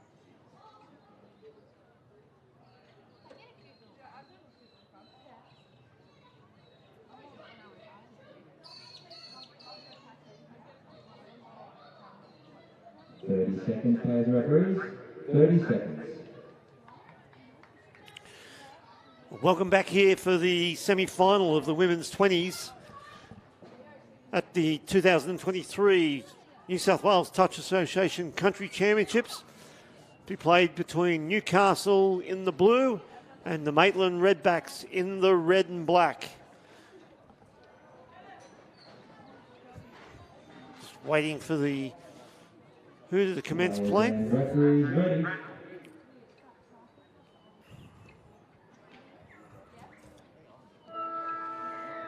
So Newcastle with first possession as they drive down the field, and that's Macy Cox with the ball. She rolls it there to Rose. Rose gets it out to Rollins. Rollins still with the ball. Jackson back inside. And Cox goes to half. Gives it back to Rollins. Slowing play down. They come around on the sweeper. They're looking to get underneath. But the touch is made, and that was West trying to get through there.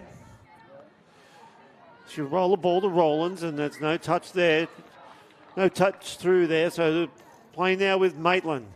They've sent troops straight off the field, so they're working hard here between three. They drive in deep here, but there's no one at half, unfortunately. Finally get there. It's Stacey with the ball.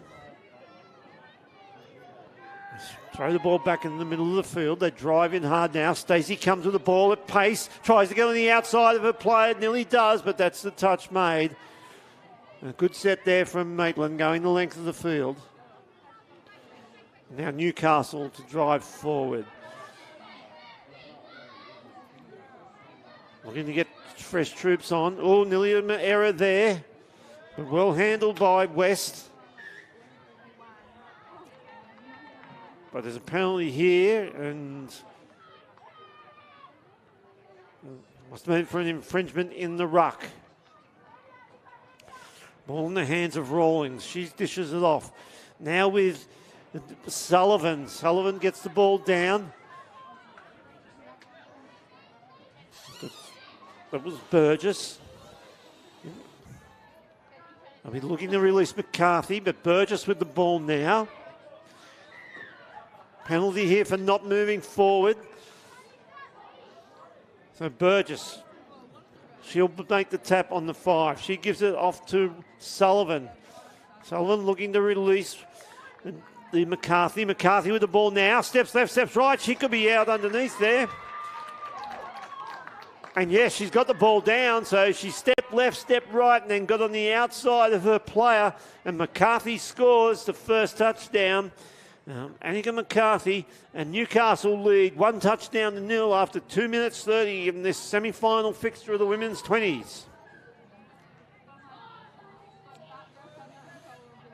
Maitland now bring the ball forward through Stacey again. Sorry, not Stacey, that was McClellan.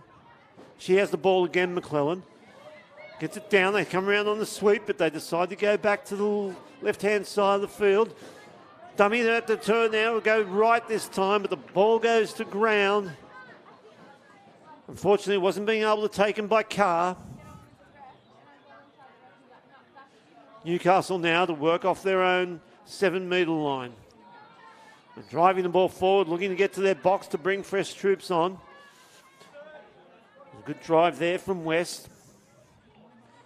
Rose was there this time. Now in the hands of Rawlins. Rawlins releases on the outside. And there's McCarthy. She releases. Oh, very unlucky there. That was great play from the Newcastle. Shifting the ball along the line. McCarthy was looking to get it out to a winger there, and the ball just went to ground. Maitland now. Moving the ball forward. You can see that looking to get to the centre of the field. And Cox was there. She's with the ball again. She drives it forward. Underneath her is Rawlins. Rawlins gets to the weight.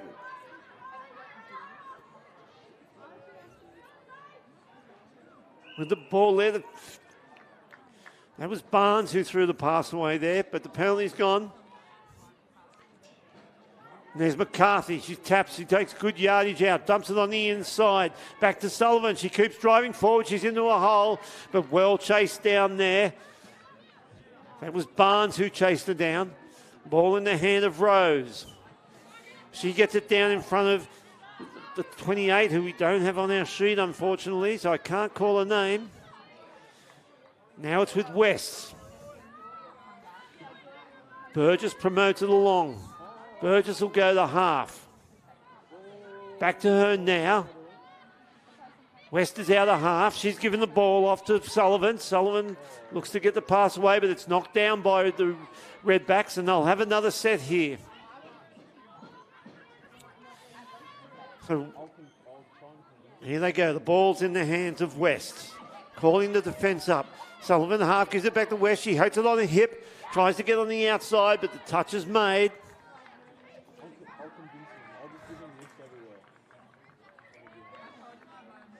Sullivan gets the pass out there to Burgess. Sullivan now with the ball again, gets Burgess around on the wrap, but the ball just goes to ground. And that was Rawlings, I think, that time, trying to get around on the wrap. Yes, and the ball has gone. It wasn't able to take the pass, and now pressure here from the Newcastle girls, pushing up as the Redbacks are trying to get subs on.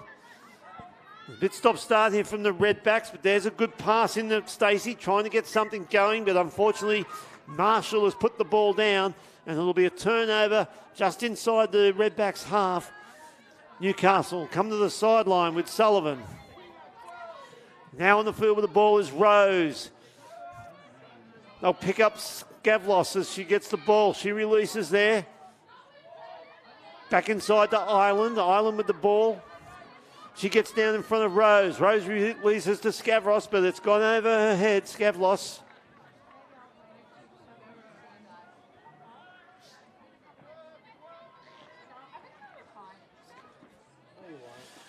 Maitland now looking to get out of their own half. They've had trouble so far, but this is a better drive forward. And it's in the hands of Murdoch. They switch it out to the left, McClellan. She gets it down, now in the hands of Carr. Carr drops it back inside. McClellan's got the ball in the hands now in the Murdoch. Murdoch looking to release on the outside, and a good set of wheels there and speed shown by Richards, and they've scored in the corner. Good ball movement from the Maitland Redbacks. And that was Richards scoring in the corner to tie the game up at 1 apiece after 7 minutes gone.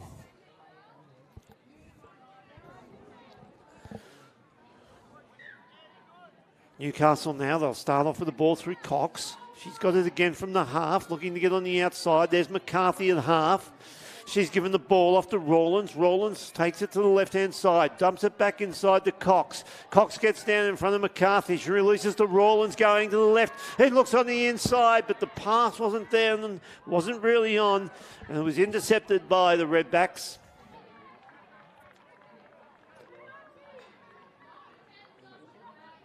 I believe Power that made that interception.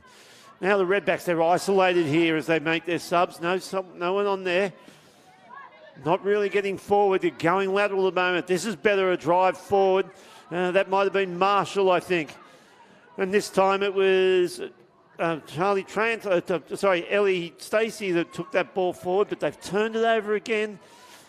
A lot of unforced errors here for the Maitland Redbacks.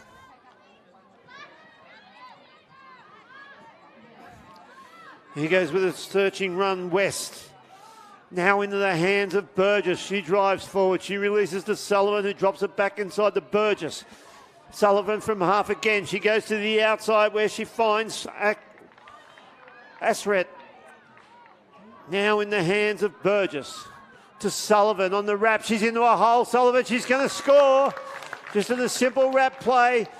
Stacey was trying to make the touch, but she's dived over the top of Stacey.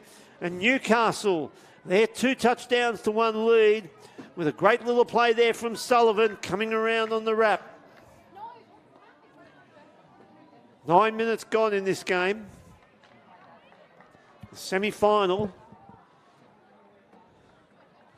Winner to progress through to the women's 20s grand final. Good hands there out of Murdoch. She's at half again. She's given the ball down to McClellan. McClellan gets it further promoted. This time in the hands of Beckett. Beckett with the ball again. Drops inside to McClellan.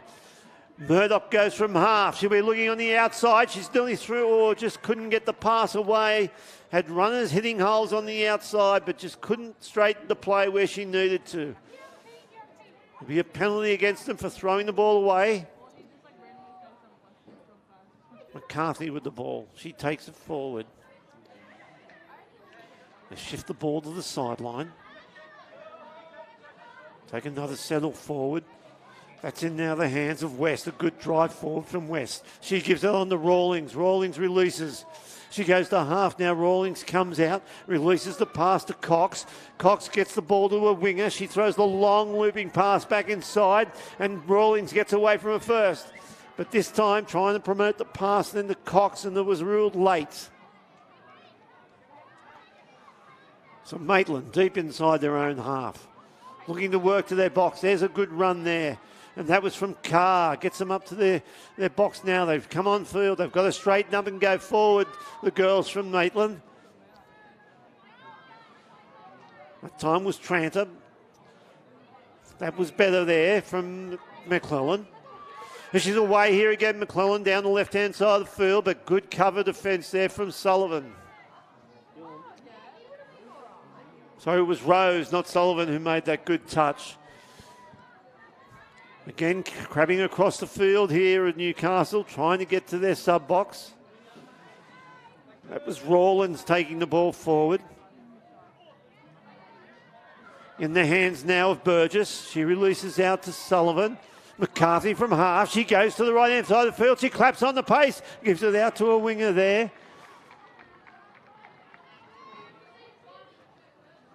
So a couple of opportunities for McCarthy so far. She's got a very quick speed on her, and she's causing the defence a little bit of havoc when she takes off. Maitland now, you can see they're not really playing with the same speed through the middle of the field as the Newcastle ladies were. They come to the right, they dump it back inside there from Egg, but McCarthy intercepts Sullivan at half. She goes to Burgess. She drives the ball forward. Sullivan again. They bring on the field now, and that's Rawlings driving forward. He hits Skavlafos. She's at half again. She gets the ball onto Ireland. Right there's acting half court, the referee said, or off the mark. Maitland now. Notice with the Maitland team, as soon as they get possession, girls are just sort of skipping off the field like that, not keeping their eye on the play. And unfortunately, Marshall's put it down and given Newcastle very good position to start this set of 6 with. Ireland with the ball. They come back to the left-hand side of the field. There's an opportunity here. A very good ball from Scavalos and to Isabel Rawlings, and she's in for a touchdown. And now lead 3 touchdowns to 1 after 12 minutes and 45 seconds is gone in this game. Newcastle team just to look a little bit sharper, but I think both teams could straighten their attack a little bit. There is a little bit of crabbing in both teams. I think if Newcastle straighten their attack, they might run away with this game. And equally, if the Redbacks can straighten their attack first, they might get back onto it. Apparently there for a heavy push. So Power with the ball. She'll bring it back into play. She releases it on to Tranter. Tranter with the ball again, so it's between Power and Tranter at the moment. They come around with the sweep, and that was McClellan on the sweep. But they're narrowing too much, they've narrowed the field down there a little bit. And there's not really much happening in attack here. Power gets the ball down. Release to Tranter. It's all very pedestrian. She's going to get it down for McClellan. McClellan takes it there. And again, very pedestrian style play. They need to put more pressure on the defence and move them around and then take their opportunity. Newcastle now driving the ball forward. They bring on the substitutions. Rawlings, she'll sweep on. Into the hands of McCarthy. She releases to Burgess. She's got Sullivan on the outside. Chooses not to go. McCarthy out of half. She's looking to release. Nearly through, but she could have released the ball there to Sullivan. Would have had a 2-on-1 and a chance to score in the far corner. Maitland now bringing fresh troops out there. They'll release the ball here. Still deep in their own line.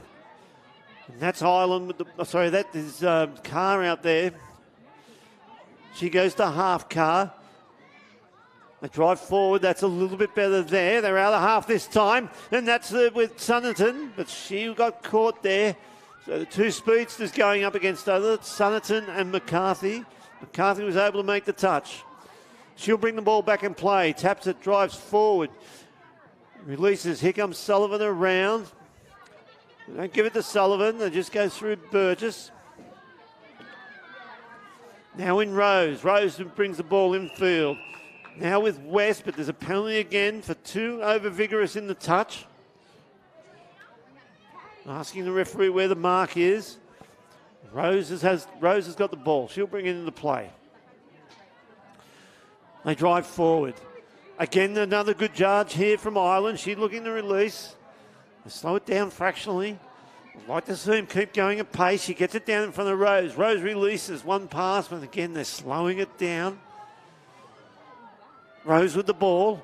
Dummies on the inside. Sorry, that was Ireland with the ball. Dummied on the inside, but could have gone outside to Rose. Rose is the half. She gives it off now. They give it back to Rose, but the ball goes to ground.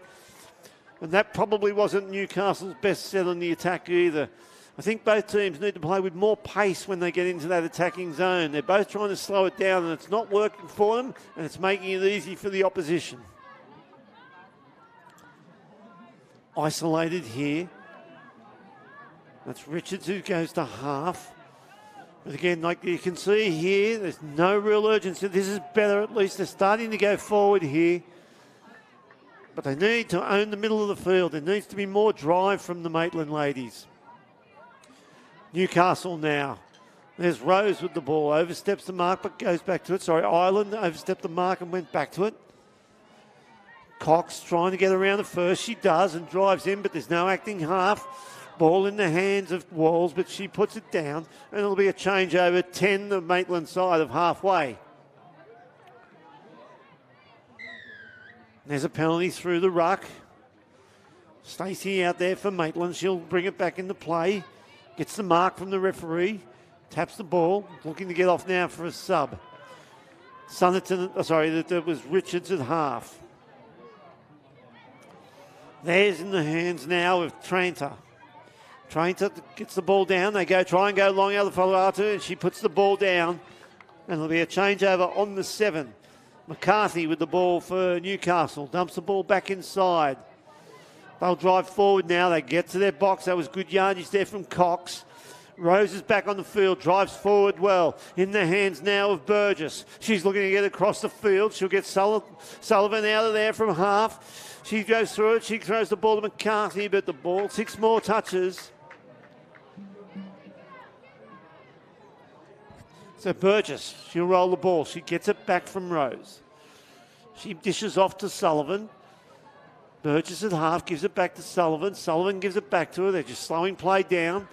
Rose at half to Sullivan on the outline. Dumps it back on the inside, but signalled that pass all the way by just continually looking back on the inside.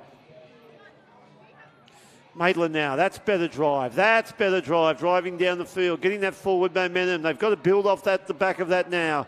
A little bit sideways here. But they've got the ball again from, that was Sunnerton there. Sunnerton drops it back inside. She'll go from half this time. She does. Looks left, but goes right. Puts Stacey into a hole.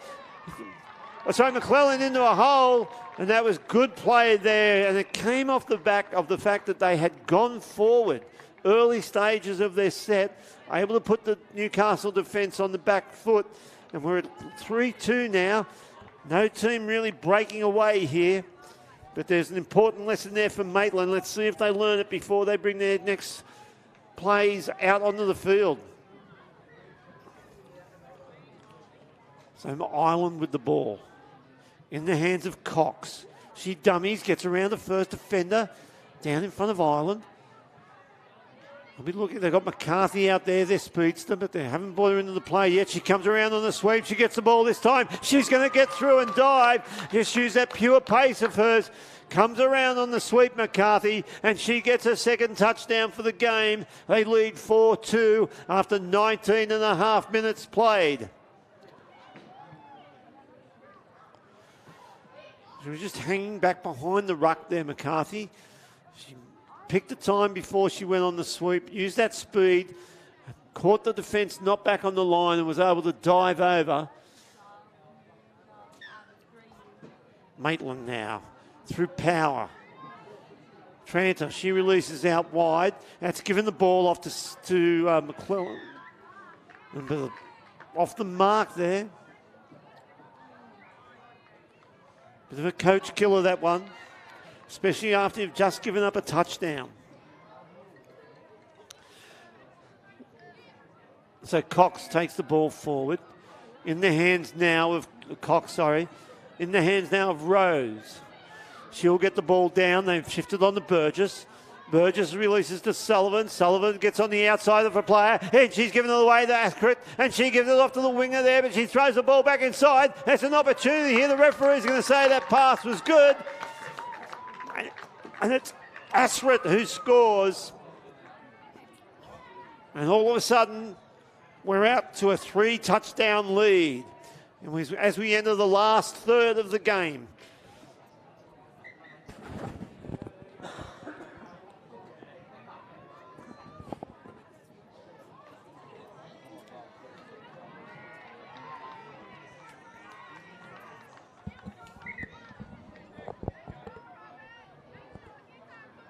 Well, something's happened here.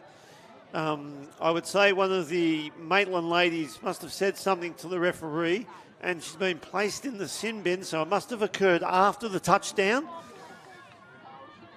So she's going down to the bin. That'll mean that Maitland will be with 5 players here.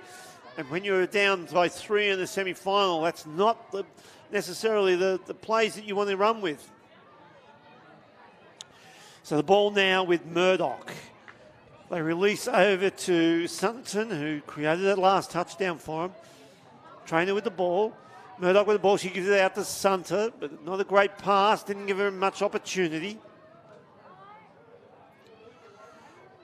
Gets a long ball out there to Sunter. She got it out to McClellan, but nothing happening there. And now, what will Newcastle do? They've got a player advantage as they come off their own line. Sullivan took it forward. They move the ball forward again.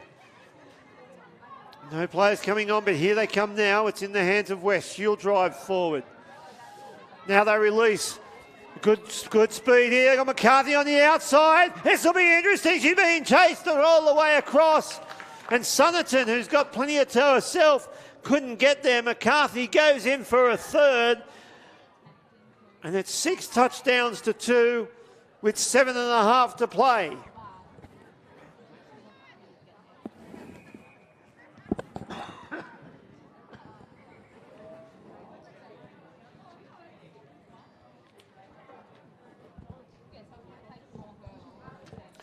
Newcastle there were able to obviously take advantage of the advantage that they have got.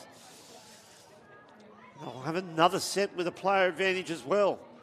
As Maitland come forward now through the efforts of Sonnerton in the hands of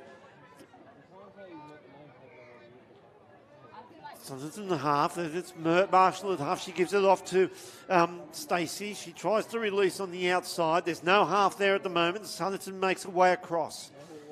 Gives the ball back to Marshall. And that's 6, and really nothing occurring there.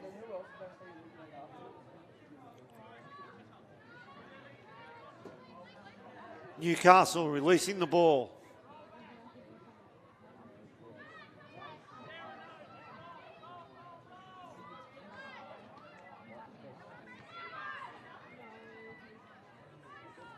And they release it down the outside, and they're away here through the winger. She's going to get the ball down.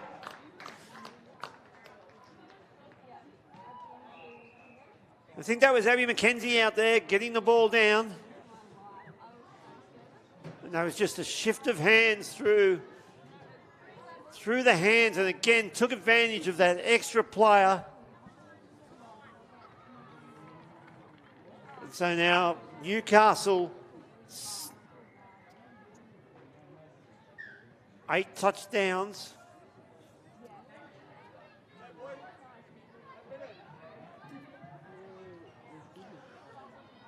Maitland.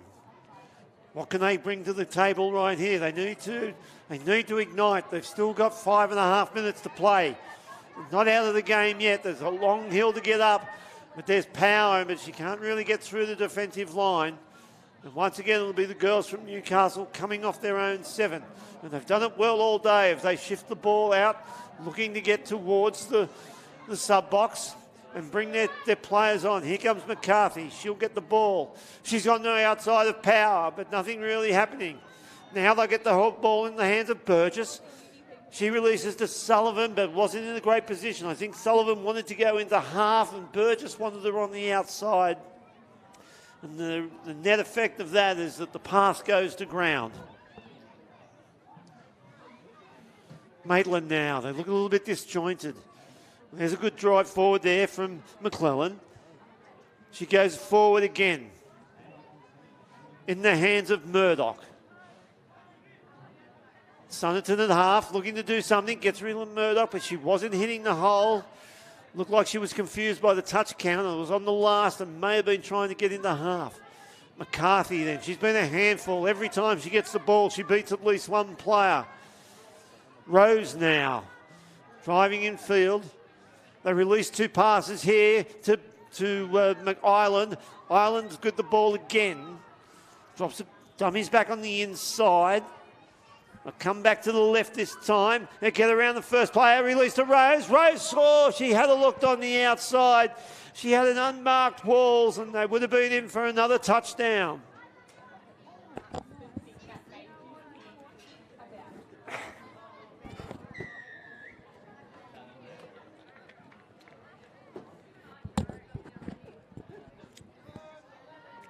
Maitland now, 10 shy of halfway. Ball in the hands of Egg. She's trying to get them going forward. She's trying to ignite the play. That's better. It's from Marshall. They put the ball now in the hands of Stacey. She gets it back across to Marshall, but the referees found a penalty. I think it might have been for late pass. And yes, it certainly was. Newcastle now. Game well in hand at the moment with 3 minutes to play. They lead by 5.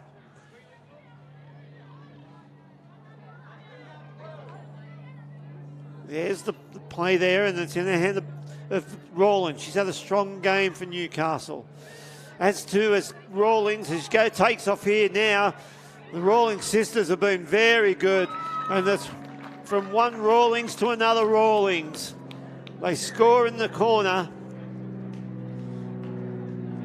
And it's 8 touchdowns to 2 with 1.5 to play. Sorry, 2.5 to play. And Maitland now really want to get another touchdown on the board here for a bit of pride.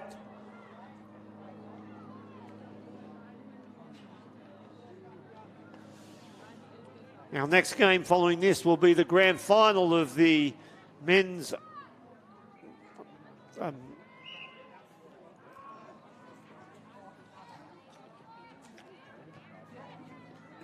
men's Masters division, I think it is, or the men's 30s. We'll get back to this game, and it's the Maitland girls looking to try and secure a touchdown here, get a bit of pride back into their play, power with the ball. She gets it down in front, and then it's Tranter who goes back the other way. She passes the ball back on the inside. I think that was to Beckett, and Beckett's got a touchdown. And so that's 3 touchdowns to Maitland. 1.5 to play. They trail the Newcastle Knights 8 touchdowns to 3.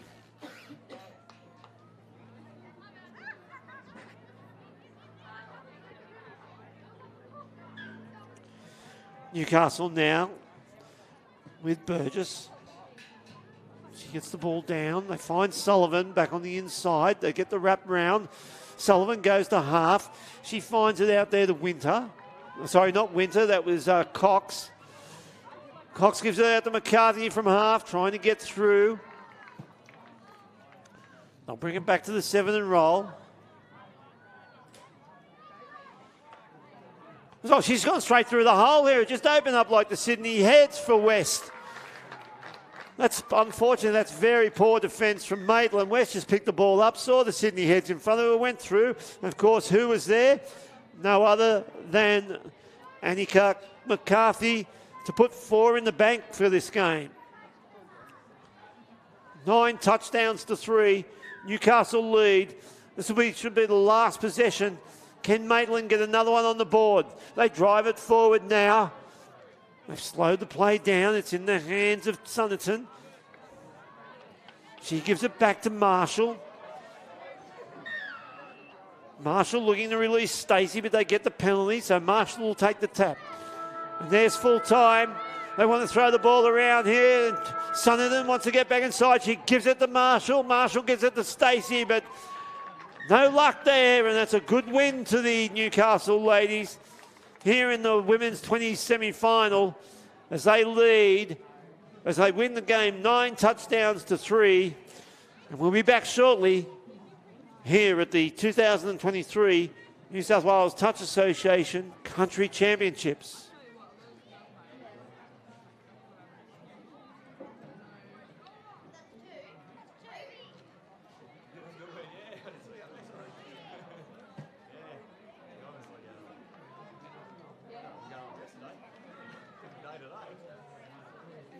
And that now concludes the 12:35 time slot. As the next time slot is only 3 minutes away. We ask that all players, team management and referees to please make your way off the field as soon as possible. The next round of games will cap off in 3 minutes time.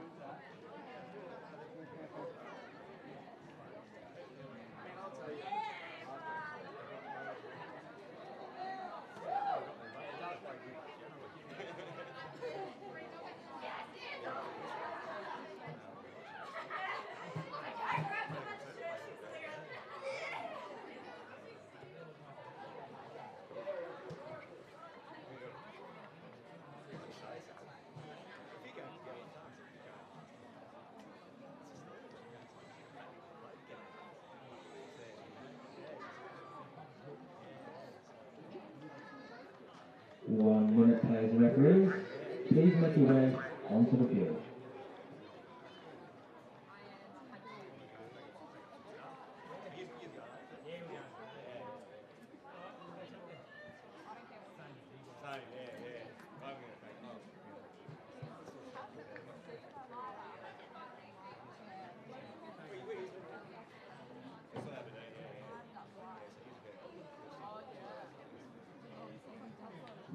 Seconds, players, referees. 30 seconds. Welcome back here to the New South Wales Touch Association Country Championships being played at Glen Willow Regional Sports Stadium. Beautiful stadium.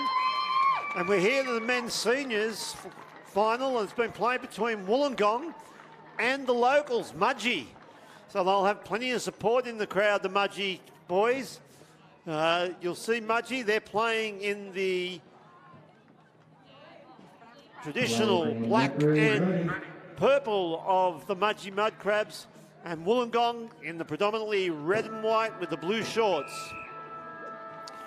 And we're away, and it's Wollongong to bring the ball into play.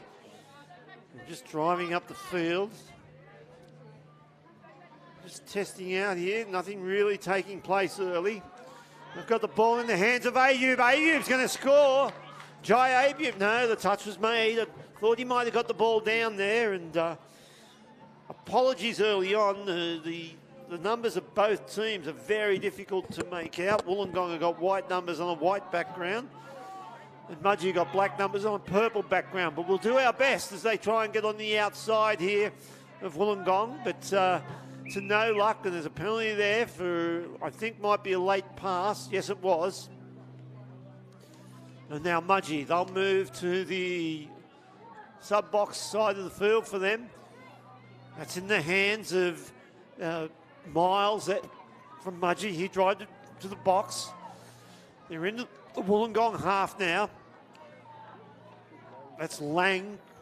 He'll go out of half, Lang, and he's nearly through. He throws the cutout ball out here to Laurie, but he just gets that pass knocked down, and so they'll have 6 again. You'll see the Mudgee team, they'll probably try and set a play here for Lang out of half. So there's Laurie with the ball. He gives it to Lang, looks on his left, it comes back to his right, gets it down in front of Laurie. They throw the long ball out of half to Lang. He's looking to get underneath, he dives for the line. The referee said the touch was made. So he'll bring it back to the 7. He's barking instructions to his players. He wants another, he's called another play. He's waiting to bring the defence out. He dummies to Laurie, but he get down in front of Laurie this time. Laurie will give it back to Lang from half. He steps off his left. He's on the outside, tries to reach forward. Touch is made. Laurie at half again. Lang with the ball. Back to Laurie. He gets it down in front of Bryant. Bryant gets it out to Lang. He throws a long, long ball out to the wing. What the referees have called here, they're going to say it's a touchdown. And that touchdown was to Jacob Parslow. So the locals, Mudgee, first to score. They lead 1 touchdown to 0 after 2.5 minutes of play.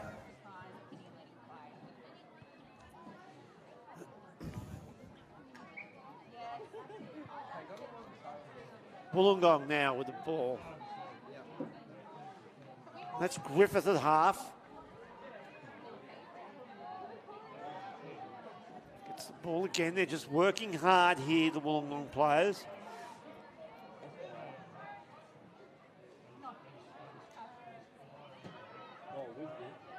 Bring the ball back to the centre of the field. That's trying to get it down there, but there's a penalty.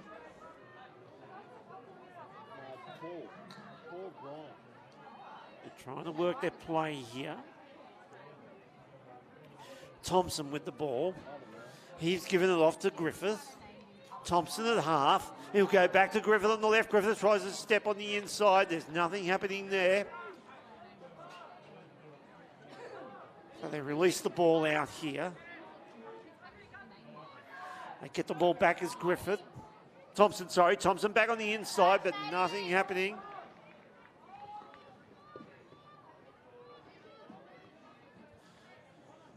Matthews out there with the ball. He releases it.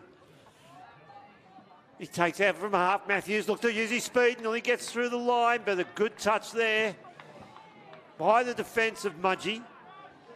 So they hold him out there, Mudgee, and now they'll just work the ball off their own 7, driving towards their box to get the fresh legs out there.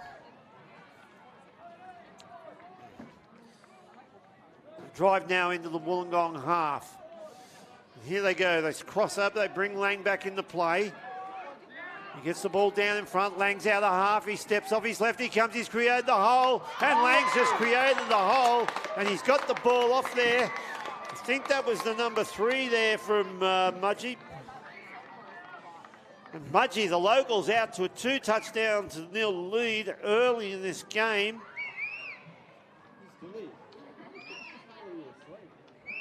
Just seeing if that's Matthew Traynor that might have scored that one. We'll give it to him for the moment, but 2 touchdowns-0.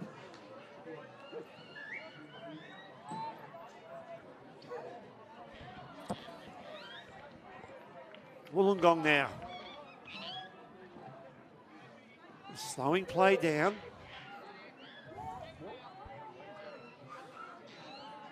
It's like the Bono out there. Well, they've got on the outside their players here. They're going to get around and score, but touch was made. Good defence. Trying to ascertain the numbers.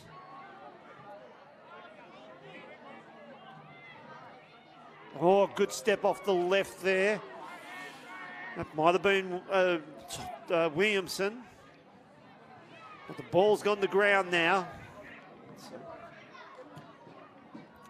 Mudgee now just starting to work to their box, a little bit untidy around the ruck. They drive forward now, they're bringing their fresh legs on. So far, Mudgee, the more impressive of both teams, playing with more speed and pace. They drop the ball back on the inside. Opportunities abound here. And they go the numbers life. And they go long to the wing, but he's already run down well. Good defence there. A very good long pass there from Power. Pressure up from Mudgee. Wollongong, they've just burned a touch there, but here they come again. Shifting the ball, trying to get to their sub-box to bring fresh players on. They sweep around. No real pace in the Wollongong play. Just gently rolling through the set. It's probably not what they need. Ayub now takes it forward. Pace of play needs to be higher for Wollongong. Get the ball out to Ayub, trying to release on the outside, and he gives the pass out there to O'Brien, I think, maybe.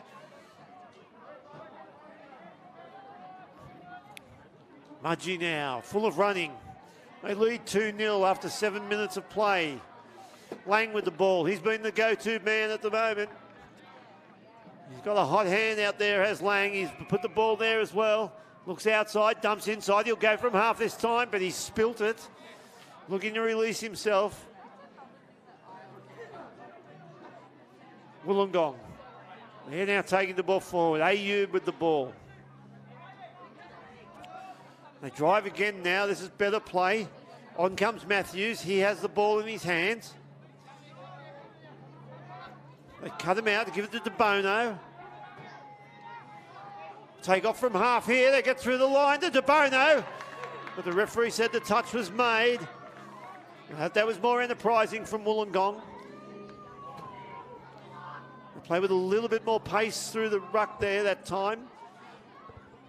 But good yards again there from, I think that was Traynor, the try scorer for Mudgee.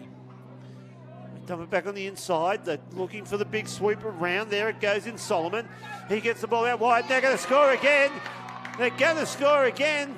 This time it's through Miles. They swept around to the left-hand side of the field, dummied and came back to the right.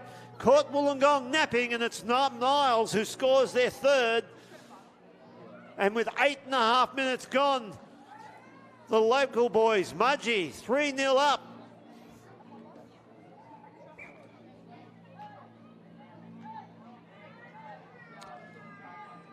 Wollongong now with the ball.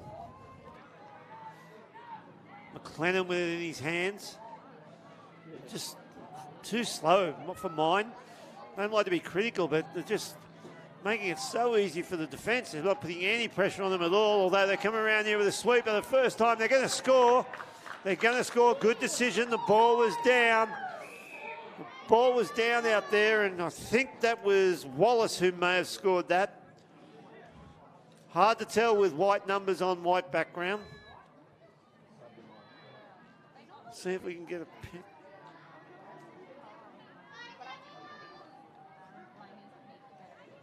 Yes, it was Wallace. So they're on the board, the boys from the Gong. 9.5 played, 3-1 in favour of Mudgee. So there's Bryant out there now taking some of the hard yards, trainer with him. Bryant with the ball as well. He gets it down in front of Laurie. Laurie's with the ball again. Bryant goes out and gives it to Laurie. Laurie can't put it down. They went away from Lang that time, who had parked himself on the left-hand side of the field. Lang dropping back to a fullback position here is interesting. Trying to stop them getting to the box, and he's done that successfully. Bit untidy here from Wollongong. Ayub comes into the field to play with the ball. They shifted off now. I think that they threw the gap here. That's good pace there. They'll go away from him this time. Throws the ball back inside, but it's caught by Mudgee. The referee, what's the referee called here?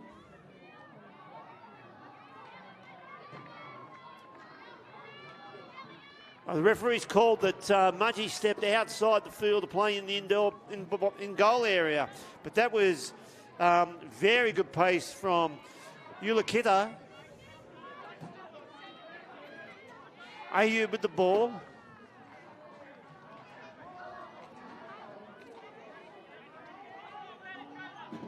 Just setting play up here. They get it back to Ayub. He wants to go himself. He throws the ball down. Lang was looking for the intercept, and he's knocked that ball down. There's been a collision in the end goal. One of the Mudgee players is down.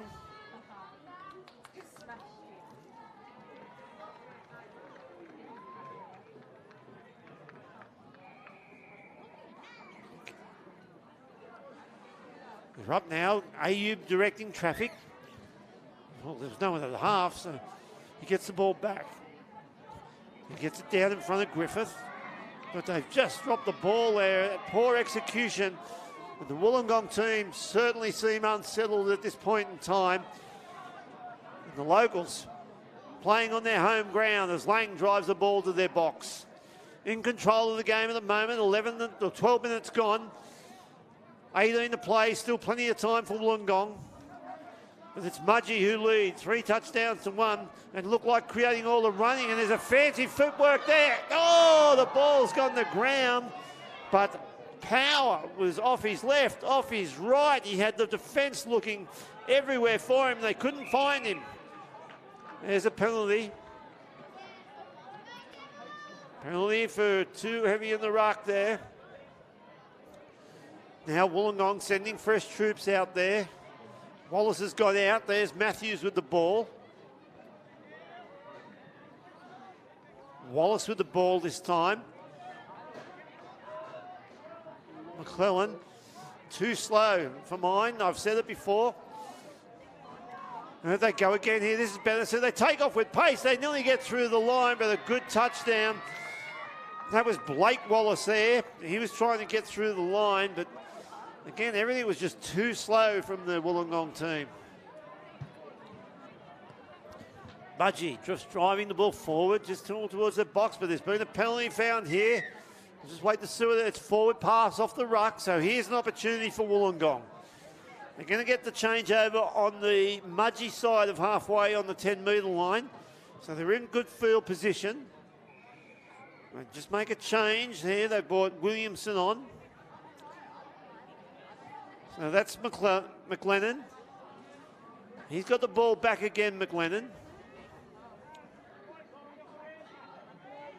Williamson at half, gives it back to McLennan. He's given it off to Wallace.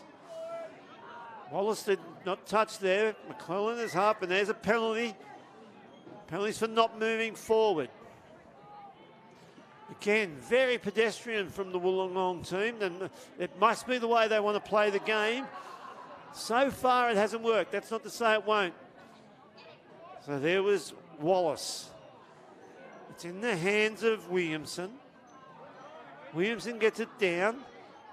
McLennan, he's directing traffic. He dumps it, he gives it to Williamson. He's going to dive straight through, but the defence is onside. Williamson and McLennan just playing in a couple of metres of field. And there's a penalty. And that's for hands in the ruck this time. So again, here's the third set in a row, but the thing about it is they haven't actually, the way they've played, they actually haven't put the defence under too much stress whatsoever. It's a play they've brought Ayub on, and he likes to play the game fast. They go the long ball outside to Wallace. Wallace uses his speed, but can't get on the outside, can he? Yes, he has. And so really come out of nothing. They just throw a long ball and rely on the pace. It works. So if they set their play up with a bit of pace, they'll get right back into this game. 3-2 in favour of Mudgee. Halfway through the game, it's the locals who have got the scoreboard in their favour.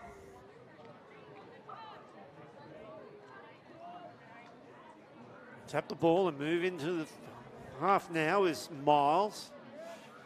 They got a touchdown early. Lang wants him to get over to him and get down in front, which he does. He sends Miles back on the inside. He gets it down. They run a rooster play around the outside, but they've ignored Lang going around. He's got the ball. He wants it back. They've ignored him again. A bit late. He steps off his left, looks on their right. He throws it up and catches it himself. He dummies with a big arm. But well read from Wollongong. They didn't fall for that. Oh, got to be a penalty there. Throwing the ball away. He's thrown it into his mother in the crowd. Anyway, they bring the ball up now. It's a 10-metre advancement. Wollongong. Through the hands. Ayub all the way to the wing. Trying to get fresh troops on here.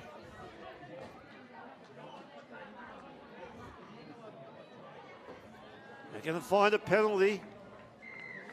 And they do. Too many players on the field, so poor execution. Poor execution on their subs.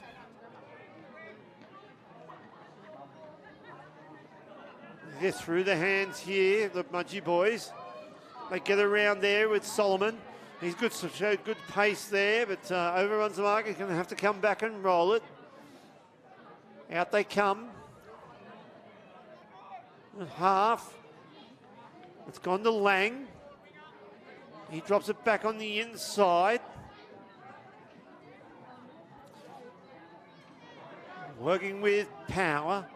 There's Lang. He throws the long ball to the wing. There's a chance to score. I reckon he's got the ball down. For mine, I think Baddock scored, and the referees agree. And there's a touchdown to Baddock and the locals. Mudgee, Mud Crabs, 4 touchdowns to 2. This defence getting a talking to from the referees out there.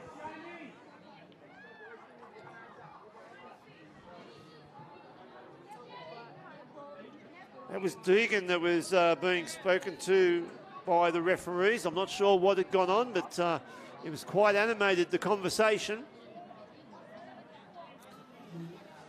Wollongong with the ball now in the hands of Ayub. McLennan slowing it down again. Ayub now looking to play a bit quicker with pace. Gets the ball over the top, trying to find Miller. But the pass goes to ground. And it'll be a Mudgee penalty. Well, actually, it's a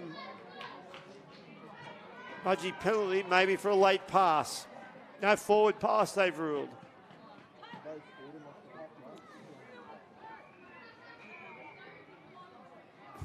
Here we are in the men's seniors final. There's 18 and a half minutes gone. Mudgee 4, Wollongong 2. And it's Mudgee who seem to be in control of the game. They get the ball out wide, playing with a bit more pace. And that time it was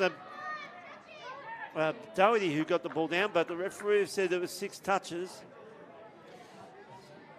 Doherty comes up and puts the pressure on Wollongong. And Ayub gets the ball. They try to shift it. Miller now. They get it to the sub box.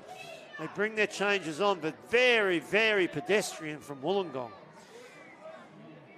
Matthews, he tries to get him going with a bit of speed. So does Griffith. This is better now. They're coming into the line at pace, and they release, and nearly gets through. And that's far better. You had Eula Kitty out there. He's got plenty of toe, but they've got to come off driving with pace. But through the middle of the field, they're just happy to lope through there. Mudgee. Oh, that was forward off the ruck. They got one away from there. So the Mud Crabs now, they get into the Devils' half. Lang's back out there. He's working there with Bryant. Bryant gets away from him, but gets it down in front of Laurie. Laurie, as they step to Lang. Lang looks on the outside, but unfortunately, Bryant had gone back on the inside. Lang wanted him on the outside. Well, he pulled up a bit lame in the in goal, Lang. This could be a blow for Mudgee. He's been their go-to player. He's only defending with 5 at the moment. He's going off.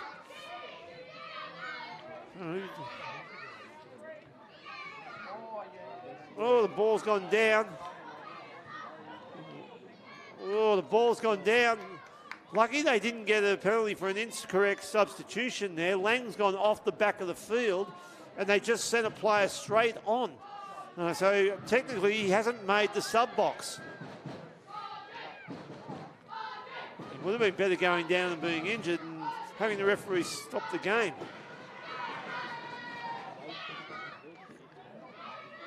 And here's Mudgee now into the red zone. That's Miles working there. He's got the ball again, Miles. He's working Doherty with the ball on the outside, trying to get through, but can't. And it'll be a changeover. So now this will be interesting. There's still 9 minutes to play. Lang, who's the playmaker for Mudgee, is off with an injury. He may come back on. He's starting to walk a little bit freer over there. Mudgee in control of the scoreboard at 4-2. But Wollongong, every chance now to get back into it. There's DeBono. Has the ball. They bring it back in front. There's Miller. Miller was looking to go from half that time, but unfortunately Matthews had gone over the mark. And so it's a Mudgee ball. Miles at half. They flick it down the wing there, nearly away down there. They'll bring fresh troops on. They drive now into the half. They bring Bryant back in the middle of the field. And he releases Laurie. Laurie goes left and right, was looking for the penalty, didn't get it. Miller with the ball, taking it forward. They get to their box now, trying to get the fresh troops coming on.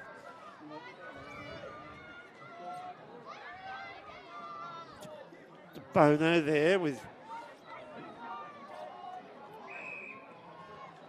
There's a penalty, and there's plenty of chat out there at the moment too.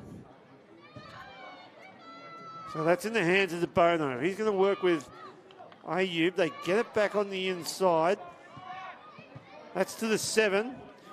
We don't have a 7. Oh, sorry, it's a Boniface. We do, sorry. Boniface is out there. That's him at half. Gives it to Ayub. Ayub comes back lefty, dummies and throws the short ball, but the pass went to ground.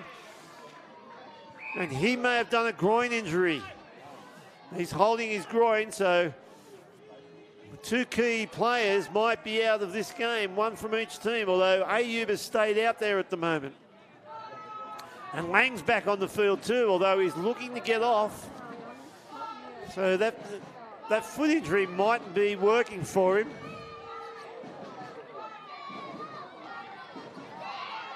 They go out of half here. That looks like it's Power. He throws the long ball. Nothing there. And the Mudgee crowd right behind their team right at this stage. There's 6.5 minutes to play. They lead by 2. Ayub with the ball, not moving real freely. He's looking to get off, and I would say he's done a groin injury. Here they come, and again, this slow pattern of play through the middle of the field. Wallace, but he likes to run and he nearly takes off. But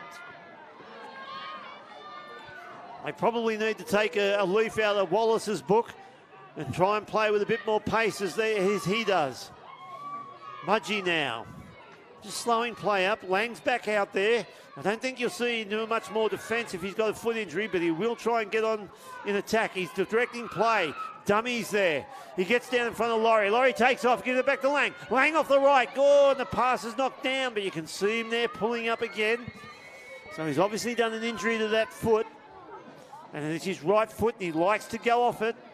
He has the ball. He's going to work in a tandem here with Laurie. Laurie gets it back off to him from it quickly. He goes out wide, looks for the long ball. It's been tabled. Oh, it's been dropped. And so now, approaching 5 minutes to go. Wollongong down by 2. The local Mudgee Mud Crabs up. Couple of injuries now starting to impact the game. Wollongong need to find something. We've got the ball in the hands of Boniface. But the referee's found a penalty here, and again it's going to be for an incorrect substitution. Too many players on the field. It's players being too eager to run on the field when their subs haven't come off. They just have looked out of sorts this whole game, Wollongong, but there's still time. There's 4.5 to go. That's roughly about 9 sets of possession to be played out. They get the football down in front of Doherty. Doherty gives it back to Miles. He gets it down. And that was Solomon. Solomon just telling him, oh, that was a rough part. And there, that's a good decision by the referee. They charged into defence there. And that was what caused the disruption to the roll ball. Miller just bringing the ball forward. And again, you can see how slow and pedestrian the Wollongong drive is. They need to go a lot quicker. Well, Ayub's gone back out there, so he must be feeling okay. And this is better. You look at it. So again, they come with a slow play, and then they try and take off through Ulakita. And he's certainly been good, and he's got plenty of pace.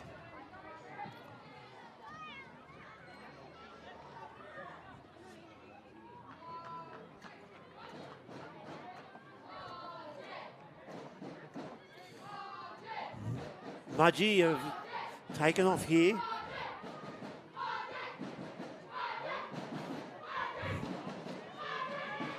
Approaching 3 to go. The Mudgee crowd getting a bit edgy. They're 2 in front. Wollongong certainly not out of it. The ball in the hand of Matthews. Gets into the Mudgee half. Steps on the outside of Laurie. And that's a silly penalty to give away.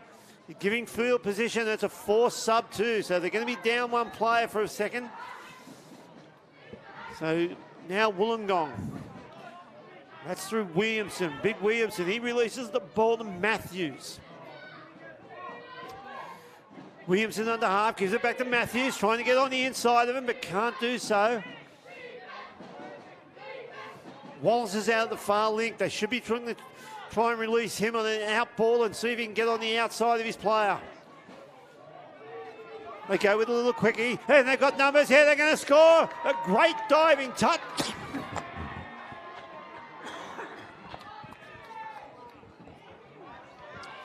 Great diving touch from Mudgee. Here's a chance. They go back off the left. They wrap the ball up, Mudgee. 2 minutes to play. The locals in front by 2. Might be a big night in town tonight if they can hold on. They drive down the centre of the field. There's Laurie. He's had a strong game. They bring power back into the fixture. Release the ball out here. They bring Lang into it. He drops it back on the inside. The ball went down. An opportunity there. Big Solomon, if he could have got the ball down for Lang, he would have taken off to the left-hand side. They would have had numbers. It's all or nothing now for Wollongong. And again, it's going to be a penalty to Wollongong. A forward pass off the ruck. Well, I tell you what, The game's not over, but I think the fat lady is out the back warming up those vocal cords of hers. Mudgee now, the ball in the hand of Bryant. He's had a strong game. He's going to work with Lang here. Lang will bring all of the experience he's got from representing Australia, slowing the play down and getting a good shot here. He'd love to put another touchdown in and really seal this game right here, right now. Here into the last minute. Lang comes off his left. Oh, they pop the ball. Wollongong, they've got to go the length of the field. And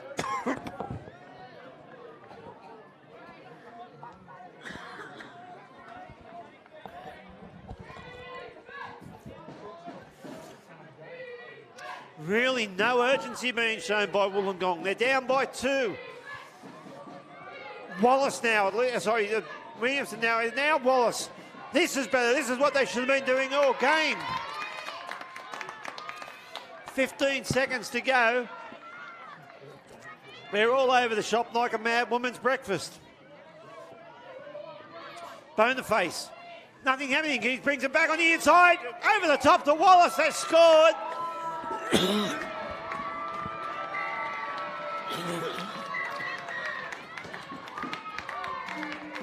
But it's too little, too late. They score right on the bell. And Wallace has got a hat-trick in a beaten team. And it's the locals. Mudgee. They take out the men's seniors country championships for 2023. I'm not sure who they're sponsored by, but whichever local hotel it is tonight will have a big night. We'll be back shortly with our next grand final. We have a drop-off on field 2. Players may freeze 30 seconds.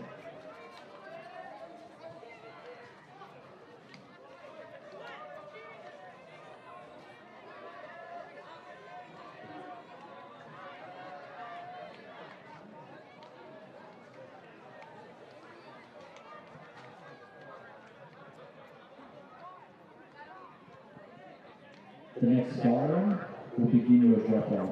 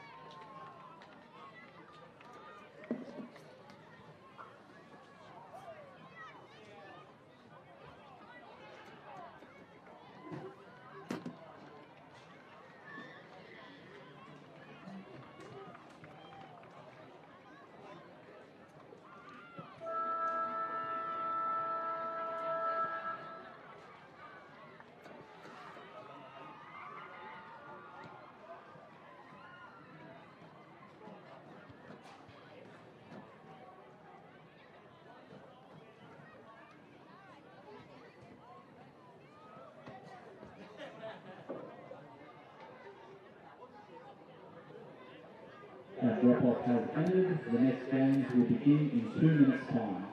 2 minutes, players and referees, please make your way to the field.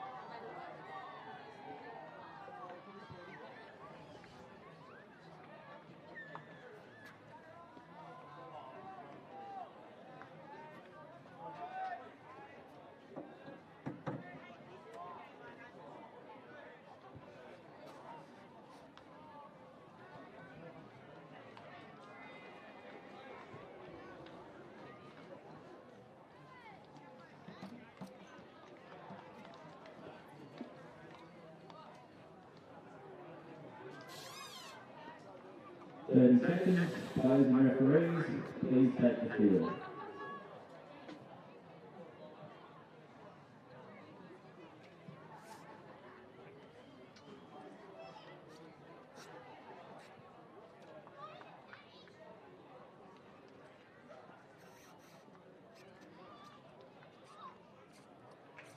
Players and referees ready.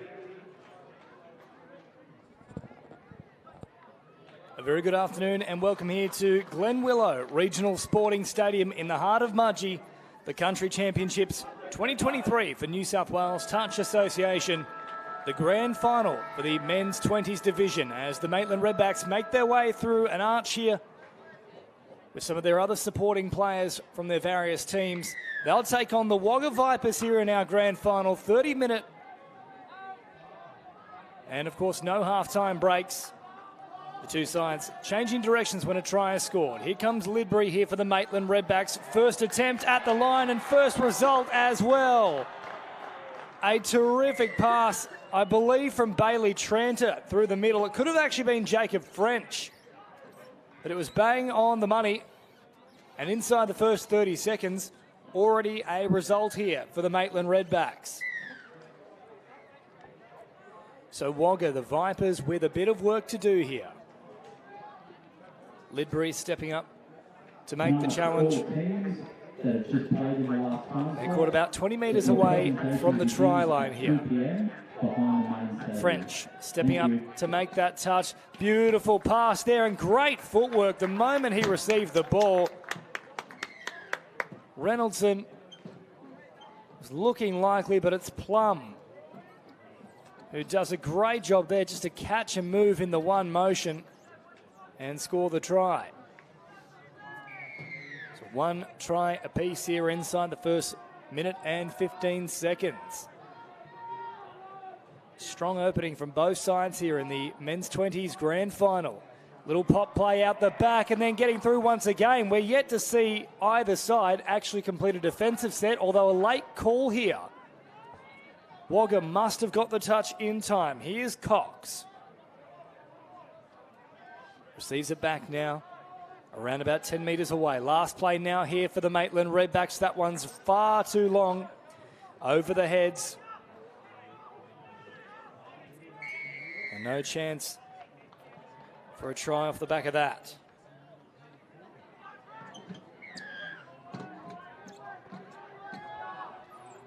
So Carlson stepping up to make the touch as the Vipers work it away from their own end here. 10 shy of the halfway line. And a forceful touch is called after 2 minutes and 20 seconds. Scores currently level, one try apiece. And the Vipers looking to strike here. They work it 10 metres into the opposition side of the field. Beer out there along with Lockie Cole. He's got oodles of pace, Lockie Cole. Certainly one to watch if he gets going. Beer out in front of Cole, stops on a dime. Stepping off the left foot. Beer, Cole once again with the dancing feet. Beer trying to link up here. They'll touch it down. And that will be a changeover here, nice and early in this piece for the Maitland Redbacks.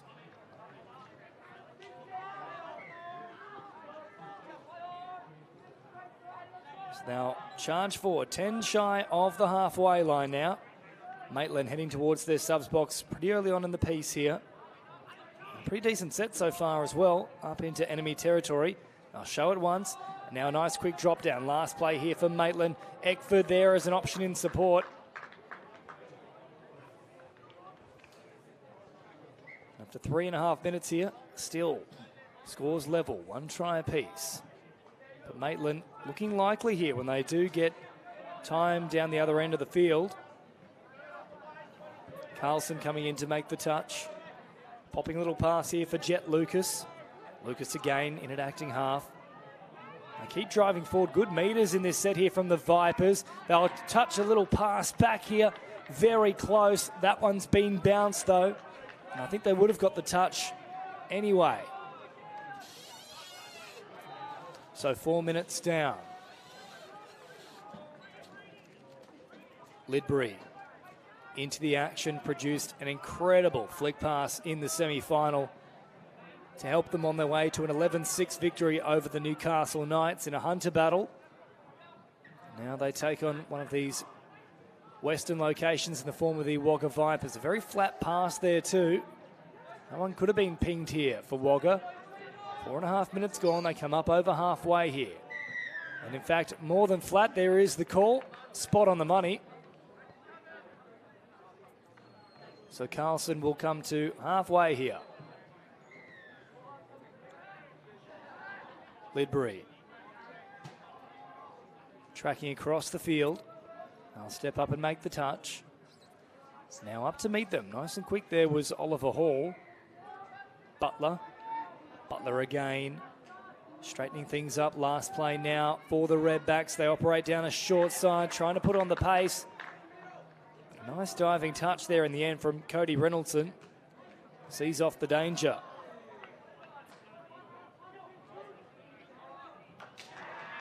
And Reynoldson has left that one behind this time around. So more pressure mounting now on the Vipers. Cox for Butler. Those two operating through the middle. At this point in time, it's still play on here for the Redbacks. Eventually, the Vipers step out to make the touch. Here is Cox again.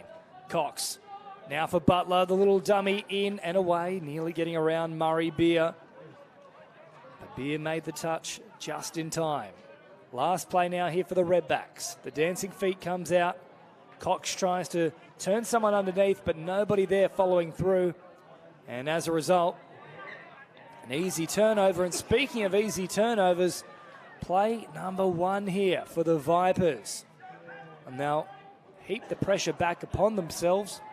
6 minutes gone, 1 try apiece. Maitland looking for the go-ahead. They led early inside the first 30 seconds. Bit of a stalemate since then, but it's to be expected, a close tussle. Wagga has certainly already shown that they've got the wares to withstand those tight contests in the semi-final. They got up over Wallsend 7 tries to 6. Very tight affair there. Maitland with the slightly easier pathway of the two sides in terms of that result in the semi-final.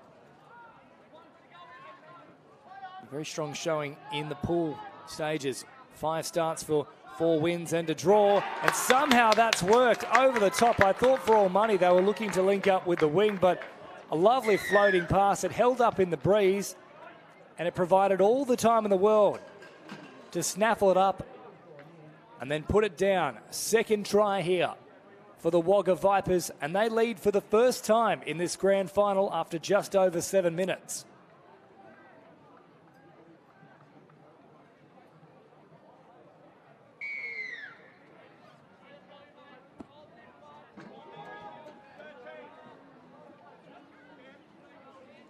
So Nichols plays it about 15 metres away here from the Vipers line. Lidbury bringing it up to the 7 now. Still an option back to the middle. Great footwork on that occasion. Still live here for French, is it? No, they'll call it back now.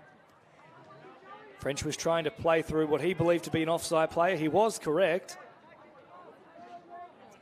But eventually the touch then made once returning to that onside position, but No real advantage there, hence the extra set to work with. Now dive from distance here through Chase Butler. He's turned away though. Back to the 7 metre mark they come. Nichols again charging straight at them. Nichols thought he saw a couple of lazy markers who hadn't retreated the required distance, but not quite the case there for Nichols. Last play now. Nichols looking long, going somewhere in between though.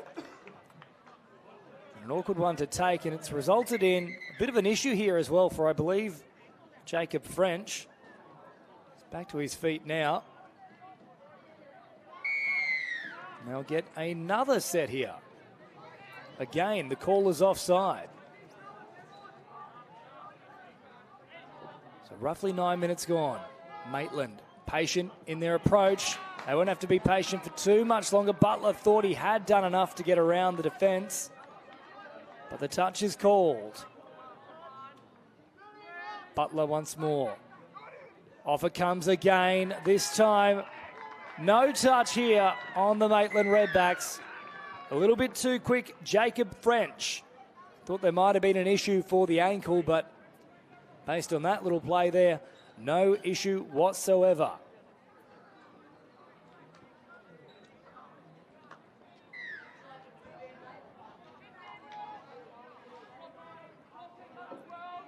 Two all here at Mudgee, Glen Willow Sporting Stadium. Just under 10 minutes gone, of course. 30-minute matches, no halftime breaks. Play on the call here as well for the Wagga Vipers. They continue to shuffle it sideways. Great tracking defence, though. They slid across immediately. Of course, they were all offside. Riley Stacey's out there now on the wing as well for the Maitland Redbacks on that far side of the ground as the wind starts to pick up here at Mudgee. It's been pretty tame for the bulk of the day, but as we get into the afternoon, really quite gusty.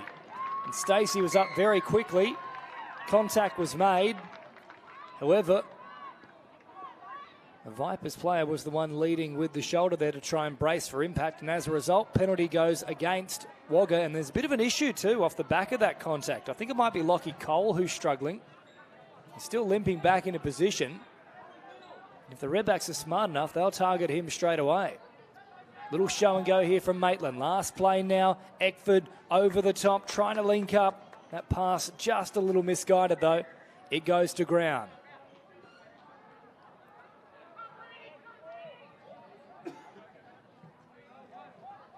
And still Cole having a few issues there, so he's going to come to the sideline now, well and truly before that subset can even take place.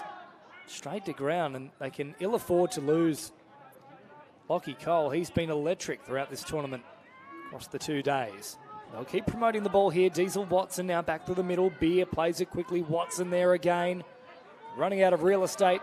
Quick, smart. And the Redbacks see off the threat there. They'll pop a little pass now. Lidbury back into the action. Up towards halfway. Now on the follow-up play, they well and truly cross that little section. Nichols trying to just evade a few defenders back through the middle, but they recovered the ground in time, putting them back on side, and as a result, they could make the touch. Lucas hopping in and acting half, a couple of plays in a row, and now provides a little ball here for Semple. Straightening up now with Joe Cole. Cole stopping around that 7 metre mark. Up they come to meet him. Last play now. Once more driving all the way through. Lawrence looking to link up. Trying to find the pass. Great cover defence, but not enough. They got to ground very quickly. They're having a final little conference here, the referees, but they are happy enough with that one. Lawrence sets up a try, and Wagga are back in front. 3-2.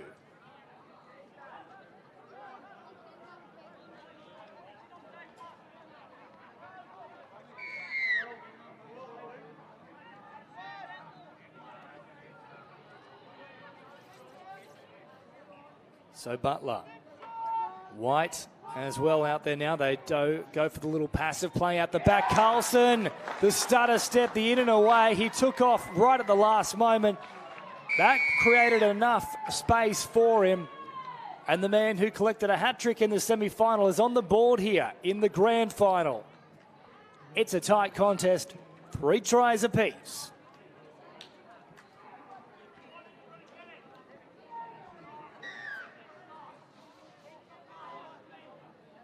So Wagga through Hall, up through the middle. He provides a little pass here for Reynoldson. Reynoldson, those long limbs in the hat, stands out here right in the middle of the pitch. So they take off a little bit here. Lockie Cole looks to have recovered from that injury a little while ago. Men's Masters and Senior Mixed for grand final presentations. Hall hopping in at acting half. Reynoldson is there again. Reynoldson trying to twist and turn and evade the defence. Can't quite do so. As a result, there is the turnover. Driving straight up through the middle. Nice strong charges here from the Redbacks. Cox flings it out to that left-hand side. Up over halfway they come now. And once more putting the foot down. This time around is Latta. Latta gets a nice quick play the ball as well. Now surely that was played out from the Vipers. Yes, it was. So a full set of 6 here. Only about 15 metres away from the line. And a forced substitution here as well for the Vipers. So if they can go quickly here, the Maitland Redbacks, they've got the overlap and they do exactly that. Smart play from Maitland.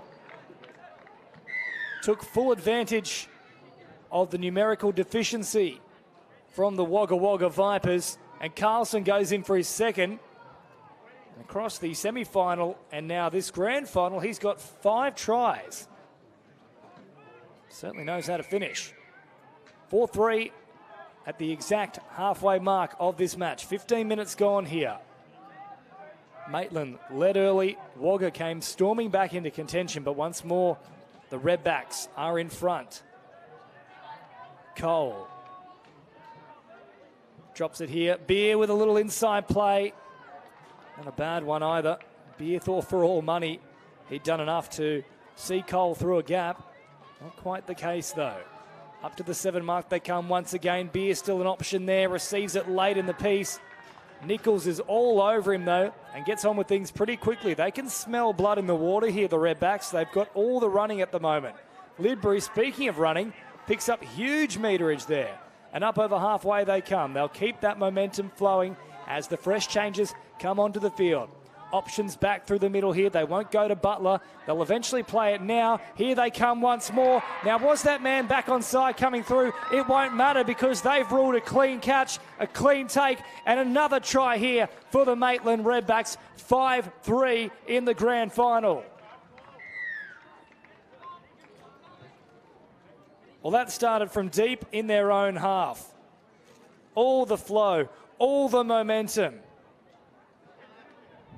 And they never let up at any point throughout that set. And it was just too much pressure there for the Wagga Vipers.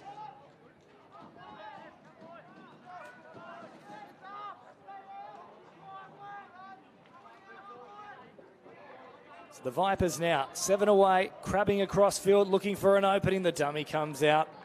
Butler didn't fall for it though.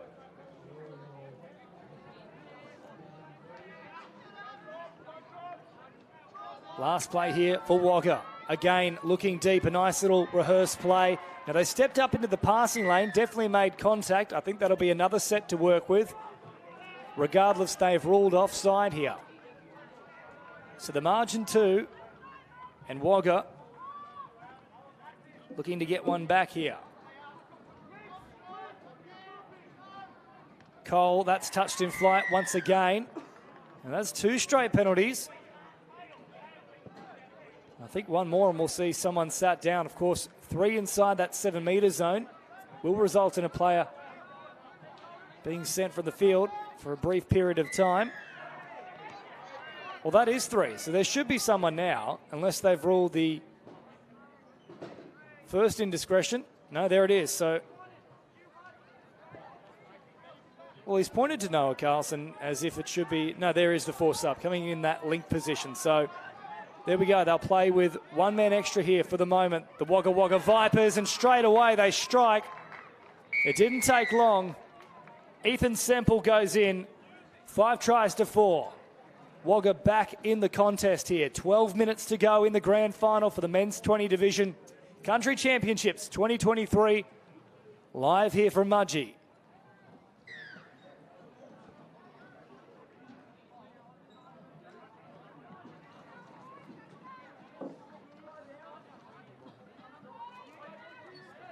So the Redbacks now working right up through the middle. Popping a short little pass here from Latta. Latta still creeping in the background. Another penalty here. Geez, there's been a few for offside so far in this grand final. Back to that 7-metre mark they come with a full set to work with. A long diving attempt. Now they're claiming the touch. I don't think they got there, nor does Bailey Tranter. He flew in from a distance. And hit the landing spot. 6-4, 11 to go. And each and every time Wagga think they're back in with a sniff, Maitland pull away once more.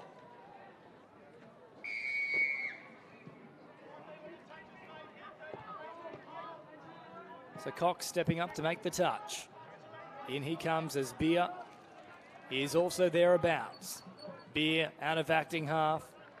Sends a little pass on. Back to that 7-metre mark they come now. Beer under pressure, quickly promotes the ball. Last play now. Beer once more setting it for them. They'll pop it over the top. Carlson jammed in nicely. Lidbury was also up in the faces.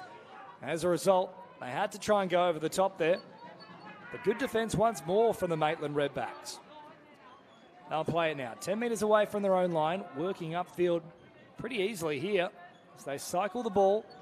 Get those reinforcements onto the field, but good pressure coming up and in though from the Vipers on the follow-up play. Now Cox has a chance to work something here down a short side. They'll turn back away from the right-hand side of the field and then up through the middle. So they're still asking a few questions there. It wasn't quite the smoothest set from the Maitland Redbacks, but still throwing a few things at the Vipers here.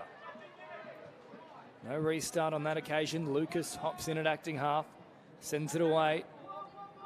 The arm came out, and there was suggestions potentially there that Preston Schultz may have been a little bit too forceful with the palm off. As the flick pass comes out as well.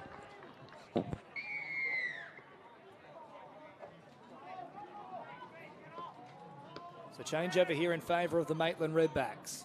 Inside the final 10 minutes. Now you can make it the final 9 minutes of this game. It's been a pretty tight contest the entire way through. Maitland now really looking to put on the afterburners. They've isolated Carlson up against Lucas here, but the pass just a little behind him, and he couldn't take full advantage of it. So the restart comes here for the Vipers. They probably need to be next to score at this point. Neither side has trailed by 3 tries or more throughout this grand final. As Reynoldson promotes the footy, he'll be called here for a touch pass. It was a close run thing, but Maitland get the call there. And a heavy touch comes in too. Forceful contact there from Hall. Insult to injury. I dare say that's a bit of frustration. It's also a forced sub here against Oliver Hall.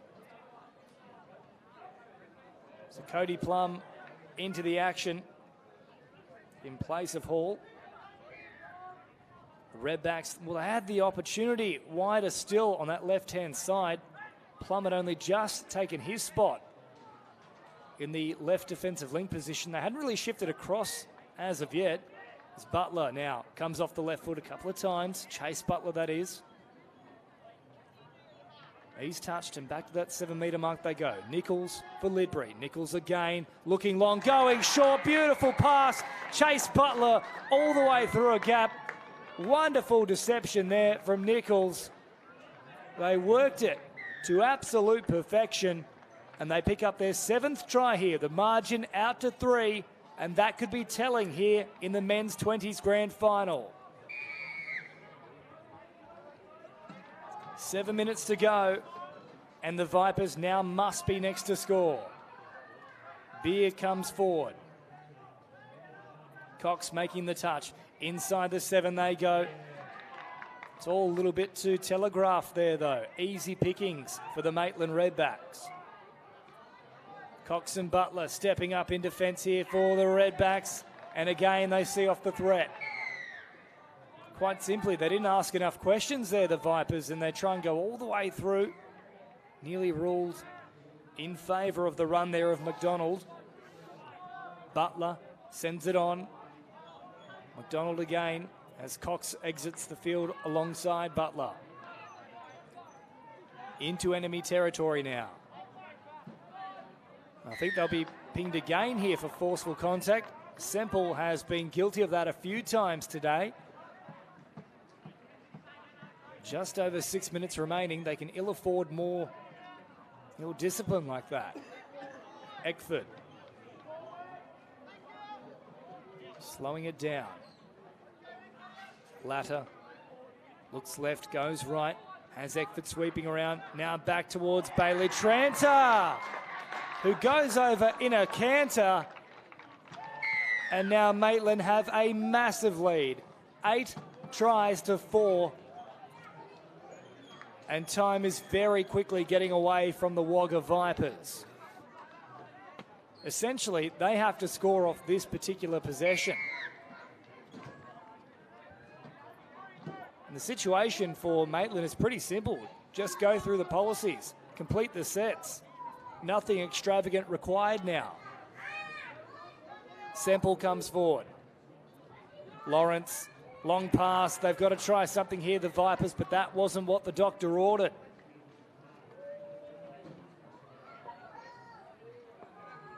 Five to go in the men's 20s grand final.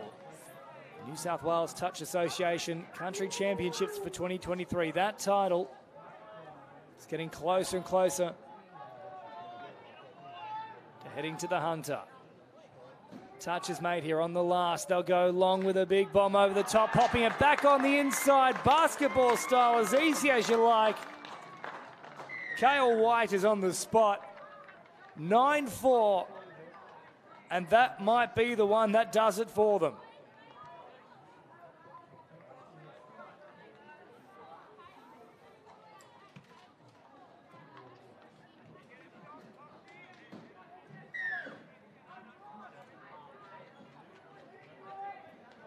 It's a repeat of their efforts against the Newcastle Knights in the semi-finals. They have been on song all tournament, the Maitland Redbacks. Just a relentless approach to their football. They make the touch here on the Vipers. Hall, who is back out there now. The dummy fools absolutely nobody. Cox stands tall, makes the touch. And with less than 4 minutes to go, it's a dire situation now for the Vipers. That will help the cause, though, but again, they need to come away with points here. This really is the last roll of the dice. Points here, and then they need quite literally everything in their power to go their way. Semple back out there now for them.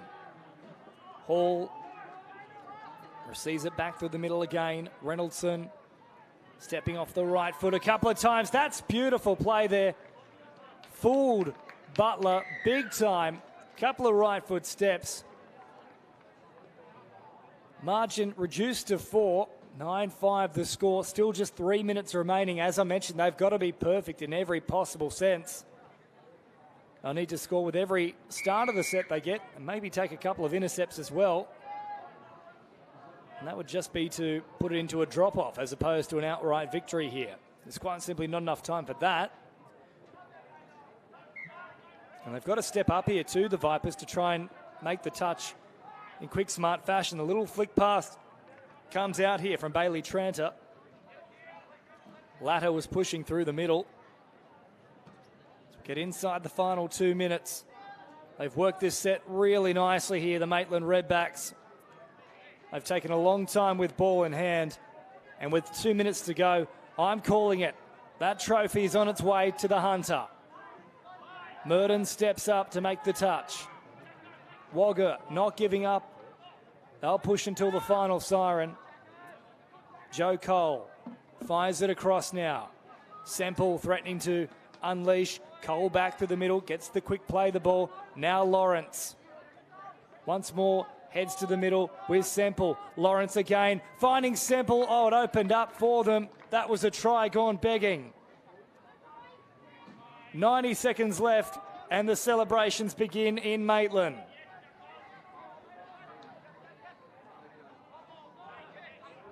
Easy meters on offer here as well, but not without an indiscretion here. An obstruction is the call from the referees. So can they get a consolation try here, the Wagga Vipers? It was very close for a good 2/3 of this match, but Maitland just pulling away in the final 10 minutes or so. Attempted catch there from Nichols goes to ground, so another set to work with here for Wagga. Cole caught in the touch there. Slow build up once again. Cole pops a little pass here for Cody Plum.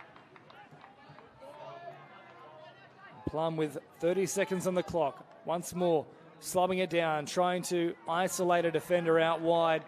Carlson isn't going to be beaten in that sense, though. Plum provides a pass to the middle. Nowhere for Semple to go. And unfortunately for the Wagga Vipers, it just hasn't been their match. Maitland have got very little wrong. With 10 seconds on the clock, they will eat up the time, and they will enjoy it too. Siren about to sound. The celebrations begin in earnest.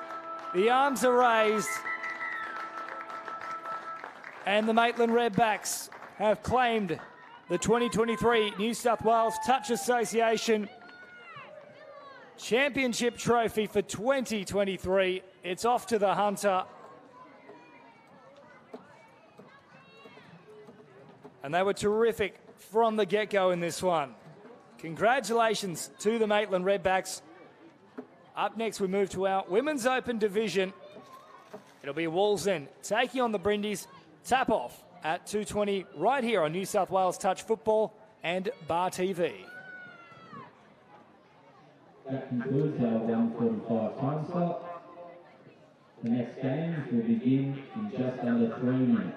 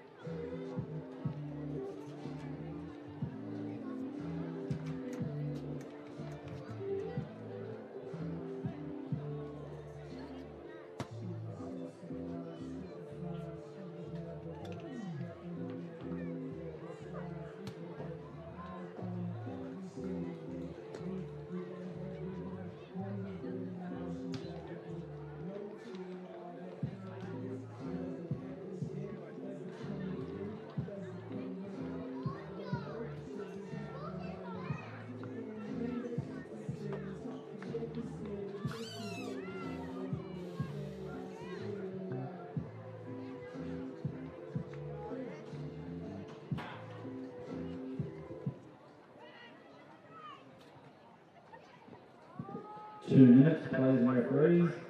2 minutes. Please make your way onto the field.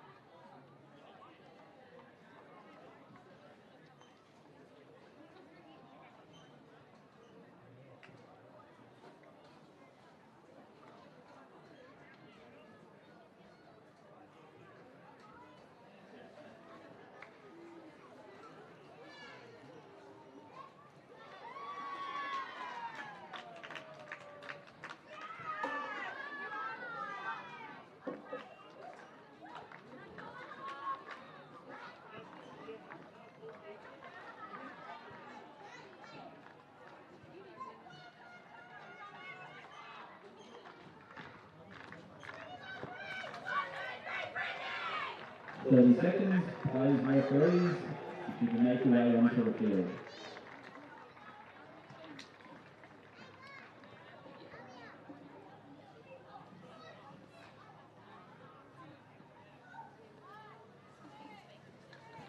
Players and referees ready. Welcome back here to Glen Willow Regional Sporting Stadium in Mudgee. The Women's Open Division here for the Country Championships for 2023 Grand Final action between the Brindis, who will have first use of the ball. In fact, that's Wallsend with first use of the ball. Brindis in the red. And Wallsend already marching upfield just shy of that 7-metre mark. Few players certainly to watch out for, namely this one who's looping around in the background, Zali Chippendale, who is on the spot and collects the first try. Chippendale, lethal with ball in hand, lethal in support. No matter way you look at it, she is a very dangerous customer.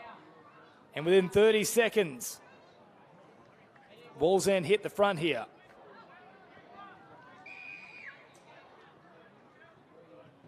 So the Brindis with work to do.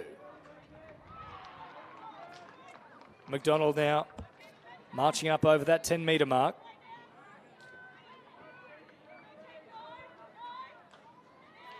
Touch made there as they head back towards the middle. Quick hands here again. McDonald just caused a bit of doubt in the mind of the defence there. She had options on her outside.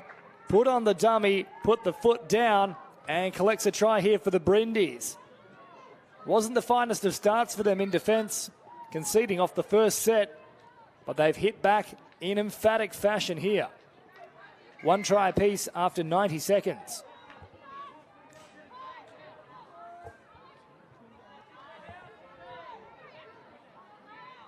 So Wallsend driving forward here with Chesworth. Now pop a pass once more back to the middle. Nice little charge coming in here from Chloe Allen. Allen got very close there. Allen once more. Looking for an opening. The little dummy comes out. Confused the link there, but not the covering middle from the inside. 2 minutes gone. 2 tries in it. 1 try apiece. Forward they drive. Lovely long cutout pass here. Opening up a passage down the wing. As into the action for the Brindis comes Kaylee Wallace. Wallace now straight into the action herself. Taking a run. Looking for support now. She'll turn it back towards the middle for the run here of Beath. Beath trying to follow on that next play and is caught. Turnover comes.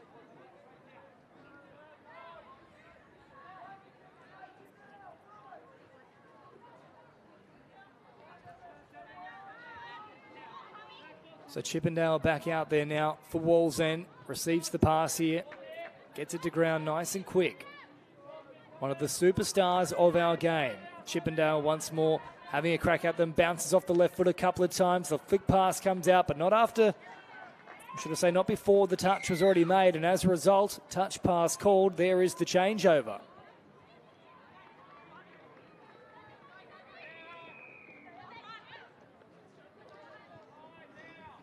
The Brindis working away from their own end now.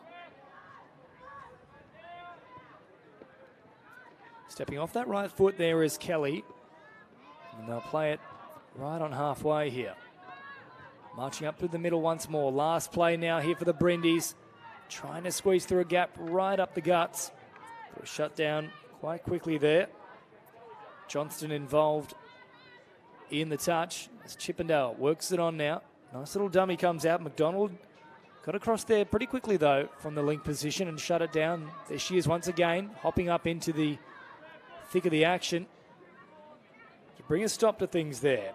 Little through the middle once again. Little all the way to the line, popping a pass there. Ball goes to ground. No contact in flight. So a changeover to come in favour of the Brindis.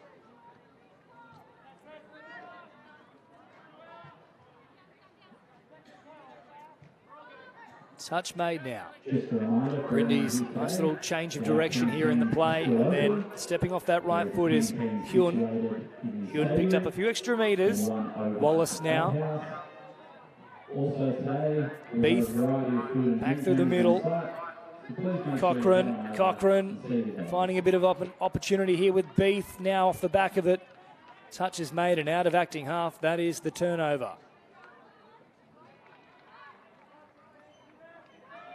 Into the action now as well for the Brindis, Georgia Donaldson.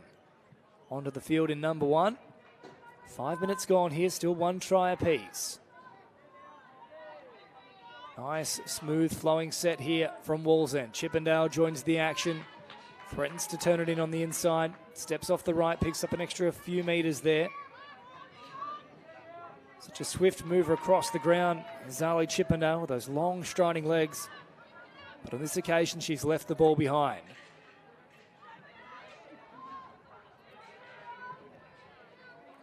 I'll promote the footy out wide. Did well in the end to maintain possession there. Did Elise Simpson. So they'll come up through the middle again. Fresh players onto the field, including Wallace. Takes the run now. Nice quick play the ball too. They can really motor off the back of that. A draw and pass, and this is the last one here now for the Brindis. Bit of pace about the work. Standing tall though, covering middle. Did a good job. That was Chloe Allen. So straight up through the middle here. Not necessarily thinking that they're heading to the subs box, at least initially that was the plan, but Chippendale then flings it wide. And they'll bring the reinforcements in. Not a bad little change-up of things either, actually. For a moment there, it looked like momentum would have been quelled a bit from that particular play, but they've managed to keep it on. And now a beautiful pass in an unders line, and try time here for Wallsend. A late directional change produces a result, 2-1 in favour of the Wolves. If we could have the following teams make their way over to the grand final presentation: the men's 20s, the men's masters, and the men's 50s. That's the men's 20s, the men's masters, and the men's 50s. If you could make your way over So to Beef the stadium for the grand final. hopping in and acting half now. 7 minutes gone, 2-1 the score. First try of the match through Zali Chippendale, getting the Wolves off to a really strong start here, but the Brindis have matched it with them thus far. The dummy comes in here from Emmett. Now played on the 7 metre mark. One more to link up with here. Again, Emmett an option. They'll go long and deep instead, stepping back away from the wing, but watchful in defence. And standing tall was Kaya Little.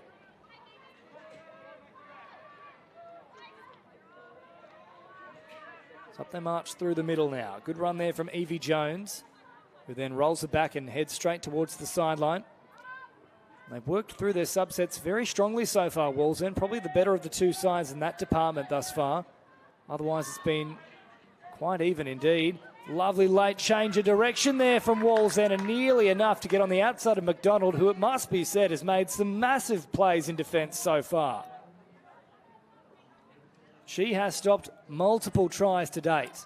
Great reads in defence from the link, who has a deserved rest as a result. Kelly out there now for the Brindis, and hopping in at acting half.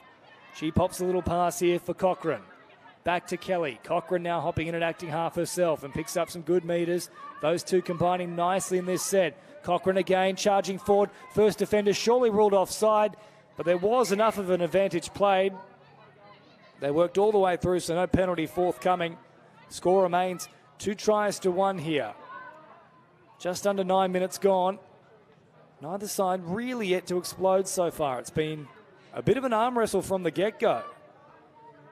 Two sides trading early tries, but outside of that, it's been a very even tussle. Chippendale back out there now, and she quickly releases and then hops in and acting half. Last play now, Chippendale, the draw and pass, beautiful play, and then putting on the afterburners, Madeline Stevens goes in for Wallsend. And that is terrific play from one of the most dangerous players in the women's game. Zali Chippendale picked it up out of acting half, immediately engaged the closest defender, the draw and pass, and then Stevens showed a clean pair of heels. 3-1 to the Wallsend Wolves.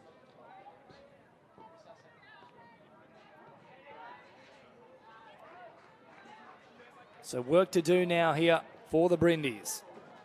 Emmett out of acting half. Again, they'll attack inside the 7-metre mark, diving from distance, but a good saving touch in the end there from Evie Jones. Flicked on here from Wallace. Back towards the middle. Last play now here for the Brindis. Crow looking to link up. Found a runner back against the angle. No touch is made. And the Brindis, they needed that. They get the hit back. Margin reduced to just 1 now after 10 minutes of play.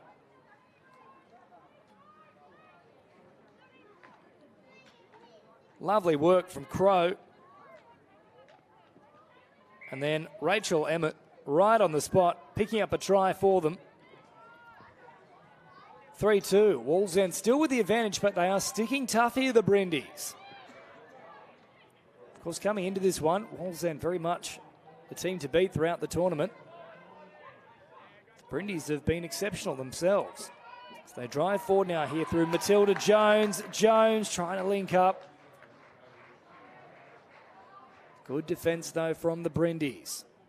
11 minutes gone. 3-2. Wallsend lead.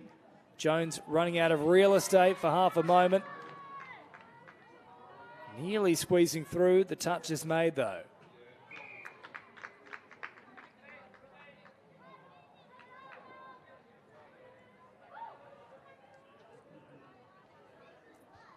So Beef to restart things here for the Brindis. McDonald with the floating pass. Well read, though, in defence from Wallsend. Ayla Stevens stood up pretty quickly and shut it down with relative ease.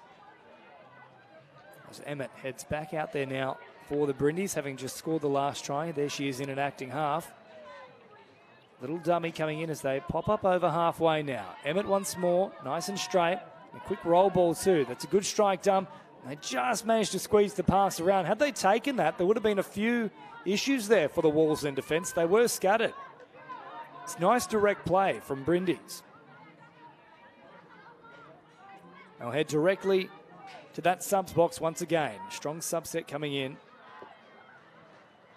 Up over halfway in quick fashion too.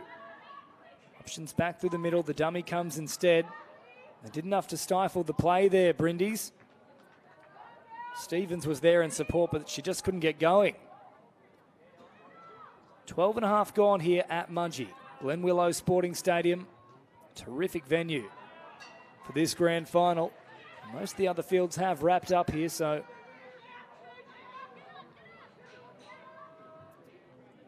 following this match, we've got one final one to close out the entire tournament. And it will be the Mixed Opens grand final. Should be a cracking fixture. That one due to commence just before 3 o'clock as Hyun comes to the sideline now for the Brindis. And they're caught here. 10 metres into enemy territory. McDonald, who's been massive for them so far, plays this one, receives it back on the follow-up. 7 metres away now. Set nicely to this left-hand side. McDonald on a lovely little line. The change of direction and then a little tipped-on pass. It was a good ball from Jess Crow. And McDonald, who certainly deserves the try, ran a terrific line. And that was like clockwork there from Brindis. They tie it up. 3 tries apiece.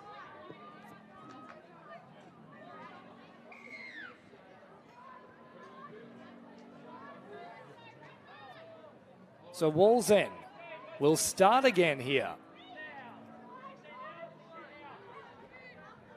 Foster looming in support. There she is now. Quick release here for Chippendale. Chippendale with an absolute bullet across the face. It's a ripping pass from Zali Chippendale straight into the waiting arms of Heidi Richards. It's from the top shelf. Terrific play from Chippendale. They just don't have answers for her. 4-3, the Wallsend Wolves lead.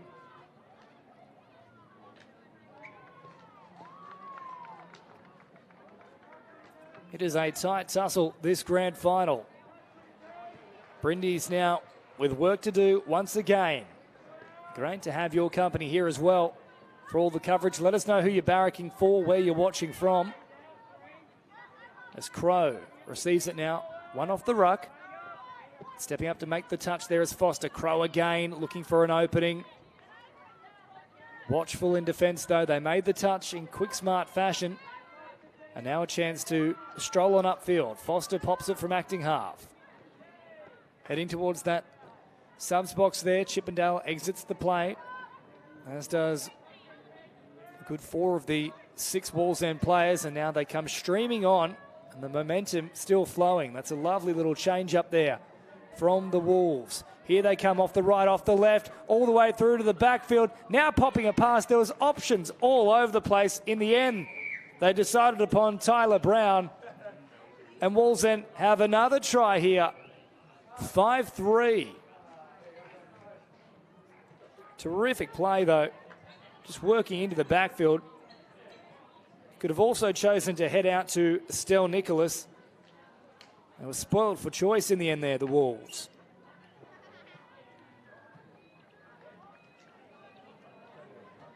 So into the second half of this match here. Of course, no official halftime break. 30-minute matches, and the two sides changing direction when a try is scored. Certainly for the Brindis, they'll be hoping that they can force a change in direction off the back of this set. It might come from this woman here, McDonald, who hops in at acting half now. Slow approach towards the defensive line. McDonald directing traffic. Now heads back to the middle. Finds the pass there. They're trying to work for that strike dump. They haven't quite got it here on the last, but McDonald will pick it up and try and work something nonetheless. Change of emphasis, and they opened up half a gap, but really well read from Kaya Little, who jammed in from that left link position and made the touch. Now Matilda Jones promoting the footy from left to right. They pick up an extra 5 metres as a result. Again, really strong driving runs here from the Wallsend Wolves. Chippendale joins in on the action. There comes the long stride again, popping a pass back through the middle. I think it might have been Ford anyway, but it's gone to ground. And she just glides along the surface. When she puts the foot down, it's game over. 13 minutes to play here. Brindis trail by 2. They'd love to be next to score. 6-3 would make it quite a difficult task here. Neither side has led by 3 so far throughout this match. Short pass provided here from Kelly. Go up the middle again here. Kelly once more, dumbing a couple of times, straightening things up.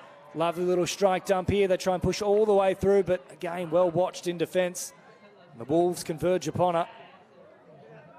And the turnover comes against Georgia Donaldson.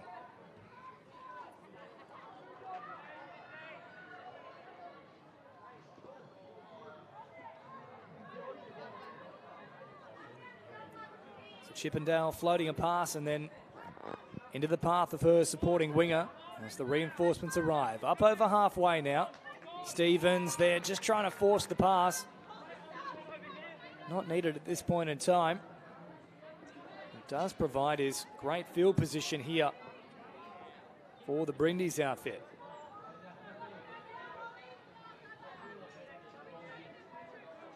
Nice little run coming in there from Wallace. Then exits the proceedings. Emmett involved there. Good drawing pass to us. Hewn tries to get going in the right direction. Emmett, one off the ruck here. She plays the ball now. Turning it back on the inside here for Charlotte Newton. Last play now for Brindis. Inside the 7 they come, popping a little pass. Well read once again though defensively. This time it was Chesworth.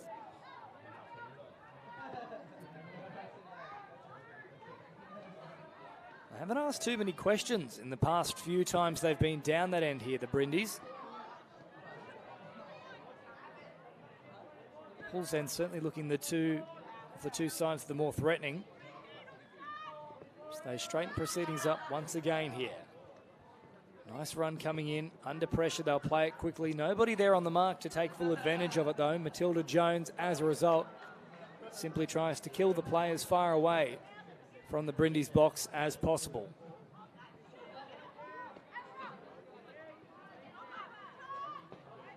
Long pass coming out here, trying to get around the outside of the defence. Good step here from Simpson, who then picks up a further 10 metres or so off the back of it. The only issue is they're now miles away from any supporting players. And eventually McDonald arrives. And they can straighten things up now. McDonald with a nice little step. Not enough to get around the attention there of Jones.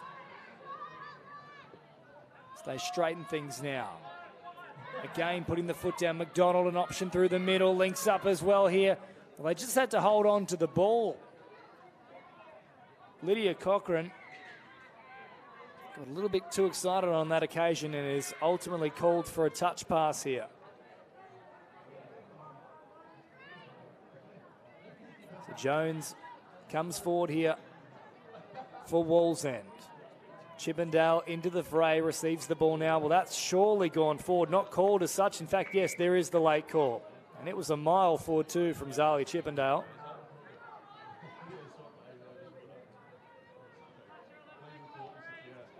Pressure coming in there from Heidi Richards. Makes the touch. McDonald crapping across field. It's good up and in the face pressure on that occasion as well from Madeline Stevens, who's already scored a cracking try, showing great pace. Now a penalty coming the way of Wallsend. So inside the final 9 minutes here, the margin still 2. The Women's Open Grand Final. Wallsend scored first through Zali Chippendale, and they haven't trailed at any point since in this game. Brindy's got it back to 3-3 though. For the last 5 or so minutes, it's been a real arm wrestle. Wallsend though, not letting their foot off the gas. Speaking of which, here comes Chippendale putting the foot down. Opened up half an opportunity. That one was touched in flight, so they'll get an extra set of 6 now. Foster through the middle. Foster diving from distance and getting it down. Try time here for Ava Foster, 6-3, and that will make it very difficult now for the Brindis. With 8 minutes remaining, it's the biggest margin of the match.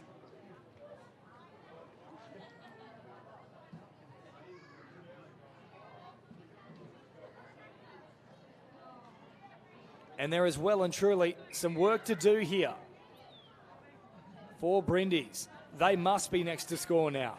McDonald straightening up off that left foot. Comes forward. Touch is made from Chesworth. Now out here for Beef.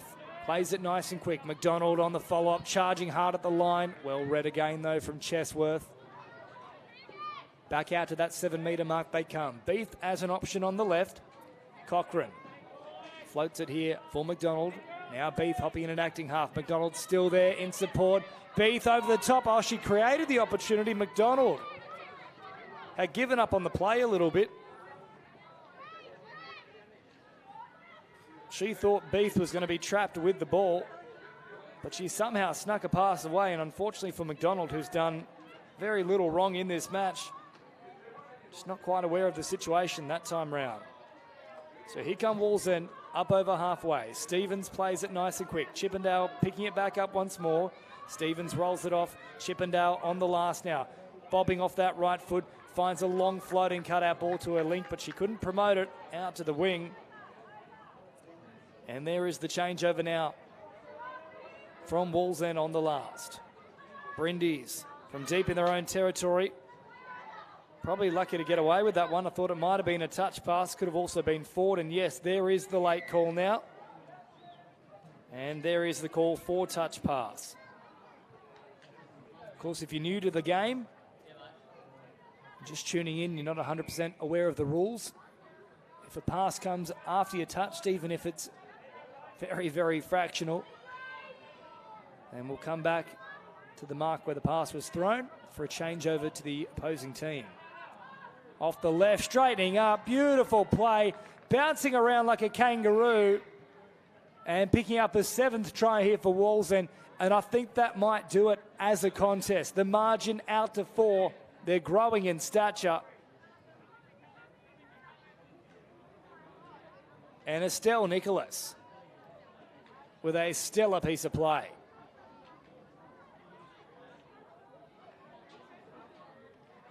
So 7-3 now in favour of the Wallsend Wolves. McDonald coming forward. Nice little pass back through the middle there. Beef trying to get away from a few of them. Shows it once with the one-handed dummy. Weller. McDonald. McDonald again out of acting half. Beef takes off. Floating pass, or stepping up into the passing lane and nearly taking it there. It would have been a foot race. There was no one in front of her.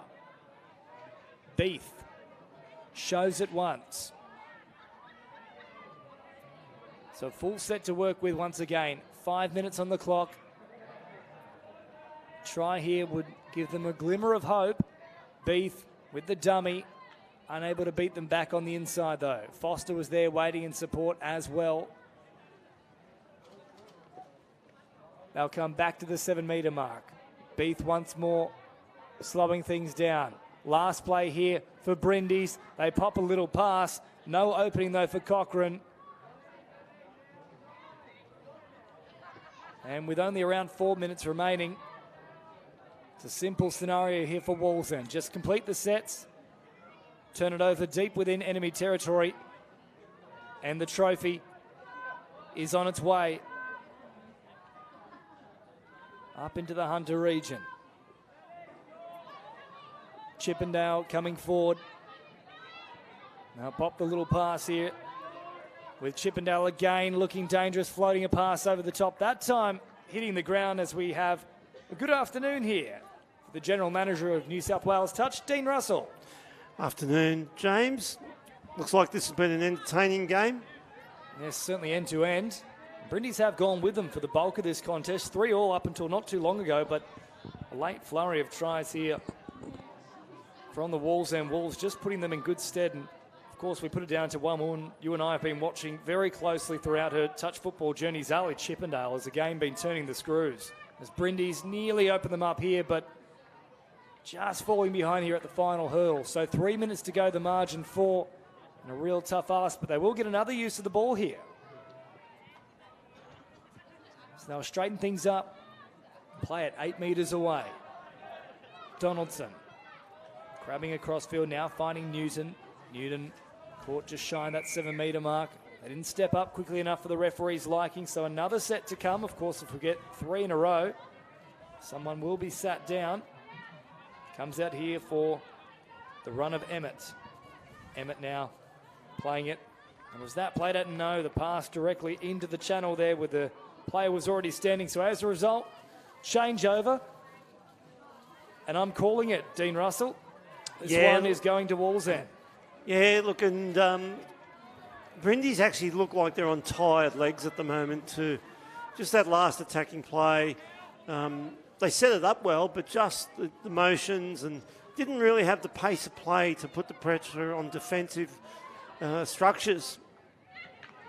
Stevens trying to get around them there. She's miscounted. I think it was a turnover, but good touch made nonetheless there from Newton. Last play now for the Wallsend Wolves. Inside the final 2 minutes.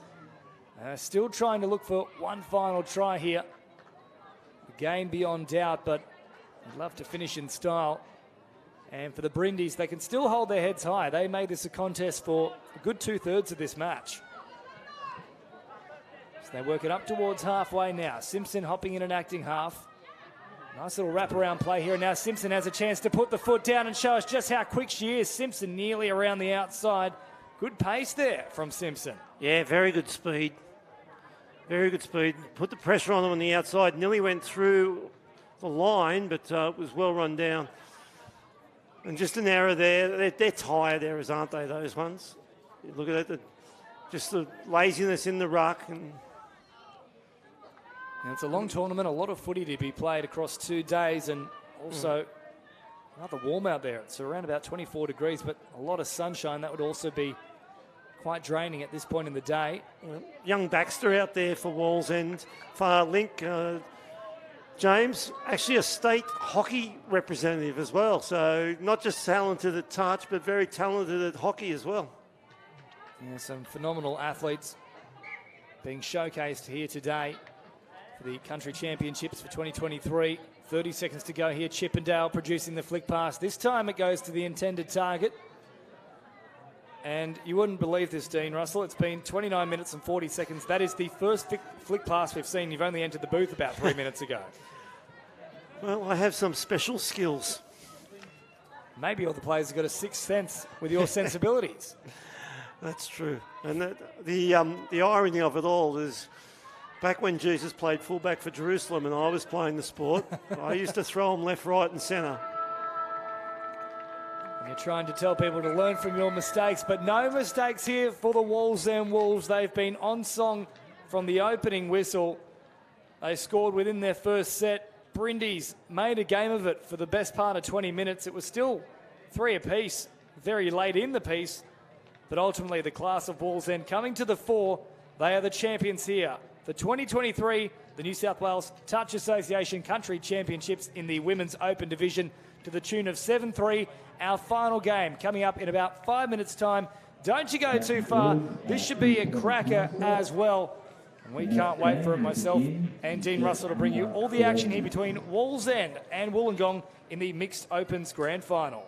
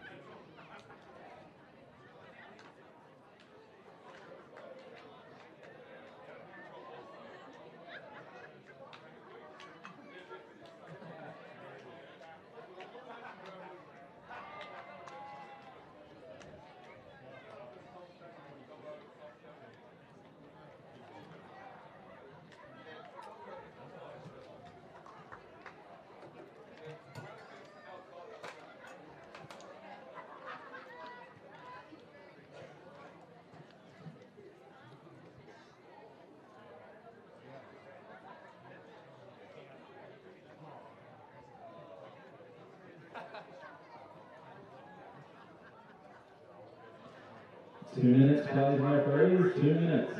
Please make your way onto the field.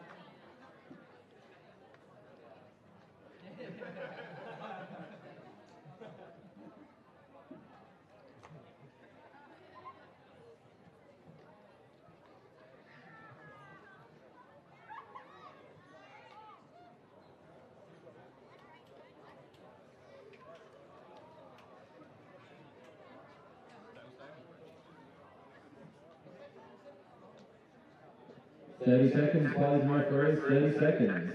Please take the field.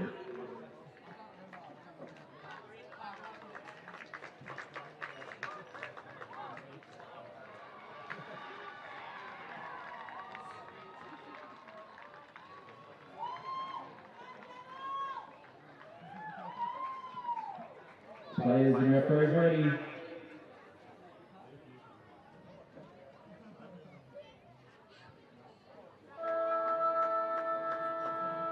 Well, thanks for joining us here at Mudgee, the final game of what has been a terrific 2023 Country Championships for New South Wales Touch Football Association. And this is our last grand final, the Mixed Opens Division, Wallsend Wolves with ball in hand taking on the Wollongong Devils. As Wallsend straight away look to launch a raid here, and I think they've come up trumps. It's a great little piece of play here from Ethan Kenny. First try on the board inside the first 30 seconds. Dean Russell, an impressive start here for the Wallsend Wolves. Yeah, look, this is going to be a cracking game. Youth versus experience. Wollongong got the experience. The youth more on the side of Wallsend, but that was a great play from Kenny. He just drove around on the wrap at Lily and looked to as if he was just going to take the touch. And then all of a sudden popped out off his left and got underneath Lily and surprised Lily, who was probably just a little bit lazy. And there's a mistake there from Chapman. I don't think they were happy to see that start that way. And just took his eyes off the ball there, Chapman, having a look at the defensive line, who was rushing up pretty quickly as Akahata releases now out of acting half. And here comes the big noodle himself, Cam Maxwell, in full flight. Around about 15 metres away. Moody now driving hard and fast. There's Dylan Thompson. Thompson with a perfect ball. Moody hitting the gap. But Thompson, we've seen him do it time and again for the likes of Doyleson. What a play there from him. Yeah, the guilty there. Wollongong was sitting back thinking Thompson was going to go long and behind, but he goes short into the hole. And again, catching out Lily there. So not a great start for the young Isaac Lilly. They've picked him twice, but he's a better player than that, and he'll probably bounce back here pretty quickly. Yeah, it's a long game, of course, 30-minute matches here, and he's got more than enough time to try and redeem himself here as they head up through the middle now. Bart Hill playing it. Short little pass comes in. Speaking of which, there is that man who's been under the microscope a little bit so far, and now out it comes for Fittler. Fittler hopping in there and acting half. Trying to find a pass here, and again, just this up and in pressure here from the Wallsend Wolves. It's tough to contend with. Yeah, it certainly is. They've started the game on fire. They're up for the challenge. So Grogan shifting it on from left to right. Kenny an option deeper still, but they won't go that way. Instead, they'll continue to head towards the subs box. And up over halfway they come now. Akahata. It's a big lad, and he's running right through the middle. Last play now. Badiris cut out pass. It's a nice one too. They've worked it nicely. I think that's been touched on that occasion. Yes, it has. But it must be said it was a play that had to be made out there. Yeah, they're really testing Wollongong with the speed of play that they've gone with. Young Badiris, the nephew of Danny Badiris, he was very impressive earlier today, and he started off the same way this afternoon. This is Miller that made that impressive touch there just to make contact with the ball, and they thought they did enough to creep underneath the defence, but it's a good one that's made in the end from Wollongong. Back to the 7 metre mark they come. Yeah, that was Jess McCall out there. Sorry, not Jess McCall. That was Hughes out there that time, making that touch. Akahata off the left foot now. Badiris with the big dummy. We've seen that plenty of times from his uncle. Well, that is a terrific play there. The dummy fooled them all. He goes right through. It's 3-0 after just a little over 3 minutes. Yeah, they're really confusing the Wollongong defence there. They're expecting them to, it's like they're expecting them to go long and behind. And Dylan Thompson's often been involved with teams that run the passive play. And I think they've outsmarted them here because each play's gone short so far. They haven't even looked like running a passive or a long ball behind the back. Now it's been very direct from the Wallsend Wolves, and after 4 minutes, most certainly howling here. 3-0, the Devils with a lot of work to do. Thompson steps up to make the touch.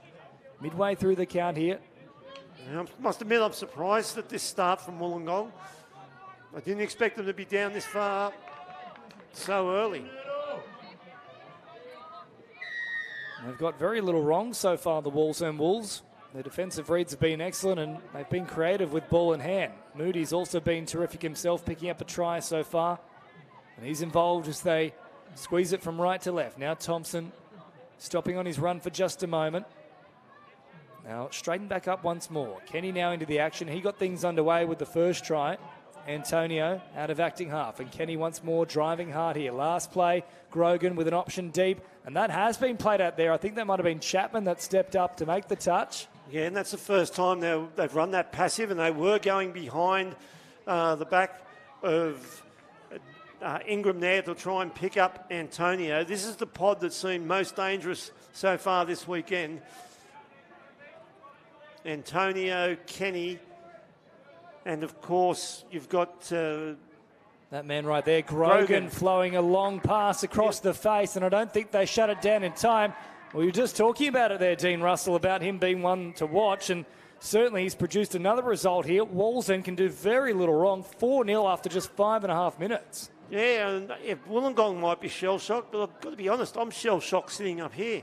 I mean, I know they've suffered, it looks like they've actually suffered 2 injuries, and I knew Matt Tope was out, did a groin yesterday, but Terry Deegan, a former Australian Men's Open player, also in the box there, has not been on the field, so I'm suggesting he might have picked up an injury as well, and they are 2 really big outs against this Wallsend team. So wasn't expecting Deegan not to be playing, but that is really going to test them here against this really strong outfit from Wallsend. They might have a chance to reply right here and now. Lilly turning it back in on the inside. This time, it's a much better play from Isaac Lilly. He comes up with a try assist. He's had a tough initiation into this match, but that'll give him a bit of confidence. Yeah, hopefully it does. Like we said earlier, like the Wallsend have gone at him 3 times so far, and unfortunately for Lilly, they've crossed for 3 touchdowns in and about where he has been, but he's a better player than that, and hopefully that touchdown that he just set up there for Hill will get him back online here and really start to bring Wollongong back into the game. You know, he's shown his class on that occasion, as now Thompson has the chance to do exactly that. Moody dancing, turning away the defenders. Thompson also stopping, plotting and probing, waiting for that touch to come. Thompson now picks it up out of acting half. Quick release here from Moody. They didn't step up quickly enough, though, the Wollongong Devils. So another set to come here. Just over 7 minutes gone. 4-1. You still think they'd need to be next to score here just to try and recover from what was a very poor start for the Devils. Moody slowing it down. Thompson there as an option. Moody again having a crack. Just managed to squeeze inside the link, but good covering touch there from the middle. And there's an injury here too for Moody. He's not 100% off the back of that. Yep. Just taking a little look, I think he's potentially injured a shoulder here maybe. He's not in a great way at all, but Dean, let's just recap, of course, some of the difficulties that Wollongong are having to contend with here. So it's a gutsy effort. You mentioned there's a few players out. Some of them are just huge exponents for them. You think about the long reach of Tope, for example. Yeah, look, Tope and Deegan are actually 2 really big outs for them.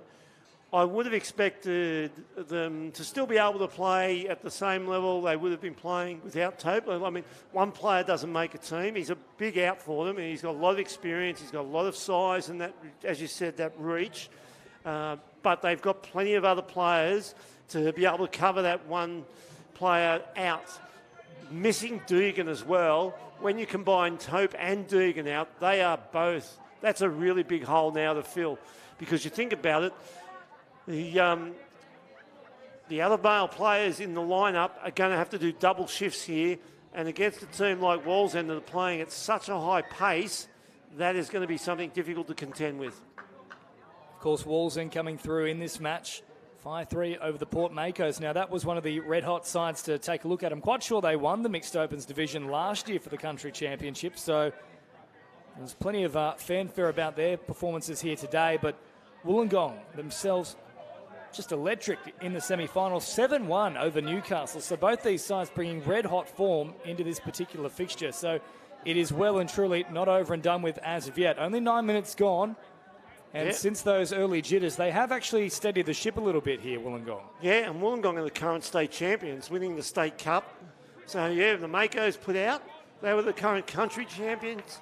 And now Wallsend going up against the current state champions. And they're in control of the game. So Maxwell here to play it. Antonio in an acting half, and then Maxwell a nice quick release once more. They floated across. Tough one to take there for Thompson. Antonio popping a little pass as he then heads towards the sideline. Thompson promoting the footy, making sure the roll-on continues, and nice straightening up there as well. Yeah, she's been good for them all day, Spain. And that's the other thing about Wallsend. They use their girls. They don't just play the three guys together. So Kenny coming in with a dummy, but not fallen for there from Amelia Hughes, who made a nice little touch on that occasion in that link position as Chapman comes driving into them. The touch is made out there on the wing. A good read from Grace Camilleri. They head up over halfway now. Quick play the ball as well. Chapman involved once again, heavily involved in this set for that matter. Kenny makes the touch. Lily again having a crack at them now. Surely that was played out there from Grogan. They'll have a little check, but I think this will go the way of Wollongong. Yeah, Luke Tonagato out there now. He's working there with Bart Hill and Lily. We're missing a ball at the moment, so that's going to make it difficult. So good to see our photographer Chris Huang getting involved and kicking perhaps not his strong suit as the groans ring out across the grandstand here. Well done, Chris, though.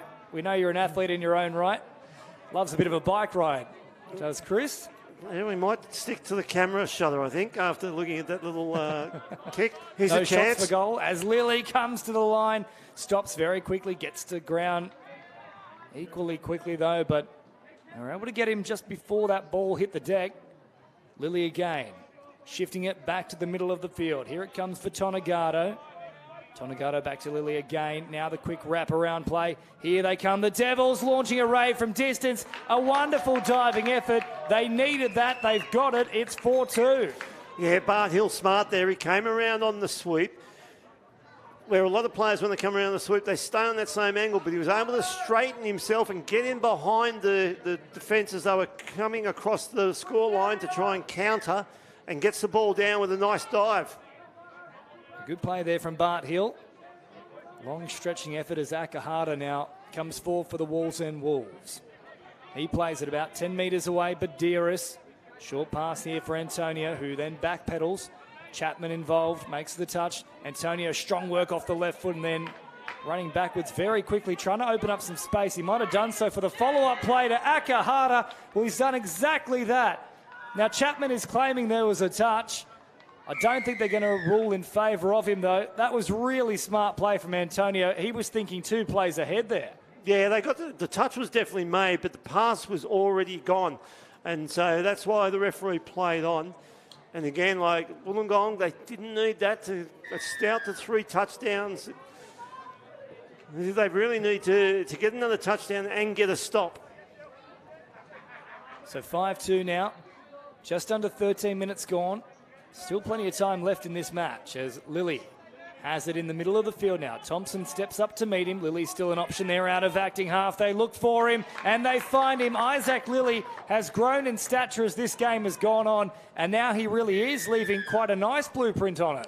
Yeah, good touchdown there, but all set up by Tonagato. Luke Tonagato comes out of half, pumps the dummy, strides through the line, swings around, and Lily did a great job to find that empty space on the field. So another try here for Isaac Lilly, 2 now, along with an assist. So having conceded a few to begin with. Interesting here with Walls, and Antonio has done a double shift here. He was in a different pod a minute ago with Badiris, but he's back now with his normal pod with Grogan and Kenny. Here is Grogan now floating a ball across the face. Good pressure coming across, though, just to shut things down. I think that might have been Bianca Miller out there, is it? Yeah, certainly is, and showed all of experience. A former Australian winger, so she knows how to position herself and get across there and cut those plays out. So now Lily once more up towards halfway. And just overran the mark on that occasion, but quick release now out of acting half from Brittany Rudd. Gets them back on the right track. Tonagato, and now Chapman. Chapman stepping off the left foot. The hat came flying off from Antonio there. There was a bit of contact with the 2 hats for that matter. Yeah, no try as a result off the back of it. Unlucky there, Chapman. I thought he caught Antonio short of the 7 metres, but the referee down on the field said no and played the changeover. But I thought they were entitled to a penalty. So Bianca Miller playing at that ball then, knocking it down. So play on is the call here in favour of the Wallsend Wolves. They'll get an extra set to work with. Just shy of that halfway line now. Akahata brings it up and over that point. Chapman there to meet him with the touch. Akahata again, rolling it back now. Badiris out there. Those two operating through that middle passage at the moment. Badiris looking, seething, scything, dummying, getting all the way through. 6-3 to the Wallsend Wolves. Yep, so they sliced through the line there. I think the referees have played the advantage because the Wollongong team may not have been onside at the line.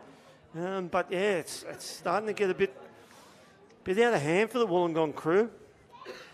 Yeah, a little bit dicey. I mean, there's still plenty of time to go. We're only at the halfway point in this match, but they wouldn't want to fall any further behind than they are right now. 6-3, of course, at 1.4-0. So they've come back from a worse position thus far, the Devils, but they'd still want to be next to score here. Lilly hops in at acting half.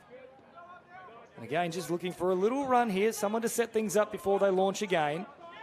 Long pass coming out. It's a beautiful pass too. There's an interesting little play there out on the wing from Georgia Stewart, who put her hands up in the air, I think suggesting there's nothing I can do about what's unfolding, but straight into the weighty arms for the Devils and a fourth try on the board. Yeah, set play there for Bart Hill to go around. Has Tonegado sitting on the wing waiting for that, and as he goes around, the defence collapses with him and he goes against the grain to throw that long ball in the safe hands of Tonegado. Wollongong, I don't think, are going to have trouble scoring touchdowns. Where they've got to really pick up their game is their defensive effort. They need stops. They need to be stopping Wallsend from scoring, getting down the field and putting points on the board and start to put more pressure on the Wolves' defence.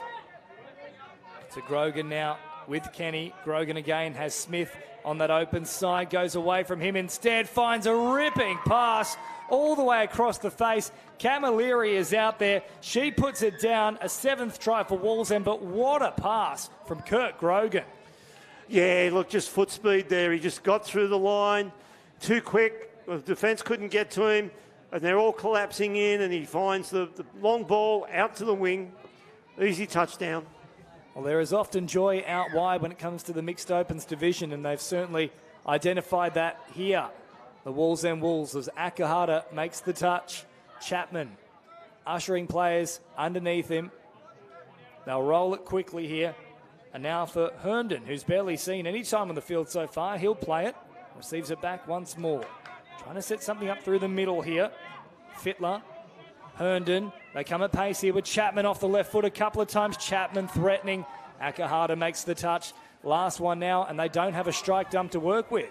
Yeah, he probably should have given the ball straight away to Herndon there. I thought Herndon was good on the outside of his defender there, and he was going up against a girl if he gets it back. So I think that's a missed opportunity from Chapman when he threw the dummy.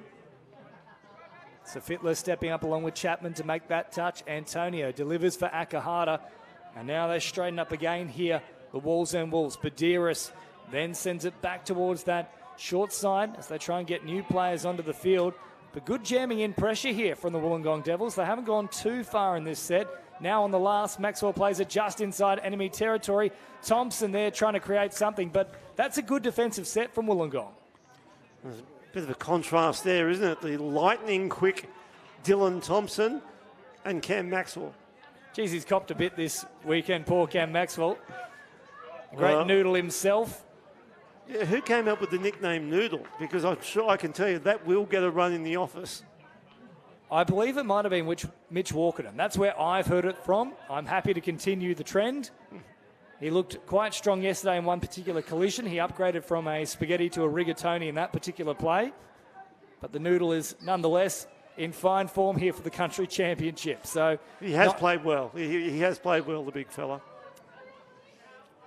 Ian Thompson really orchestrating things through the middle. So too of these two combinations, though, of Antonio and Grogan. So no matter which way you look, they've got so many weapons, the Wallsend Wolves, as Lilly sends it from right to left.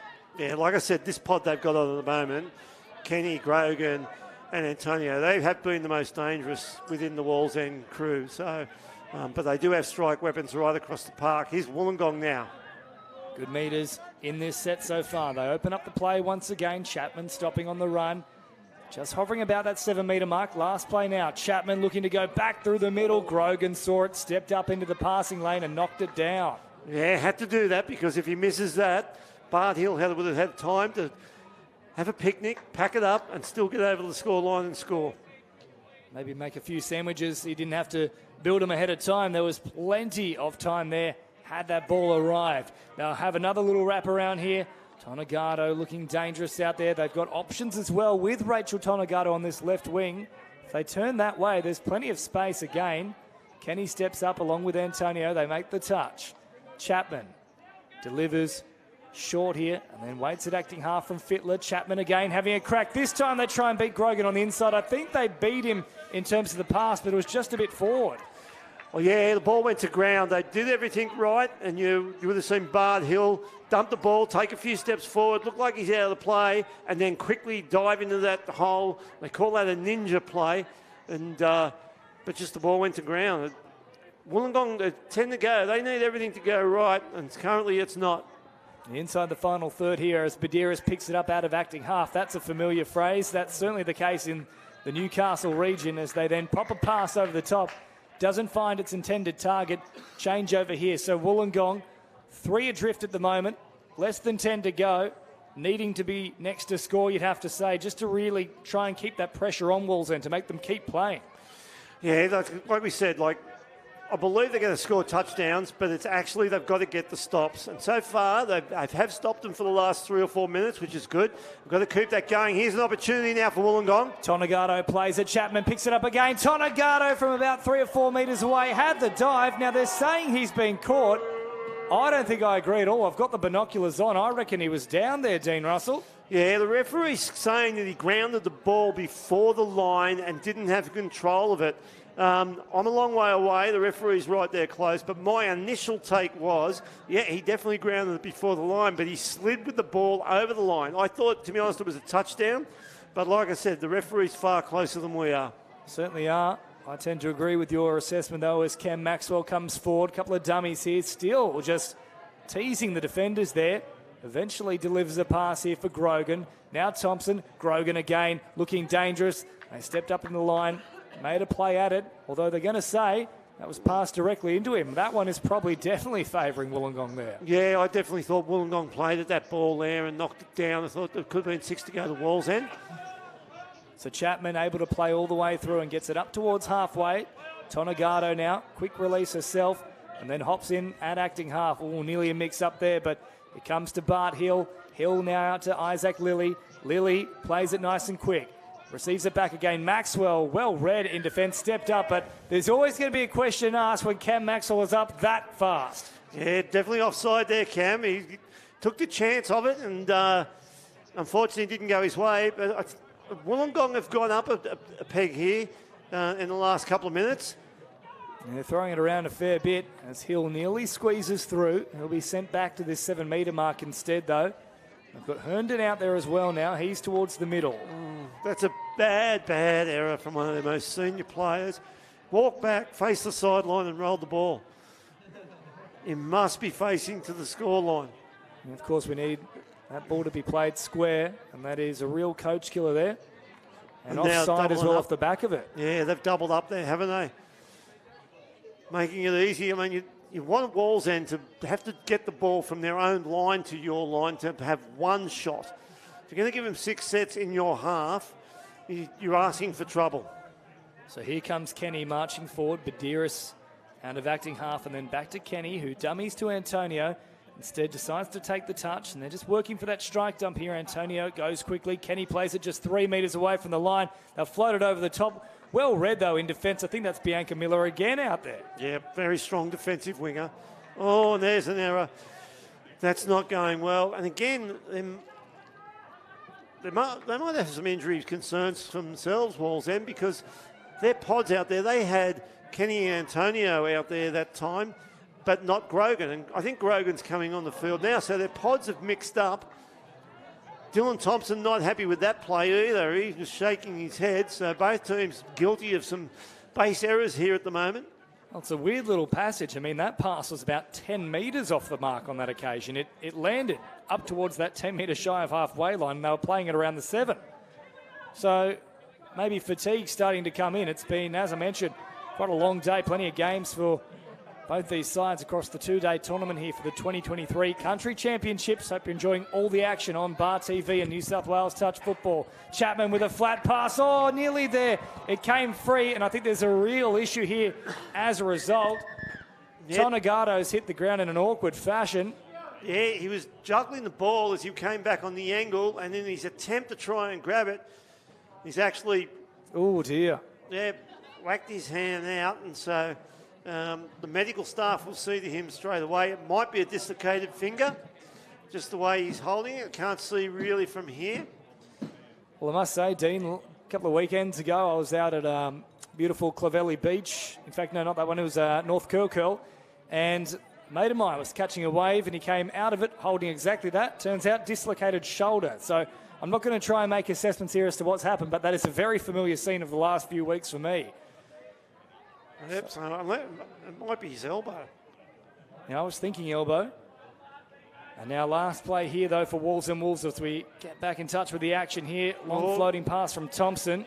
No, I think it might be just the way he was gestating there. It might be trying to get his shoulder back in. We'll try and keep an eye on that down on the sideline, but that's the last thing Wollongong need. Another experienced male player out of their lineup. With just over 4 minutes remaining as well, it now really is battle stations for the Wollongong Devils. They need a try and they need it quick, smart. Lilly drops it off, hops in at acting half again. Lilly with a beautiful ball. Oh, it's a try gone begging. And they've had another player go down as well off the back of it. But that opened up like Sydney Heads. They just had to hold on to it. Yeah, and that was Jess McCall, and I would have put my house on Jess McCall swallowing that and putting that down for a touchdown. That's 3 open touchdowns they've blown in the last 3 minutes. And that's when you've got 7 minutes to play and you're down by 3, you can't be affording to just not take those chances. Well, had they collected them, we would have been looking at a level ball game, of course. The margin's still 3 here, and Wolves then could pretty much finish it off with a try right here. Grogan throwing it over the top. The touch comes in. It's well read in the end from Brittany Rudd. And with just over 3 minutes remaining here, Wolves end. They just have to stick to policies here. The Devils have got to throw everything, including the kitchen sink, at them. They might even pull out the plumbing and start throwing that around too. So less than 3 to go. They've made some good meters up along the sideline here through Tonegato. Tonegato turning back towards the middle. Was Grogan ever on side? That's the question, but play on is the call. Antonio steps up to make the touch. They'll send it wider still. Chapman out there now. He fires it on for Fittler. And they're not happy with this one. I think they're going to say it was incorrect in the subs box. They didn't quite time the amount of players coming on. Yes, there you go, 7 on. Yep. Just trying to keep my eye on Tonegato down there too. I think it might be an elbow. It looked like they were trying to manipulate his arm, and I thought it might have been a shoulder, but I saw the medical staff pointing to the elbow area. So hopefully it's not too serious. They wouldn't want to lose him for State Cup. No, it's not too far away, of course. December will be a terrific tournament there. And, of course, Vorden Cup finals also creeping up on us next month, Dean Russell. Yeah, 5th of November, the grand finals at the Tempe Velodrome, and it's they promise to be action-packed as well. They've been exceptional. Well, I'm not real sure what happened out there, but there's been some exceptional touch being played in the Vorden Cup, the Men's and Women's Premier League. Hard to pick who's going to win the game. So for this one here, I think we can pick the Wolves, and Wolves will be running away with this one. 7-4 with only 90 seconds on the clock. Maybe the slightest chance if they can score directly off this play, and then quite literally everything goes their way from that point onwards as Fittler drives forward. Akahata makes the touch. Lilly hopping in and acting half. They've got them backpedaling. This is better from the Devils. Lilly sends it long. It's gone far too wide. It's gone way too far in front of the attempt there from Jess Lang, and that should do it here for the Wolves and Wolves. Less than a minute remaining. Yeah, Wollongong and Everything Show had to score that set. They had to get a quick stop and score again, and then go the intercept off the tap off. And of course, we all know, unless there's a bit of crazy juice flowing around, they wouldn't be passing it a single time except from out of acting half, Wallsend. So the chances of that happening, I'm not a mathematician. In fact, I dropped it in year 10, but I'm going to say 1 in a billion for all that to have occurred. Oh, I'm not going to go with you on 1 to beer. 1 in a million, perhaps? You're telling me there's a chance? I've said not now that Dylan Thompson gets through there, and that's great play, actually. He didn't have to do anything because Madison Ingram, she did all the hard work for him. She took the defence to the right-hand side of the field, dummied on the outside, and then just turned the ball into a gaping hole to Dylan Thompson. And with his speed, you're not going to stop him from there. And the teams know they're all shaking hands as the hooter goes. Well, there it is, full time, 30 minutes of frenetic action here. Our final match of the day. It ends up a victory for the Walsam Wolves, 8 tries to 4 in the Mixed Opens division. They are the champions for the Country Championships 2023 New South Wales Touch Football Association. It's been a terrific performance. There is Tonegata coming to the field, so he's got the ice around the elbow. We now have confirmation that is exactly where the injury has occurred. Hopefully he'll be all right for the State Cup, and hopefully you enjoyed all the action across 2 incredible days here in Mudgee. First and foremost, a big thank you to the Midwestern Regional Council. The grounds here have been absolutely terrific, including our main stadium field, but all the fields here have been in pristine form. Also want to give a big shout out as well to Josh Benham, first time stepping up and running things in terms of the competition coordination. We are, of course, missing some of our key personnel here at New South Wales Touch. We won't name names, but big shout out as well, though, to Kylie Hearn, recovering back from her operation too. So there's some wonderful working parts still doing their business from near and afar. Dean Russell, a big thank you to you as well for helping set all this up and your work this weekend throughout the commentary booth, to all of our commentary partners throughout the 2 days, and to all of our volunteers, referees and players. You've helped us put this on. It's been a wonderful 2 days of action. We will catch you shortly once more. The Vorden Cup finals, of course, in November, and the State Cup in December. But from myself, James Preston, and everyone here involved at New South Wales Touch Football Association and Bar TV, thanks for tuning in. We hope you enjoyed the coverage, and we'll catch you next time.